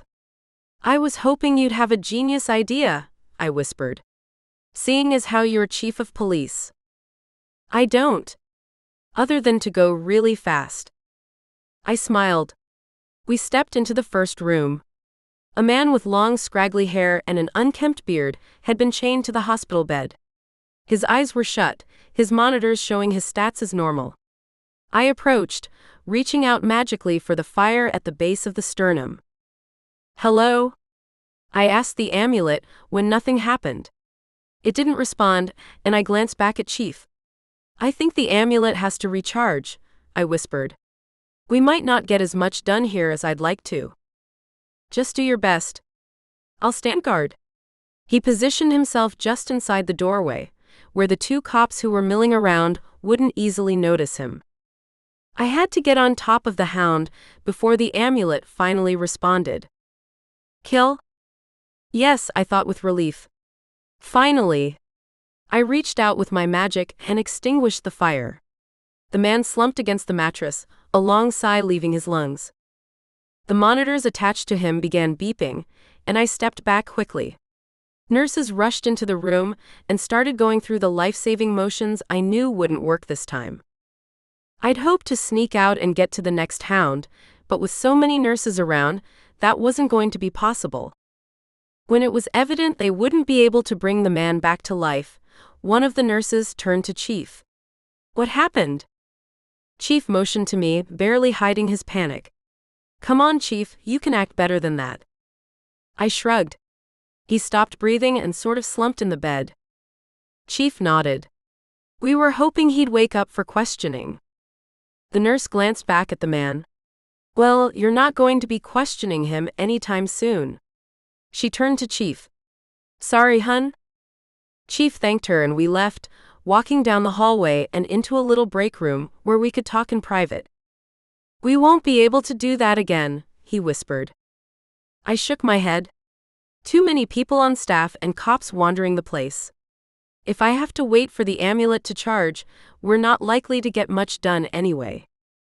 If more people died while Chief and I were present, we'd definitely put ourselves in the suspect category. I shook my head. Such a fantastic opportunity going to waste. There wasn't anything I could do about it, though, and I was exhausted. "Guess we just head home and get some sleep," I said. He glanced at his watch. "Well, that's something you'll be able to do. I've got a meeting with the mayor." I grimaced. "Sorry about that. Let me know if anything comes up. I'll keep my phone on so I'll hear if you call." Chief thanked me, and we walked out of the hospital and got in our separate cars. 29. I only sat in my car for a moment before deciding to return to the hospital. I gripped the wheel, glaring out the windshield. Some of the hounds were being kept in a regular wing. They wouldn't have as many people on them, which meant I'd be able to reach them quickly without anyone seeing me. Hopefully. And I needed to find Justin. I had to find him. If he was there in Mountain Point, I'd destroy him the first chance I got. I hopped out of my car, heading back into the hospital. Once inside, I took the elevator to the second floor, where I knew from experience they kept non-emergency people. Okay, non-emergency people wasn't exactly a technical term, but my brain was exhausted, and I couldn't concentrate well enough to know exactly what they were called. On the second floor, I walked casually down a couple of hallways and toward the doors the nurses and doctors used. I'd been here before, a couple of years earlier, and was grateful I knew where I was going. I sat in the dark waiting area, right next to those double doors. And then I commanded the amulet to hide me. The hallway was dark too, probably for the patients who were sleeping. It wasn't completely black, of course, since it was a hospital, but it was dark enough for me to feel secure in how well the amulet could function. I'd almost fallen asleep when the doors finally opened and an orderly stepped through them. Before they could shut again, I slid past, keeping as close to the wall and the shadows as possible. Once inside the wing, I looked around for something to cover myself with, just in case the amulet stopped hiding me. I didn't want to take any risks. As I'd said to Abel earlier, killing people was still illegal, regardless of the crimes they'd committed. I found a supply closet and decided to check it out. The moment the door opened, a light flashed on and the amulet stopped hiding me. "Crap," I whispered, stepping inside quickly and shutting the door. I hoped the cameras hadn't spotted me. I blinked, willing my eyes to adjust to the brightness, then grabbed a flat sheet and tucked it over my head and around my waist, tying it so it wouldn't fall off. Then I turned off the lights and again commanded the amulet to hide me. It took a bit longer for the tingling sensation to come this time, and my palms started sweating while I waited. Please, oh please work. Finally, my body tingled, letting me know I was hidden, and I creaked the door open, glancing both ways before stepping out into the hallway. And then I started hunting. The amulet helped a bit. I didn't think there were many hounds here, and I was right. There were other wings where they might have been kept. But luck was on my side because there were 2 hounds in this wing. Please, oh please let one of them be Justin. The amulet guided me to the first hound. Straight. Right. Straight. Here. It had led me to a room toward the end of the hall, not far from the nurses' station. The nurses were busy there, filling out reports and doing whatever else nurses on the night shift do. I watched them for a moment, wondering how I'd ever considered being a nurse. I couldn't handle the long and late hours. I almost laughed when the irony struck me. I'd worked plenty of long hours and late nights as a fire impeder. Once I was sure no one was paying attention, even if I wasn't practically invisible, I slipped into the room, taking care not to bump the door as I walked past it. The woman in the bed was obviously a hound. She stank, her hair was a wreck, and her clothes were old-fashioned and dirty. Of course, she could also have been homeless, but the amulet had guided me here, so I knew she wasn't. The lights were dim in her room, and the place was dark enough for me to stay hidden. I knew there was a camera on the wall opposite the bed, but I didn't risk looking up at it. Making sure my head was well covered, I bent over the woman as close as I could get, and waited until the amulet caught scent or sight or whatever it was of the fire in her sternum. Kill? Kill. Like the man earlier, she slumped into the bed, a long sigh leaving her lips. Her monitors started beeping, and I stepped away from her bed, slipping through the doors just as the nurses rushed in to see what was wrong. "Take me to the next hound," I said to the amulet. "And fast." It didn't take long to find the correct room. While the nurses were busy trying to revive the woman, I snuffed the flame of a man on the other side of the nurses' station and down the hall a ways. It was much harder this time. Again, it was as if the amulet had lost its energy and needed to be recharged. Oh, I really hoped I'd be able to get out of the hospital easily. The man's alarms started going off. This time, I got out of the room before the nurses even started coming. They'd obviously not been expecting to have 2 patients die within moments of each other. With the amulet still hiding me, I stepped to the main doors, punched the exit button, and stepped through. Wary of cameras and trying to figure out how to leave the hospital without being seen, I crouched through the hallways, staying in the shadows as much as possible. A couple of doctors rushed past me, probably wanting to see if they could revive their patients when the nurses failed. A grim smile crossed my face. They couldn't possibly undo what I'd done. I finally reached a hallway that was too bright to stay hidden in. Before stepping into it, I paused, remembering the darkened waiting room. That was the last place the cameras had probably seen me. Instead of trying to exit the hospital right away, I headed back to the waiting room, stowed the sheet in the corner under the end table there, then sat on the same chair I'd used earlier. And then I commanded the amulet to reveal me. Nothing happened. No alarms sounded, no one came to arrest me, no one shouted. I got to my feet, ignored as a nurse rushed past me, and headed back to the main floor. Even if someone saw me on the cameras, which they undoubtedly would, Chief would know exactly what I was up to. He'd get me out of any mess I got myself into. I hoped. 30. I drove home as carefully as I could. I wasn't kidding about being absolutely exhausted. The last several days had been really difficult, but the night before and this morning really put me over the edge. I just couldn't believe Justin was a hound. Who was he? I really had recognized him from high school. Did Nicole know about him? It was possible she didn't, if he'd never revealed himself to her. It was almost 7 in the morning when I finally made it to bed. I didn't let myself sleep very long, only a few hours. If something happened, I wanted to be awake for it. And something did happen. I got a call from Eleonora, the previous fire impeder. She wanted me to talk with her. This was the first time in over a year she'd reached out to me. What was going on?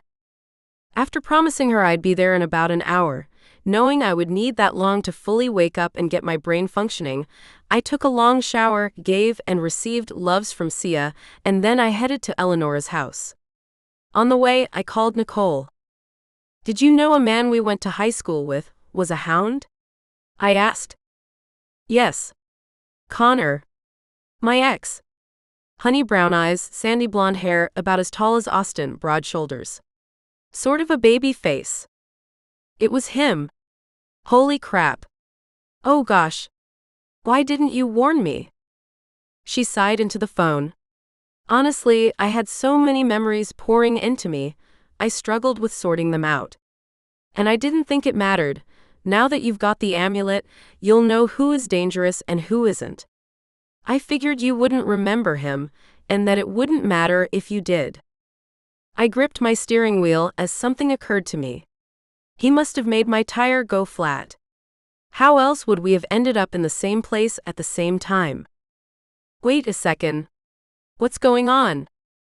I told her about the flat tire and meeting Justin, Connor, at the store, then filled her in on my dates with him. Oh my gosh, Nicole. He was so sweet and charming and nice, but without me suspecting anything. And seriously, I've got a radar for insensitive men. I can usually tell when they have ulterior motives. But I totally missed this one. I hated that the amulet hadn't worked. Was it really wearing out that much? Connor is an excellent actor. Can't deny that one. How old would you say he is? I asked. 100,000 years? Ick. I can't believe I went on a date with a man that old. I can't believe I kissed him. Yeah, we actually made out. Oh, Nicole. So did I. More than once. Really? I'd ask you if he's as good as I remember him being, but that would definitely lead to vomiting. Gross, Nicole. I can't believe you even thought that. Where is he now? I filled her in on how Abel and I had knocked them out and killed at least 10 before the authorities arrived and carted the leftovers off to various hospitals across the county. Nicole groaned. He's not in the hospital anymore. I'm assuming you haven't caught the news yet, but it was big enough to reach us all the way up here. Apparently, several hospitals all over Utah and Salt Lake counties were overrun by wild dogs. And multiple patients disappeared randomly. Great. Hopefully, the 2 who died after Chief left got lost in the shuffle. I hadn't heard anything yet, so I wasn't going to worry about it. No kidding. Well, they've got cops on the case. They aren't sure how to find the criminals. Most of them had been checked into the hospital without names. I wondered why Chief hadn't said anything. He'd probably had his hands full and wanted to give me more time to sleep. So what happens now? I asked. I mean, the effigy's not turned on anymore. I've returned it, and its effects have worn off. The hounds know who I am and where I am. Nicole made a worried sound. Has Alexander talked to you lately? I grumbled. No, and trying to get hold of him is impossible. I still wasn't positive I hadn't killed him. I needed to find out. But how? I know. It drives me nuts. Well, from what I understand, the stronger ones will seek you out, and the weaker ones will cause mischief elsewhere. That's what I'd been told. I didn't look forward to the coming days, especially with how often I'd already been sought out. Thanks for everything, Nicole. Including paying for Cole's tickets. How are things going with him, anyway? They aren't. Justin, Connor, sort of took my mind off him for a bit. Besides, I told him I wasn't interested. And I'm really not. It feels like yes, he's attracted to me, but that he mostly likes me because of what I am, not who I am. Maybe that's only in my head, but even so, it's a problem. Agreed. Make sure you give him enough of a chance, though. Artes marry non-magical people all the time. I tried not to feel frustrated. I hated getting dating advice, even from my best friend. Will do. I'm just pulling up to Eleonora's house. She wanted to talk to me. Let me know what she has to say, if it's anything important. I will. Nicole knew I couldn't relate everything about my job to her, as some things were sensitive. But I occasionally didn't tell her things because I knew she'd just worry needlessly. And causing her too much stress, possibly putting the baby at risk, was the last thing I wanted. Speaking of which, how are you feeling? I asked. Better these days. My morning sickness is finally gone. Austin and I have been very productive lately, and not just around the house and garden. The mayor is having us do a few REIT-type things, and it's been a nice distraction. I want to do as much as I can before the last trimester starts. I've been told it's the worst. I'm glad you're keeping busy. Me too.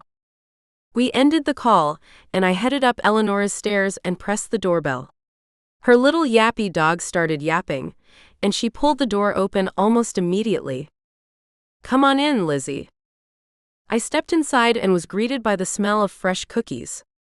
You're a complete saint, Eleonora. She only smiled in response, giving me a plate of warm cookies and a glass of milk. She sat across from me at the table and skipped over the usual pleasantries, getting straight to business. Tell me about that necklace you're wearing, she said, her eyes dropping to the amulet. I instinctively grabbed it and pulled it away from myself, looking at it. It's called the Shade Amulet. Where did you get it? I told her about Alexander and going to Alaska, then learning about the prophecy and how a ghost there had commanded the amulet's previous owner to give it to me. And then how several days later, a creature had brought it to me. Eleonora frowned, staring at the amulet, her expression thoughtful. How much do you know about it? I hesitated. Not much. It's supposed to help me hunt hounds and kill them. But apart from that, not a whole lot. She glanced at me sharply. You should know better than to accept magical gifts without knowing where they've come from.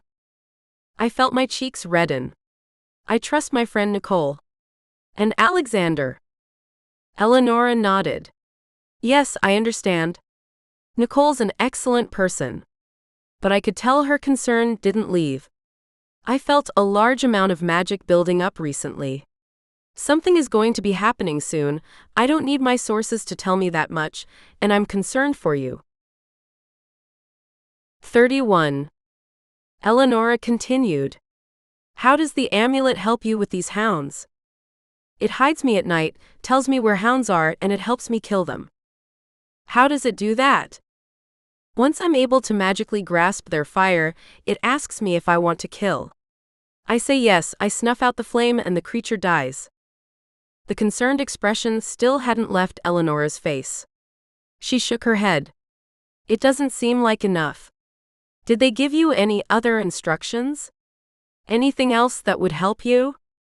Well, they told me to find someone to hunt and fight with me.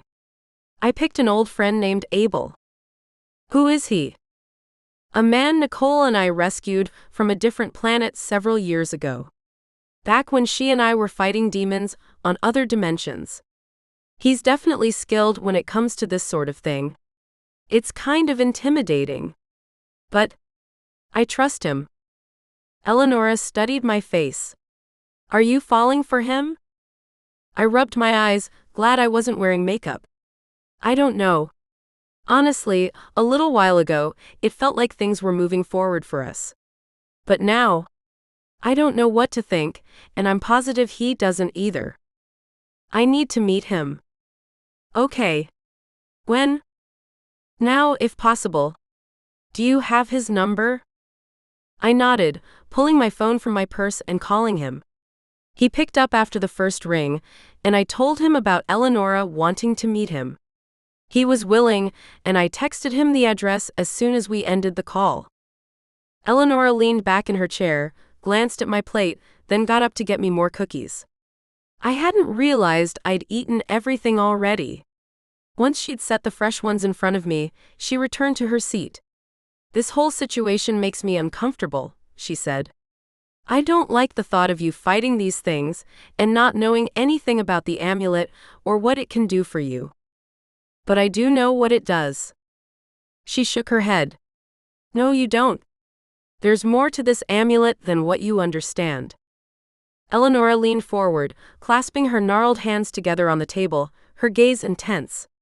I need to talk to you about the masquerade, happening in 2 days. What have you heard? I knew Eleonora had her own sources. I hoped they'd given her more information. The only thing Chief knew was that something might happen.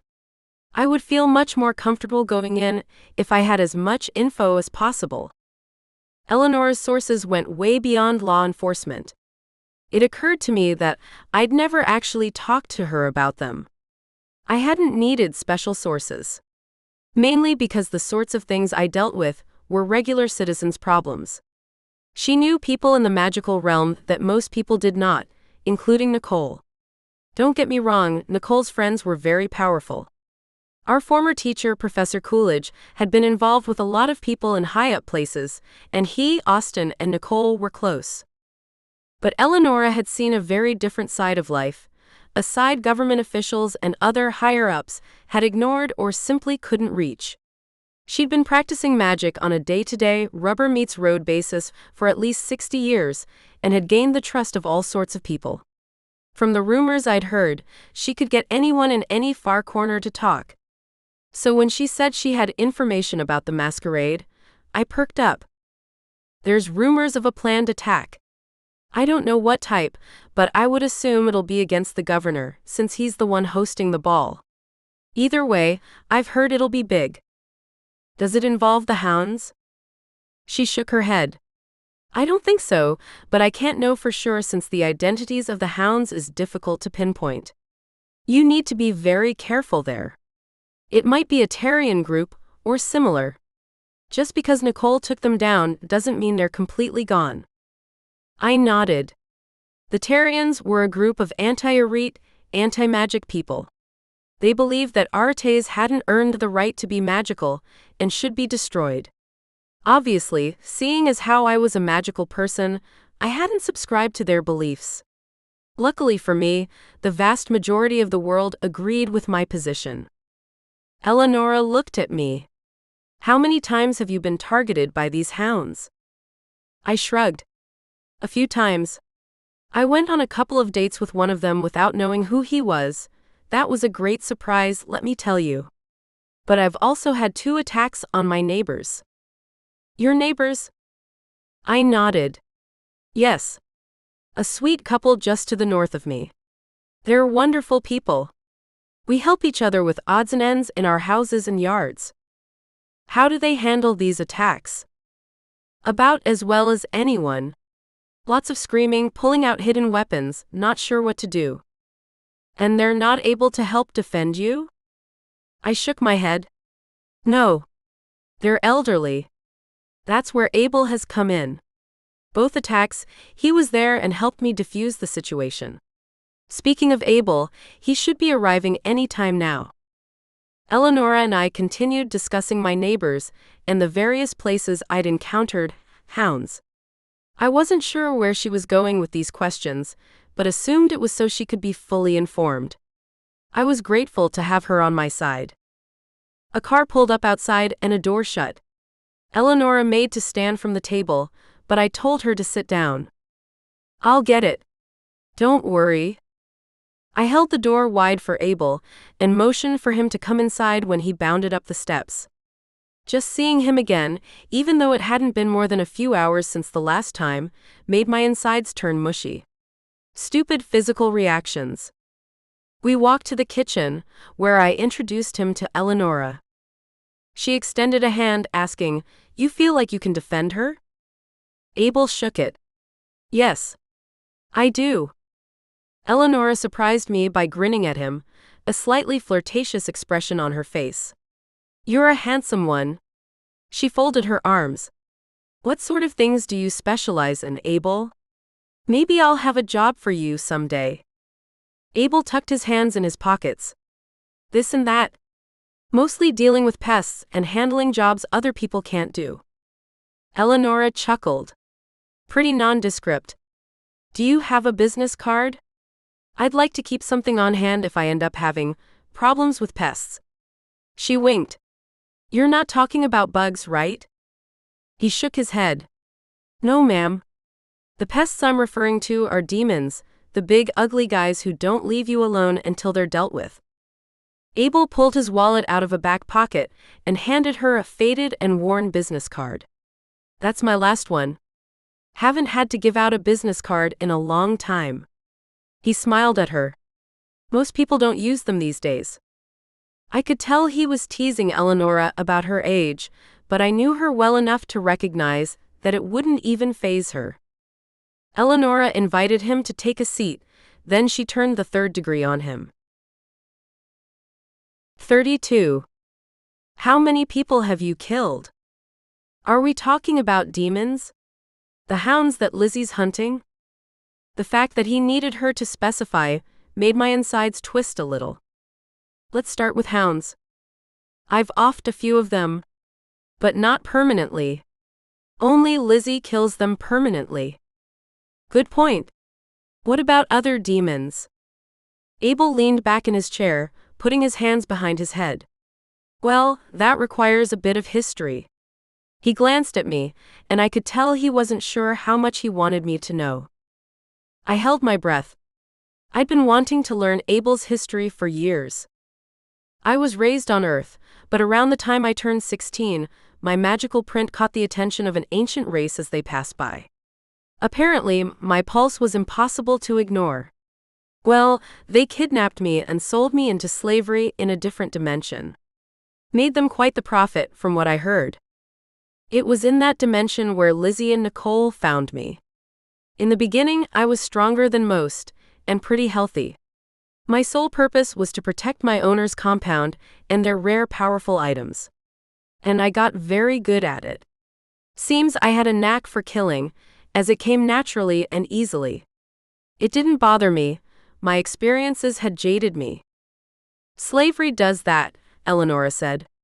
I can't imagine the horrors you experienced. Abel shook his head, and his eyes got an angry, faraway expression in them. I could tell he didn't enjoy reliving what he'd been through.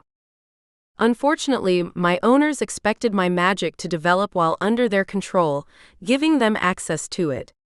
When my 18th birthday came and went without a restart, they practically went crazy trying to trigger it. Ultimately, they decided to starve me, either to death or to restarting. By the time Lizzie and Nicole found me, I was nearly dead. I was 26 or 27, and my owners had long since given up on me. If I'd restarted before I'd been found, they would have fought harder to get me back. He glanced at me. They didn't know it, but if it had happened while I was under their control, it would have killed me. Lizzie saved me. She's saved me more than once now. His eyes were warm as he looked at me, giving me goosebumps. My insides turned to mush, and I seriously struggled not to close the distance between us. Instead, I put my hand on his. "You've returned the favor several times." Eleonora watched us, her eyebrow raised. "And what happened after they rescued you?" I didn't know how much longer I had to live. I knew my restart would eventually kill me. Instead of focusing on a regular career, I used skills I'd already developed. Assassination?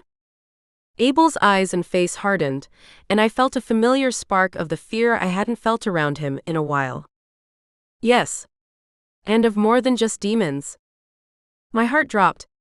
I tried to hide my disappointment when Abel glanced at me. The regret in his eyes was strong. I wasn't sure what to do with this bit of information. Him assassinating people. Murder was huge. He should be in jail, not hanging around me. I didn't know what else to do. And I only killed when I absolutely had to. How many have you assassinated so far? Abel hesitated, watching Eleonora closely. 5. She grunted. Well, that's good to know. He'd killed 5 people? Was that 5 in total, or 5 since Nicole and I rescued him? It must have been since I'd met him, given his story. He'd gotten good at it, after all. Either way, if he really was an assassin, 5 just wasn't that impressive of a number. It had been at least 7 years since I'd last seen him. Unless these jobs paid really well, which I suppose they had to, given how well he dressed, 5 and 7 wasn't impressive. I'd always assumed that successful assassins were out offing people every month. I perked up when Eleonora asked the biggest question I'd had in the past few days where Abel was concerned. And how have your powers been doing since restarting? Not well. Explain. Abel shook his head impatiently. Any time I try to do anything, I pass out. In fact, just sensing the pulses coming from you and Lizzie makes me struggle. Everything you've tried is big scale, right? Abel snorted. If you consider creating a raindrop big scale, then yes. Eleonora rubbed her chin. Be careful. Don't use your magic unless you absolutely have to. She looked at me, then back at Abel. If you're here to help and protect her, you can't let anything get in the way of doing your job. Abel was serious when he responded. I know. I haven't forgotten. I tapped his hand as something occurred to me. Restarting gave you access to every element, but you haven't worked through the process regular artes have to work through. Abel looked at me. Go on. The rest of us have to practice, even where our natural element is concerned. We have to start slow, figure out what that natural ability is, and then move on from there. It's hard, exhausting work. The brain, especially in the beginning, is weak and unable to focus for very long. And even small tasks are enough to render our brains useless. Trust me, I know. It's why I became a fire impeder. I never was able to branch into other subsets of magic. Instead, I focused inwardly. Eleonora nodded. It's not uncommon for fire impeders. I got the impression that she wasn't including herself in that group. It made me curious about her. Eleonora's hair wasn't gray, but that didn't mean she didn't dye it. I just always assumed she was an arete who only did fire. And Lizzie has a point, Eleonora said. You must start small. Grow and develop, line upon line. Until you are able to grasp it all. Abel thanked the woman, then glanced over at me. We have a party to get ready for, don't we? I nodded. The masquerade was tomorrow, and if what Eleonora said was true, I needed to get some practicing in. I got to my feet and gave her a hug. If anything else comes up, let me know. I will. She made sure Abel and I had enough cookies, then we thanked her and left. On the way to our cars, Abel said, After you grab what you'll be wearing this weekend, meet me at my place. I'll text you the address. I hopped in my car, swung by my house for my clothes, and input the address he sent me into the map application on my phone. While driving, I tried to clear my thoughts but was unsuccessful. I'd learned so many things that day. The man I'd gone on a date with was Connor, Nicole's ex-boyfriend. Holy Hannah. What freaked me out the most, though, were those games of laser tag, the kisses we'd shared, and running out of gas. He could have killed me at any point during either date, but laser tag or in front of that attorney building would have been the perfect setting. Why hadn't he? And what did he hope to gain from trying to start a relationship with me? Most importantly, though, how was I to proceed with this information? 33. I couldn't help but wonder if I should act as if I didn't know what and who he was. He knew I had the shade amulet. He'd noticed it, had commented on how pretty it was. Was he testing me to see if I knew he was a hound? And how much did he know about the amulet, anyway? My thoughts went to the next bit of important information I'd received that day. Abel was an assassin. I shuddered, thinking about him killing people. He'd done it so easily in front of me, and that had freaked me out. Well, I had reason to be scared. Obviously, he didn't plan on killing me. Otherwise, he would have done it already, but it still made me nervous. I laughed at myself. Assassins didn't kill everyone they came across. They offed, as Abel had said, only those they were hired to kill. And anyone who tried to stop them, if Hollywood was correct. What was I to do with this revelation, though? And what did he expect? By the time I got to his place, an old falling-apart warehouse that was very fitting given his personality, I still hadn't decided how to act. Him being an assassin changed everything. I couldn't fall in love with him. I just couldn't. I did find some comfort in the fact that he'd only killed 5 people in the last few years, though. I snorted to myself. Only 5. Ha. Abel greeted me at the door. I was surprised to find that the interior was well lit and comfortable. It wasn't as industrial looking as I'd expected, and it mirrored his personality. Rugged, crisp, clean cut. Unlike his personality, though, it was wide open, without anything hiding. Even the bathroom in the corner didn't have walls around it. I glanced at him, my eyebrow quirked. Your toilet is out in the open? It doesn't work. The one I use is downstairs. Why keep it then? He shrugged. I just haven't had time to remove it. He led the way to a corner of the warehouse that had heavy-duty rubber matting as the flooring. Freestyle weights and weight machines lined one of the walls, and a treadmill and stationary bike were up against the other.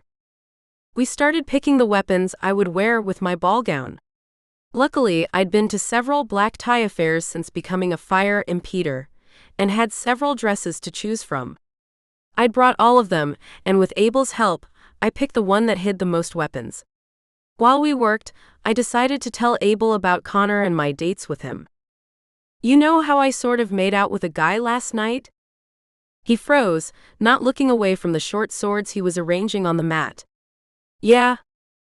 I really did think he was attractive, charming, all of that, and I totally wanted to go out with him again. Until what? I found out he was a hound. Abel turned and looked at me. What? He practically shouted the word at me. First, why didn't you already know he was a hound? Second, why didn't you call me? And third, why didn't he kill you? I shook my head. All good questions. I think the amulet is wearing out and needs recharging. I don't know how to charge it, though. I didn't find out he was a hound until this morning, when I returned to the unit to stop the bomb from going off.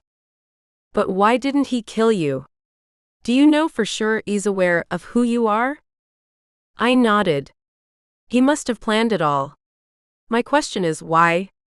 Why didn't he kill me? He had plenty of opportunities. Some beasts like to play with their food first. He glanced at me.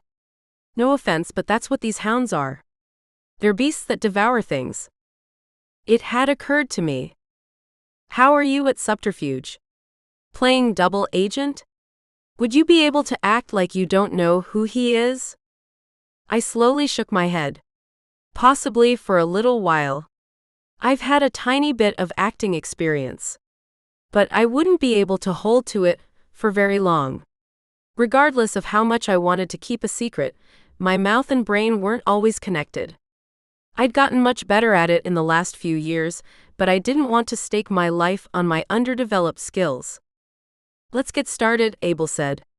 "I think best when I'm active." He helped me to my feet, then showed me how to hold the first set of knives I'd be carrying. We practiced with them for a while before switching to shorter knives, throwing knives, and long ones. Eventually, we tried working with unloaded guns, him pretending he was going to shoot me, and me trying to stop him first with a knife. After only 45 minutes of practicing, Abel dropped his weapons. "That's it," he said. "It's obvious this amulet isn't going to be giving you fighting abilities." "To be fair, most people can't stop a gun with a knife," I said, slumping to the floor, completely exhausted and feeling bruises starting everywhere. "How bad am I?" I hated to ask, but I needed to know how much more work I'd have to do. Abel slumped to the ground next to me. "I hate to say it, but you're horrible." I gave him a half smile. "I'm a dancer, not a wrestler." He nodded. "I know. You're very graceful. But it's too different from the style of fighting we're doing. Can't we learn one of the more dance-like martial arts? If you don't know one, I can find someone else. There's got to be someone who can work with my skills." Abel scowled. "No. I'm training you. I'll look around and find something that'll work for the future." He took a breath and released it. "I'm not trying to be possessive, even though I definitely feel that. But we need to keep this between the two of us, especially after what happened with Connor. You have no idea if someone is really on your side." He had a point. I hadn't even realized Connor was dangerous. I was finding myself more and more disappointed with how the shade amulet was working. If things continued as they were, it would be a miracle for me not to be destroyed by these hounds, and soon. Especially if they all ganged up on me at once.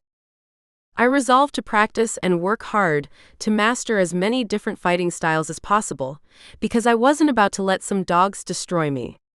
It was time to face that childhood fear. Abel surprised me by taking me into his arms. He brushed the hair out of my face, gazing down into my eyes.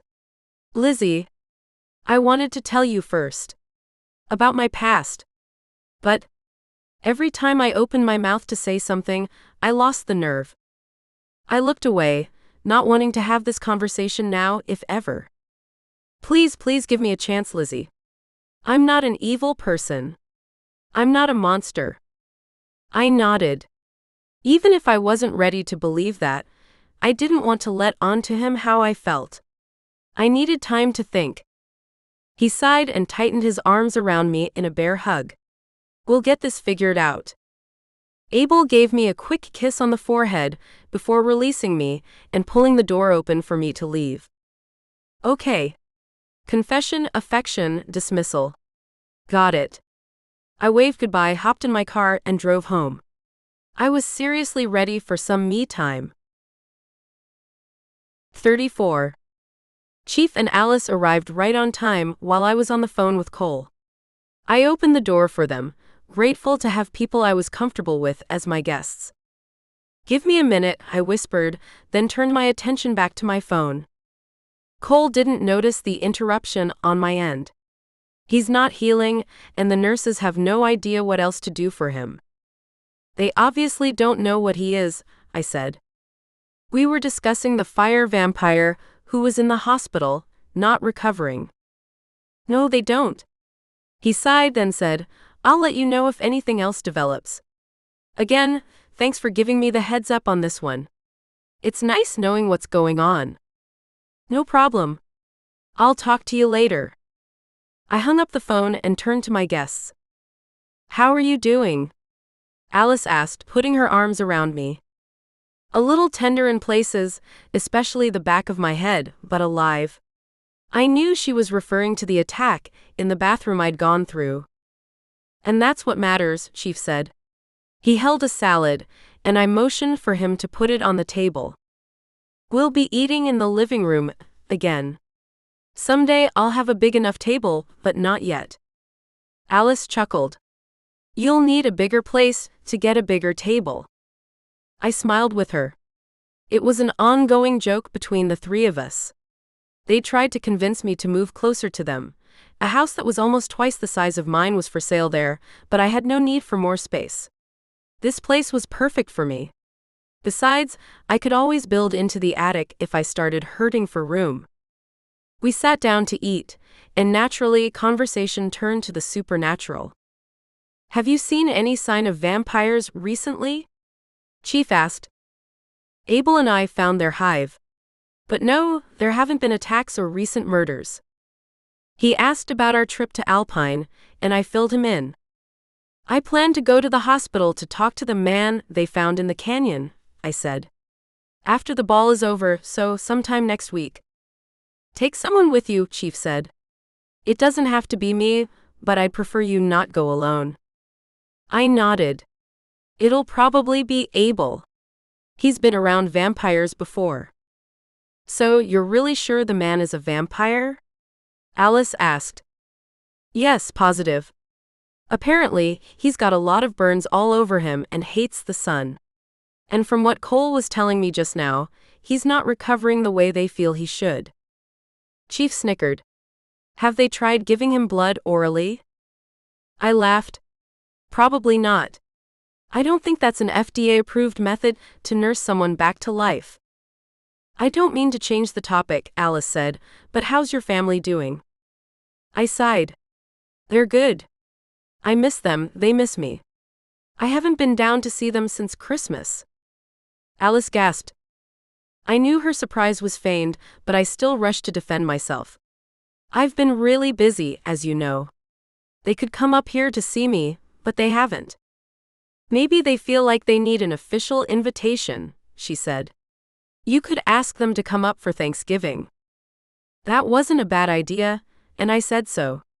I'll have you help me figure out how to appeal to my mother's emotional side later. For now, I'm going to churn the plan over and get through this week. Are you ready for the masquerade?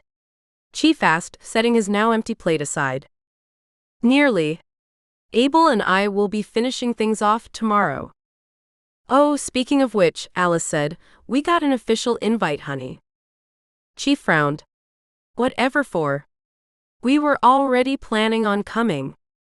Maybe they wanted to be sure we knew just how invited we were. I laughed with them. I wasn't aware you and the governor knew each other.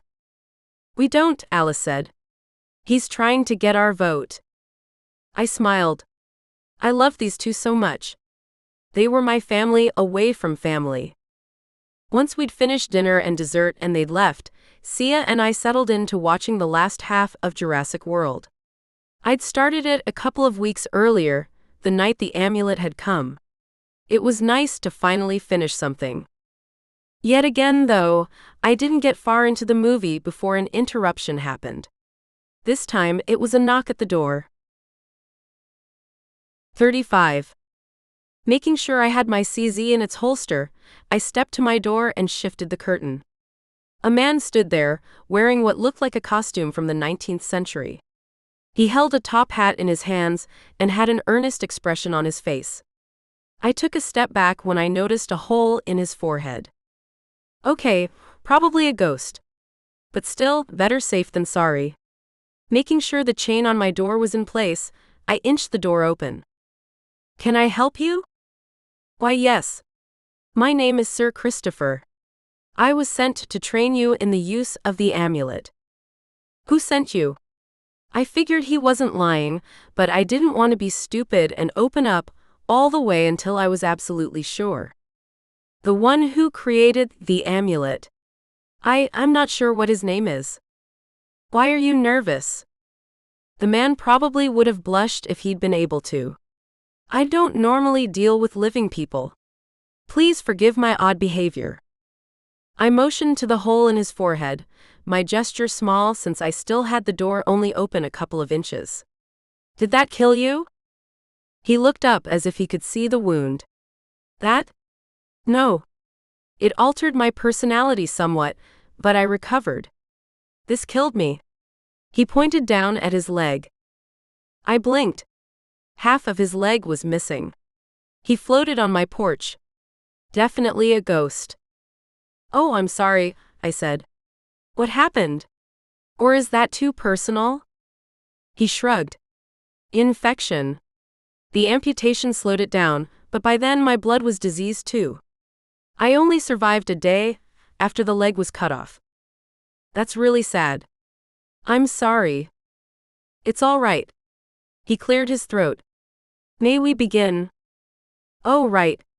Yes, definitely. I'm looking forward to learning. I stepped back, opening the door all the way. Should we train here or somewhere else? Outside would be fine. I think we'll want space to move. I nodded, stepping onto the porch with him and tucking my hands in my pockets. Okay, how do we do this? You command me to do things using the amulet. I blinked. That wasn't at all what I'd been expecting. Come again? You need me to leave now? I frowned, totally confused. Huh? Then I realized he'd taken what I said entirely wrong. Oh, sorry. No. I mean, are you serious? I'm going to command you to obey me? Well, yes. I'm a ghost. And the amulet gives you power over ghosts, to an extent. It's why it was created. Not just because of your need where hounds are concerned. Very well. I looked around, trying to figure out what to have him do. But how do I know if you're actually obeying me, or if you're just being nice and doing what I'm asking anyway? He pointed to the amulet. It'll tell you. Sort of. It usually warmed in my pocket when I was using it to command ghosts. Or to do other things, for that matter. Yes, I'd become familiar with the warming sensation. Okay then. Let's see. I tapped my chin, thinking, staring at my yard and porch, trying to decide what to have him do. How about we have you? I paused. I'd been about to ask him to jump up and down, but that seemed like a heartless thing to do given his leg situation. I could have you walk backwards down my sidewalk. He gave me half-smile. You must command me to do it. Okay, I command you to walk backwards down my sidewalk. No, you must use the power from the amulet when commanding me. Say something like, as owner of the amulet, I command you to walk backwards down my sidewalk. You could also use the words respectfully, thoughtfully, or endearingly. I blinked, trying to imagine myself using any of those words when trying to command someone to do something. Maybe respectfully, but definitely not thoughtfully or endearingly. Who came up with these words? Oh, right. The dad joke-loving ghost. I smiled. All right, Sir Christopher, as owner of the amulet, I command you to walk backwards down my sidewalk. Before he could even respond, his legs were moving, taking him off my porch and to my sidewalk where he stumbled along, still facing me, grinning. Very good, Miss Ashton. Very good. He stopped when he reached the end of my sidewalk. Now what? I asked. Try another command. Okay. Sir Christopher, I command you to clap your hands and shout for joy. Or, as owner of the amulet, I command it. I tacked that last part on quickly, hoping I hadn't been too late. It worked. The ghost clapped and practically screamed exclamations of joy. It was a bit embarrassing until I remembered that normal people didn't generally see or hear ghosts. We continued practicing for only a few minutes. The amulet tired, reaching the edge of its energy, and I wasn't able to issue commands any longer. Sir Christopher stared at the amulet with a saddened expression on his face. I'd hoped it would have grown stronger over the years, but that doesn't seem to be the case. I put my hand over the amulet. I'm just grateful I have it. Yes, of course. He gave me a small wave. I'll return again. There are many other things we'll want to practice. Thank you for coming. Sorry it didn't last longer. No need to apologize. And then he disappeared. 36. I met Abel after an early lunch Saturday morning. I produced his temporary badge. Chief had dropped it off when he'd come for dinner. It would allow Abel to carry weapons into the event without someone batting an eye. My own badge already granted me that ability, and I would bring my usual CZ, along with several of the things Abel and I had practiced with the day before. We spent all afternoon designing our costumes further and finding places to hide all of the weapons. Just as we were finishing up, my phone rang. It was a call from a number I didn't recognize, which wasn't unusual. Lizzie Ashton? Yes? Oh, thank heavens. This is Sergeant Hansen from Kearns. We need you to come as soon as you possibly can. We've got an active hostage situation. Multiple gunmen, several casualties already, and that number will rise given how many people they're holding. We're struggling to understand the demands of these dirtbags and haven't come to a resolution. I jumped to my feet, setting my gown aside. What's the address? I'll text it to you. Is that okay? Yes, that's fine. I'm on my way. I hung up and glanced apologetically at Abel. Sorry. Gotta go. Getting called on a job. Active shooter. He pulled his phone from his pocket and checked the time. The ball starts in 45 minutes. You don't want to be late. Especially if something is going to be happening there. I know. It would take at least 30 minutes to get from Abel's warehouse in Linden to Kearns, 40 if I went the speed limit. I'll do my best. Just hold down the fort until I get there. Are you serious? You know I can't do that. What if hounds are there? Abel put a hand on my arm. Your first priority is this masquerade. You told Chief you'd be there. Sometimes other things have to fall to the side to keep our commitments. Even when innocent lives are involved. I hesitated for a split second. I'll only be half an hour late, 45 minutes tops. You can't promise that. If this is an active shooter situation, it could take all night. I pulled my keys from my purse and said, I'll see you as soon as I can. He released me, an expression of hesitation on his face. He obviously didn't believe I'd make it to the ball. But what else was I supposed to do? Kearns was a rough city. It wasn't rough like Detroit or Chicago, and it wasn't always on the list of top 10 most dangerous cities in Utah, but still, I'd been called out there several times in the past 3 years. And I couldn't just leave innocent people in an active shooter situation. I'd simply have to go as fast as I could. I ran outside, hopped in my car, and put my flashing light on my roof, making sure it was plugged in. I still hadn't had Chief install a siren. That needed to get done. On the way to Kearns, I got a call from Nicole. I almost didn't answer, but decided that since I was stuck driving and didn't have anything else to do, a conversation with her would keep me distracted. I answered, switching to the car's sound system so I could keep both hands on the wheel. Hey, I forgot to tell you the other day, Nicole said. Austin and I got an invite to the Black Masquerade in Utah tonight. I tilted my head. You did? Why? Something about honoring us for what we did for the country. It felt kind of random, especially since neither of us has ever talked to your governor. Yeah, totally random. It's been several years, why honor you now and not earlier? I didn't mention I hadn't been officially invited. I didn't want to make Nicole feel bad. Who knows? Obviously, I can't go. I'd just rather not deal with traveling at all right now, just in case. I know nothing will happen, I'm only halfway through my pregnancy, but I'd still feel safer staying at home as much as possible.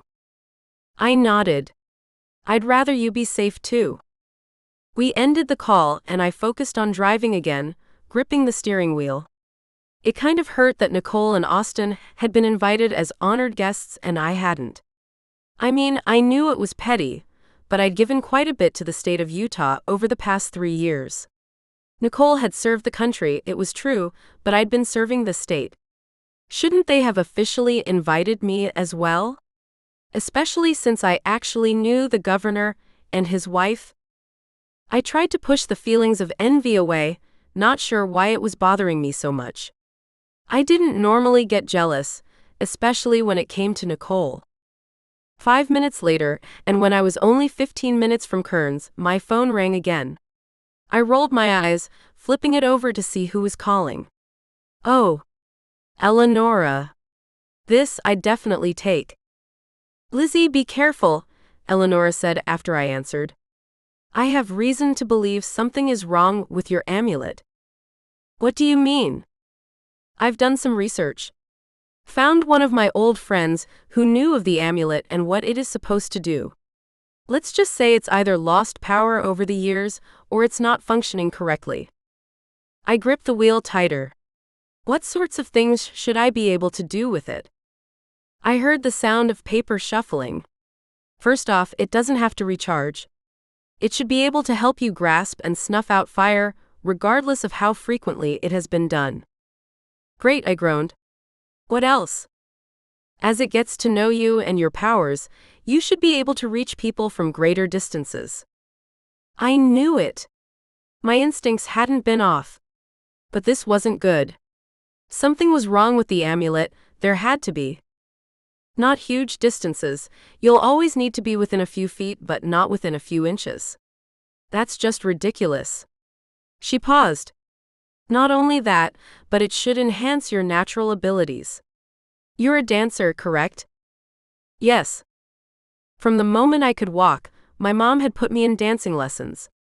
I hadn't stopped taking them until I'd gone to college, and as a result, I'd gotten quite good enough to compete nationally. It wasn't my passion though, and as soon as I could, I'd stop doing it. The amulet should expound on those abilities hugely. You should practically fly around your enemies because of how light you are on your feet, staying several steps ahead of them. It obviously wasn't doing that. Otherwise, fighting with Abel today and yesterday would have been much easier. Eleonora sighed. That's not it though. You should be able to see ghosts and communicate with them easily and readily, without them coming to you first. You would ask the amulet to lead you to the nearest shade, and that shade would help you find a local path to Mount Koven. I shook my head. This was getting worse and worse. What do I do? 37. I suggest you go back to the person who gave it to you. And as fast as you can. Now, if possible. You can't be facing hounds with an amulet that won't protect you. I shook my head. I can't go now. I've got that ball tonight. Oh, I got an invite to that. I decided not to go. Of course they would honor her. That made sense. I'm about to arrive at a job right now, I said. I've got to hang up so I can get this finished as soon as possible. I'll be late for the ball as it is. Eleonora hesitated. You got called out on a job? I nodded, even though I knew she couldn't see it. Yes. Like I said, I'll do it as fast as possible. Eleonora clicked her tongue. It might be legit. It probably is. Treat it that way. But Lizzie, is there a chance the hounds know the amulet isn't working? I pulled to a stop at a red light, my heart pounding in my chest as I thought over what Eleonora was insinuating. I was only a couple of streets away from my destination. Oh gosh. My dates with Connor. Of course he'd wonder why the amulet didn't tell me who he was. The dates had probably been a test to see how close he could get to me, without me knowing what he really was. And the answer? Very, very, very close. Yes. There is. Be careful, very careful. Your job is to protect innocent people. I understand your need to make sure you do everything you can for others. But you need to protect yourself first and foremost. If the situation doesn't look right, if things don't add up, do not get out of your car. Okay. I won't. I promise. I'll be praying for you and contacting my sources. Again, be careful.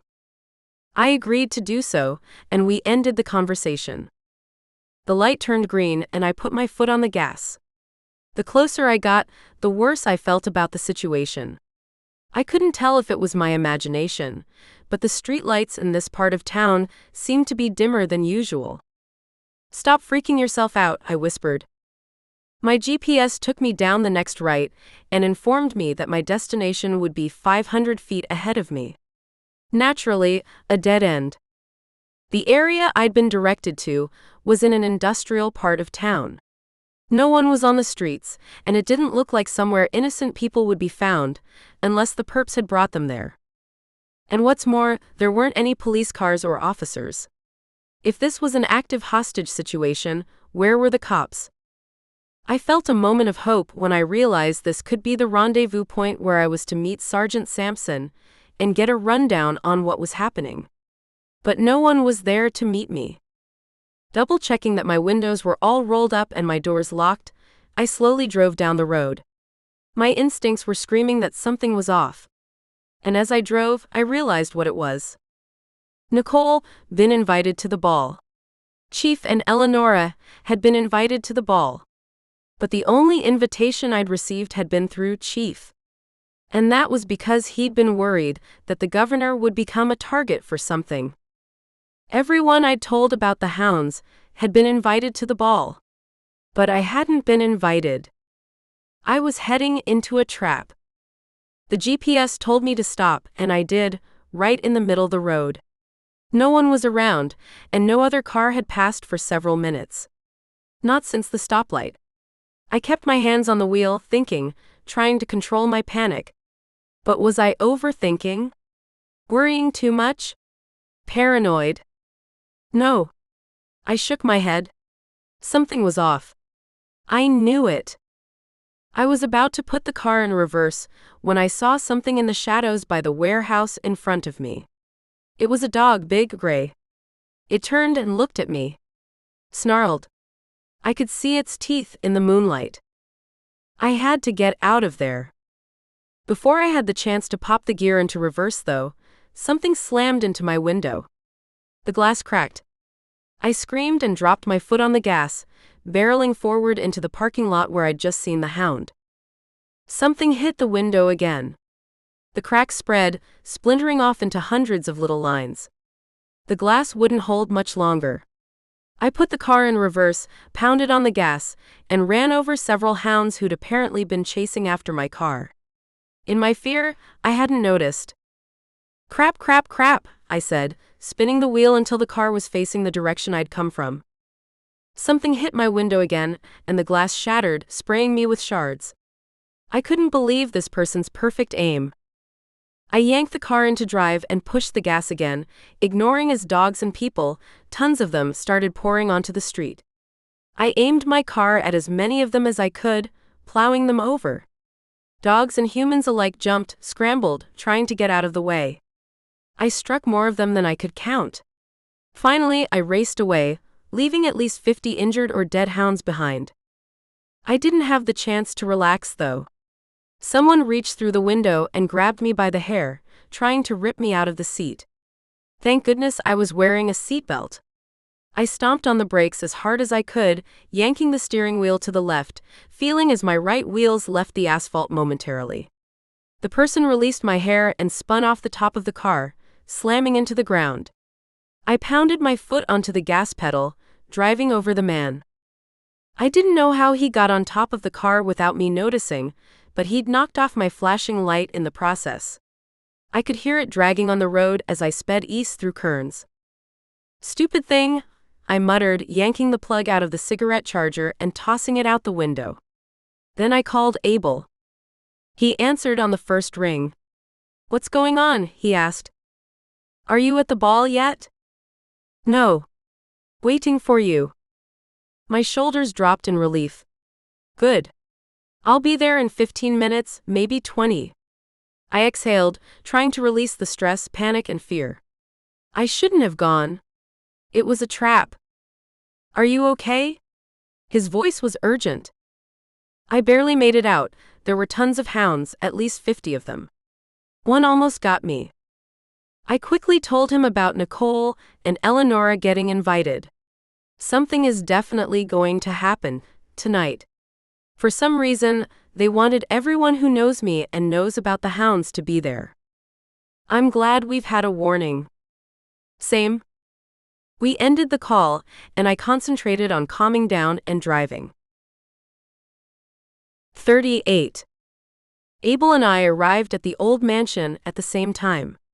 Unlike the governor's mansion, this one was a popular location for upscale events. I strapped the knives to my thighs, not caring that they were visible, and grabbed the mask on a stick I'd bought. Then I turned to the valet driver, noticing his concern over the state of my car. Sorry, I was in a hurry to get here. There's broken glass inside, so be careful. I'll clean it up later. I handed him my keys and turned to get a good look at Abel. Whoa, he was impressive in a tux. It took my breath away. You ready? He nodded, put on his mask and took me by the arm, placing my hand on his elbow. He glanced down at what I was wearing. Where's your dress? Didn't have time to change. I was still wearing the black yoga pants I'd chosen for our practice session. At least they and my top were black. The knife sheaths blended in suitably well. He looked a bit worried. I hope that's okay. And your weapons? I shook my head. Couldn't hide them all. I've got a couple of knives and my usual faithful. Let's get in there and make sure the governor is protected.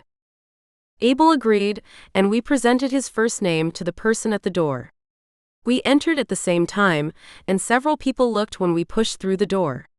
I lifted my mask, unable to help staring at the people as they stared back, trying to figure out if they were hounds. It was impossible to tell, though. Stupid amulet. Tables lined the room, kerosene lamps on them. The effect was dim lighting, only brightened a little by the chandeliers overhead that weren't turned on all the way. If I hadn't been so ready to throttle someone, I might have appreciated the mood the lighting created. Something's wrong here, Abel said. He frowned, trying to concentrate. There's a huge magical pulse flowing through the room. Can you feel it? I can't tell what it's supposed to do, but I think it has to do with you. I glanced at him. How do you know? He frowned at me, his eyes unfocusing when they landed on my face. I'm having a hard time concentrating on you. I swallowed. I'd been right, everything had been a setup. Something magical is here, he continued. My guess. Trying to stop me from remembering. He looked away from me, and I could tell doing so made it easier for him to breathe and think. I stared at him, working my way through the dilemma. My friends and acquaintances who knew about the hounds had been invited. I'd been sent off on a mission that probably would have gotten me killed if I hadn't been alerted to the situation ahead of time. They're going to try to kill everyone, I said. Anyone I've told about them. What about the Russells? I looked around the room, finally spotting an elderly couple dancing. They were the only elderly couple I could see. When the man twirled the woman, I caught a good glimpse of her face, even with the mask on. Definitely Mrs. Russell. I swallowed. How was I going to protect everyone? Abel frowned, his eyes bouncing away the moment they were on my face. They who? I shook my head, not wanting to voice the rest of my thoughts in such a crowded place. We hadn't descended the stairs into the huge front room that was acting as a ballroom, and no one was up by us, but I still didn't want to risk it. I don't know, I need to see if I recognize anyone who might be a hound. We descended the stairs slowly. The masks kept anyone I didn't know well hidden. I wouldn't have recognized someone I'd never talked to before, but I found Justin Connor relatively quickly. He hadn't noticed me yet and was halfway across the room, chatting it up with Chief. I felt the hair on my arms rise. There's the jerk I almost started dating. Abel looked distracted for a moment. I grabbed him, giving him a little shake. Concentrate. There's no way I can do this on my own. I'm good, don't worry about me. I've got to stop that magical device. I'll follow the pulses. Most everyone here isn't even aware of them. I'll figure out where the thing is and shut it down. What are you going to do? Keep the governor safe and protect my friends. Abel nodded. He still hadn't looked at me again, and I could tell it helped. I gave him a quick hug, wished him luck, then headed over to Connor and Chief. Chief had a strange, almost dopey grin on his face. I pretended not to notice that he didn't recognize me, knowing it would be a dead giveaway that I was aware of what was going on. Instead, I sidled up next to Connor, took him by the arm, and smiled at him. He looked down at me, and his eyes widened in genuine surprise. "Oh, Lizzie." He swallowed, his Adam's apple bobbing. "Hi." I'm not a violent person, but an overwhelming urge to shoot him in the face then and there nearly overtook me. Instead, I gave him a sweet smile. I couldn't do anything until Abel had taken care of the device. Without someone knowing who I was, killing Connor would be a very bad idea. I looked around the room, pretending to admire it. This place is fantastic, isn't it? Where's your date? He's in the bathroom. He'll be back in just a minute. I dropped my voice. After our dates, though, I'm definitely not into him. When are we going out again? I'd like a repeat, and without an audience. It wasn't hard to step back into my college days role of flirtatious woman. I'd been pretty good at finding dates back then. Connor smiled. I couldn't tell if the expression was genuine this time. Whenever you want.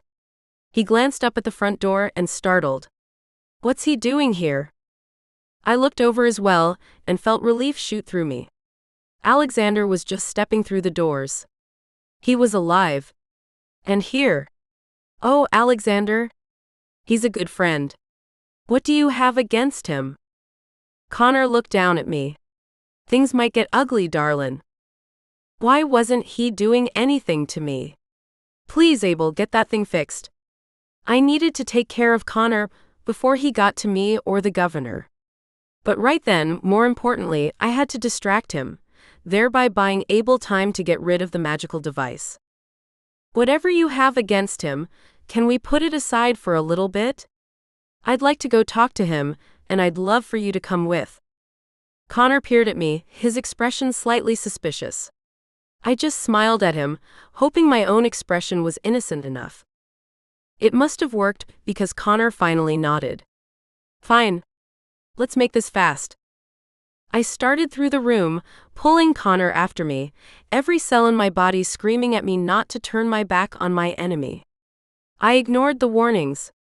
Yes, probably foolish, but I was hoping my flippant and flirtatious behavior was distracting Connor enough for him not to realize I knew. And again, to buy Abel more time. We met Alexander halfway down the steps, into the large receiving room. I grabbed Alexander's arm, smiling at him, trying to be casual, still holding on to Connor. Alexander, it's so good to see you here. This is my friend Connor. I motioned to him. I had a date with him a couple of nights ago. We actually went to high school together. Small world, huh? I realized my mistake almost as soon as I made it. I couldn't possibly backtrack now. Oops, I whispered. 39. Connor looked down at me, expressions of anger and glee fighting each other on his face.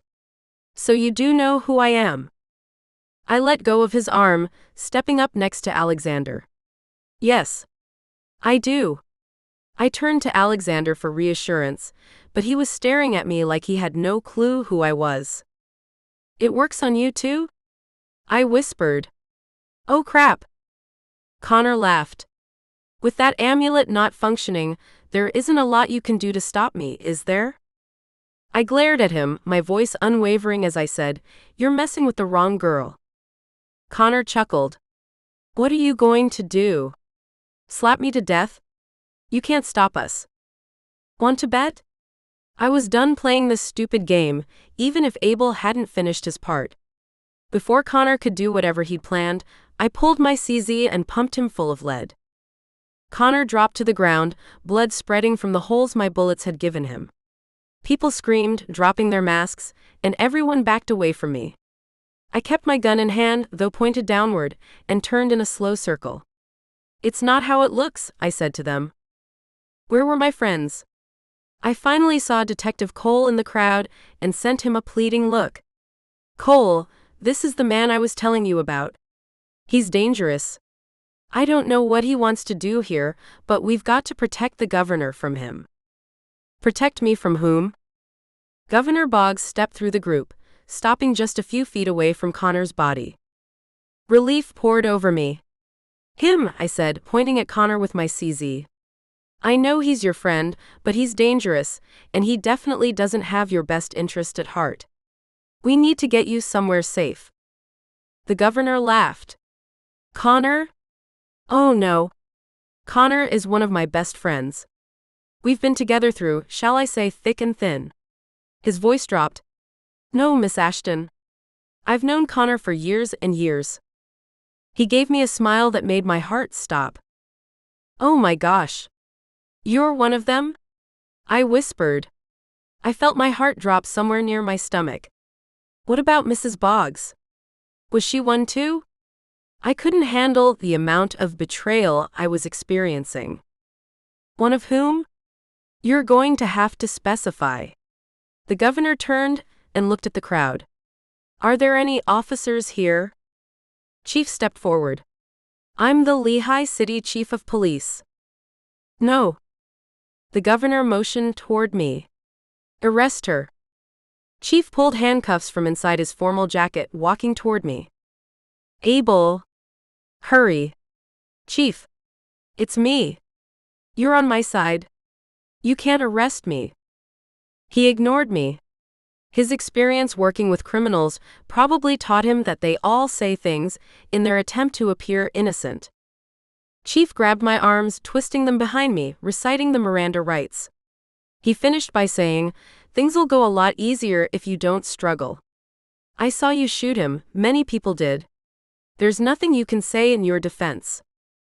Just then, a huge magical pulse flooded through the room. The chandeliers overhead waved from the force of the energy. People screamed, and the chandeliers swayed again when another wave of magic slammed into them. I heard someone shouting in another part of the house, and realized Abel was behind all of this. He must have found the magical device. Chief snapped the handcuffs around my wrists. I should have struggled, but I was holding on to the hope that Abel would come through. A loud pop burst through the air, and several people screamed. The silence that followed was louder than the pop itself. Everyone froze, staring at each other, confused. And then pandemonium broke out. The guests began scattering, rushing for the exits. I noticed with relief that the Russells were some of the first to escape. Lizzie? Chief asked. What's going on? Why are you in handcuffs? No time to explain. I motioned at the governor with my shoulder. He's a hound, Chief. The governor laughed. A hound? Are you serious? He looked around him, meeting eyes with the onlookers who hadn't scrambled. Do I look like a dog? Several people chuckled nervously. He turned back to me, a gleam entering his eyes. I'm afraid you're mistaken, Lizzie. Ask any of my supporters. I've been in office for several years now. Everyone here can vouch for my character. By that point, Chief had gotten the handcuffs undone. I pointed at Connor on the ground. He needs to be arrested until I can do something with him. Stupid amulet. The governor held up his hands. Hold on. No reason for anyone to be getting arrested. If I'm not mistaken though, you shot him. I threw my hands up. He's not going to die. He's an immortal being, a hound. He would destroy everyone here if given the chance. Chief grabbed my arm. There's not a lot we can do right now, he said. I noticed Alexander nodding next to him. How many hounds are here? I asked. Alexander looked around the room quickly. Just myself, Connor, and, apparently, the governor. I peered at him. You didn't even know who he was. Alexander shook his head. He's done something to his appearance. I didn't recognize him until he spoke. Last I heard, he was on the good side. Connor started stirring. Crap, I said, yanking my gun from Chief's tux pocket where he'd put it. Alexander growled. How many bullets do you have? I popped out the empty magazine, pushing another one into its place. Not enough to keep him down for long. That didn't stop me from emptying another round of bullets into the beast. Man, that felt good. Popping out another empty magazine and replacing it with my last one, I pointed my gun at the governor. Alexander grabbed my arm, forcing me to lower my gun. No, we don't have evidence. It would be our word against his. The governor chuckled, obviously loving the predicament we were in. The amulet? Alexander whispered, his voice barely audible over the ringing in my ears. I shook my head. It's not working, I whispered back. What do you mean, it's not working? I'll explain later. We've got to get out of here. Where was Abel? Just then, several people screamed, and the sound of barking dogs began filling the air. The governor grinned at me. Now the fun begins. Alexander pulled me. We have to get you out of here. We turned to leave, but several people were blocking the door. From the expressions on their faces, I could tell they weren't casual ball attendees. Just then, 2 security guards dragged Abel from a side hallway, tossing him down the stairs to the feet of the governor. 40. We found him in the kitchen, one of the men said. He dismantled the device. The governor glared at Abel. You'll pay for that. As will you for all of this, Abel said. He closed his eyes, and the walls started shaking violently. Mortar and plaster broke off in huge chunks, slamming into hounds, pinning them down. The walls lifted from the foundation, more sections falling off them, and the marble flooring underfoot started rippling. A piece of stone smashed into the governor's forehead, knocking him over. He didn't move again. Several of the kerosene lamps fell, shattering, their lights drowning in the oil that spread out from them. Only a second after it started, the violent tremors stopped. Dust filled the air, making it impossible to see more than a few feet, but it was enough for me to spot Abel unconscious on the floor. I dropped to my knees next to him, holstering my CZ and checking for a pulse. Help me! I called to my friends. We've only got seconds before things go even more crazy. Cole and Alexander picked up Abel and started dragging him out. I didn't envy them. Abel was a big man. I grabbed the shade amulet and turned to Connor and the governor, determined to stick around until the rotten piece of jewelry helped me do my job, but they weren't there anymore. Instead, several women approached, their faces full of hatred. We know that thing doesn't work for you anymore, one of them said, her voice barely above a whisper. Only a temporary setback, I responded, pulling my knives from where they'd been strapped to my thighs. I chucked them as hard as I could, one at a time, pleased and frankly a bit shocked when one of them hit its target, right in the heart. That woman dropped. The second knife merely bounced off the other. Before the knife had struck her, though, I'd already pulled out my CZ again and pulled the trigger. The second woman fell, and I ran out of bullets. There hadn't been as many left as I'd thought. 3 women remained. I didn't have any bullets left, I wasn't trained, and without weapons, I was no match for immortal beasts who wouldn't hesitate before devouring me. But I could control fire. I glanced around, spotting the lamps that lined the room. What idiot had chosen kerosene lamps for a theme when an enemy would be present who controlled fire?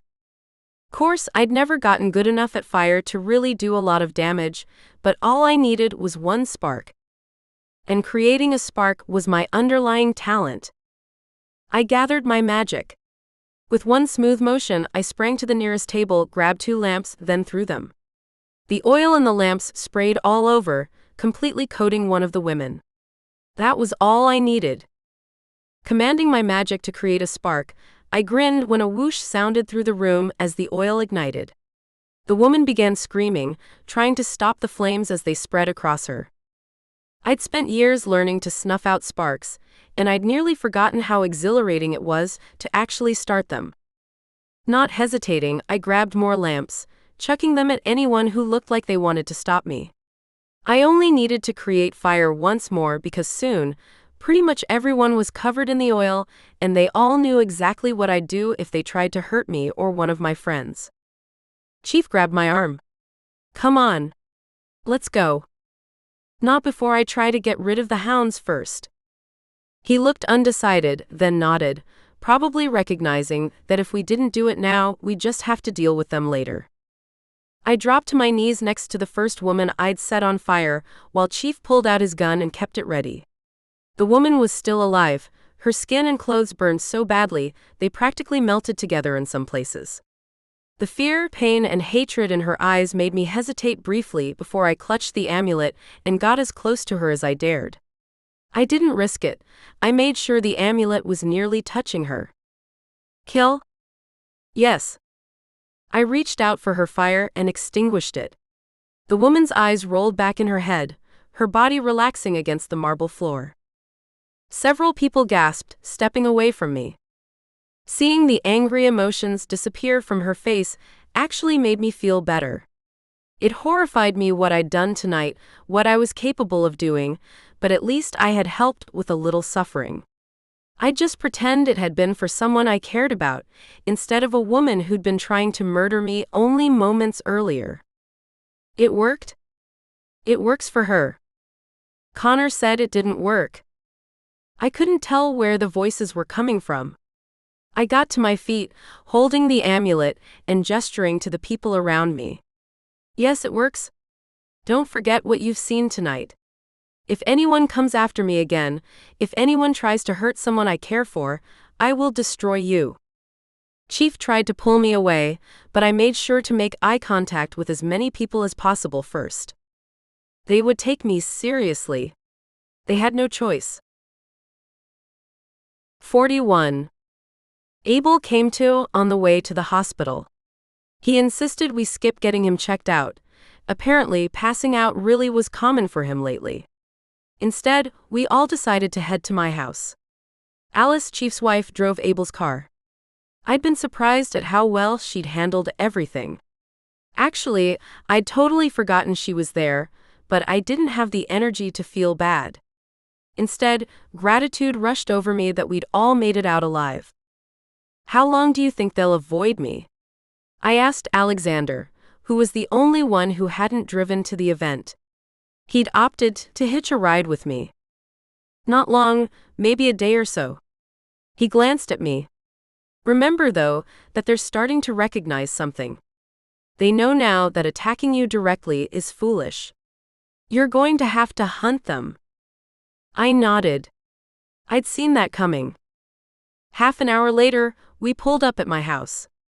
I'd been surprised when both Cole and Chief decided to leave the mansion before on-duty authorities showed up. "The less they know about this, the better," Chief had said. "I'd rather not have to lie to protect anyone." He was right.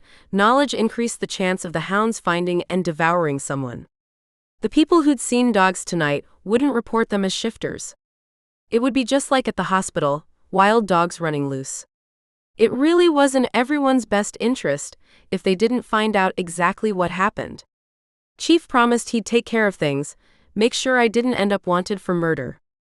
Once back at my house, I ordered pizza, and we discussed the things we'd learned that evening and recently. I made sure to send a text to Nicole to let her know I was safe. I was positive she'd hear about the attack on the mansion. Abel called Eleonora to tell her. Then the rest of us sat in my living room and talked things through. "We need to hunt," Abel said, true to character. I was surprised when Cole nodded. "Agreed. And use subterfuge and cunning to draw them out. They shouldn't be the only ones playing dirty." "What do we do about the governor?" Alice asked. "He's really on their side, isn't he?" I nodded. "Unfortunately, yes." "There's nothing we can do," Chief said. "Not until we know just how deep the corruption goes." He glanced at Alexander. "You weren't even aware the governor of the state was a hound. If they were able to hide it from you, who knows how difficult it'll be for us to convince the general populace." I shook my head. "We don't need to convince anyone. I'll just take him out the first chance I get." Cole snorted. No offense, Lizzie, but after tonight, there's no way you'll be getting near him anytime soon. Abel folded his arms. I'll concentrate on him. It's safe to assume he's the ringleader, correct? We all nodded. You shouldn't do anything where he's concerned, Cole said. He'd recognize you immediately, everyone would, after you ended up on the news from your restart a couple of weeks ago. He rested an arm across a shelf. I'm a detective. I was at the event. I can start gathering preliminary information on everyone who attended, and no one will bat an eye. We need to find out how those attendees are connected to the governor, who he has in his back pocket, and just how many of them are really hounds. And you, Lizzie, need to focus on getting the amulet fixed, Alexander said. I agreed with that. How could I do my job when my most powerful weapon wasn't fully functional? If Cole will be working the governor angle, Abel said, I'll go with Lizzie. Until the amulet is working for her, she shouldn't be left unprotected. We'll set up guards around the clock, Chief said. Alice chimed in. And invite her over more often. I shook my head. No, I'll have you over here again. The safest place for me is still my house. Alexander's protections are here. They keep the hounds from reaching me. She's right, Alexander said. I haven't turned them off, though I may need to recharge them. I set my pizza slice down. And if you've got extras, we're going to put them around the Russells' property. They know about the hounds, and it's up to us to keep them safe. Alexander agreed. I'll see what I can find. We continued discussing plans until well past midnight. Finally, once we'd talked ourselves hoarse and felt like we knew what needed to happen, everyone said goodbye. Abel insisted on sleeping on my couch, and Cole made sure to tell me over and over again to call if anything came up. My group of defenders was small, but it wasn't possible to find a more loyal set of people. I fell asleep content, knowing that whatever happened in the coming days, months, and even years, we'd be okay, I would be okay. This has been The Black Masquerade, Koven Chronicles Book 2 by Andrea Pearson. Thank you for listening. Would you like to gain access to exclusive audiobooks only available to members of Andrea's Readers Group? Click the link in the description to learn more.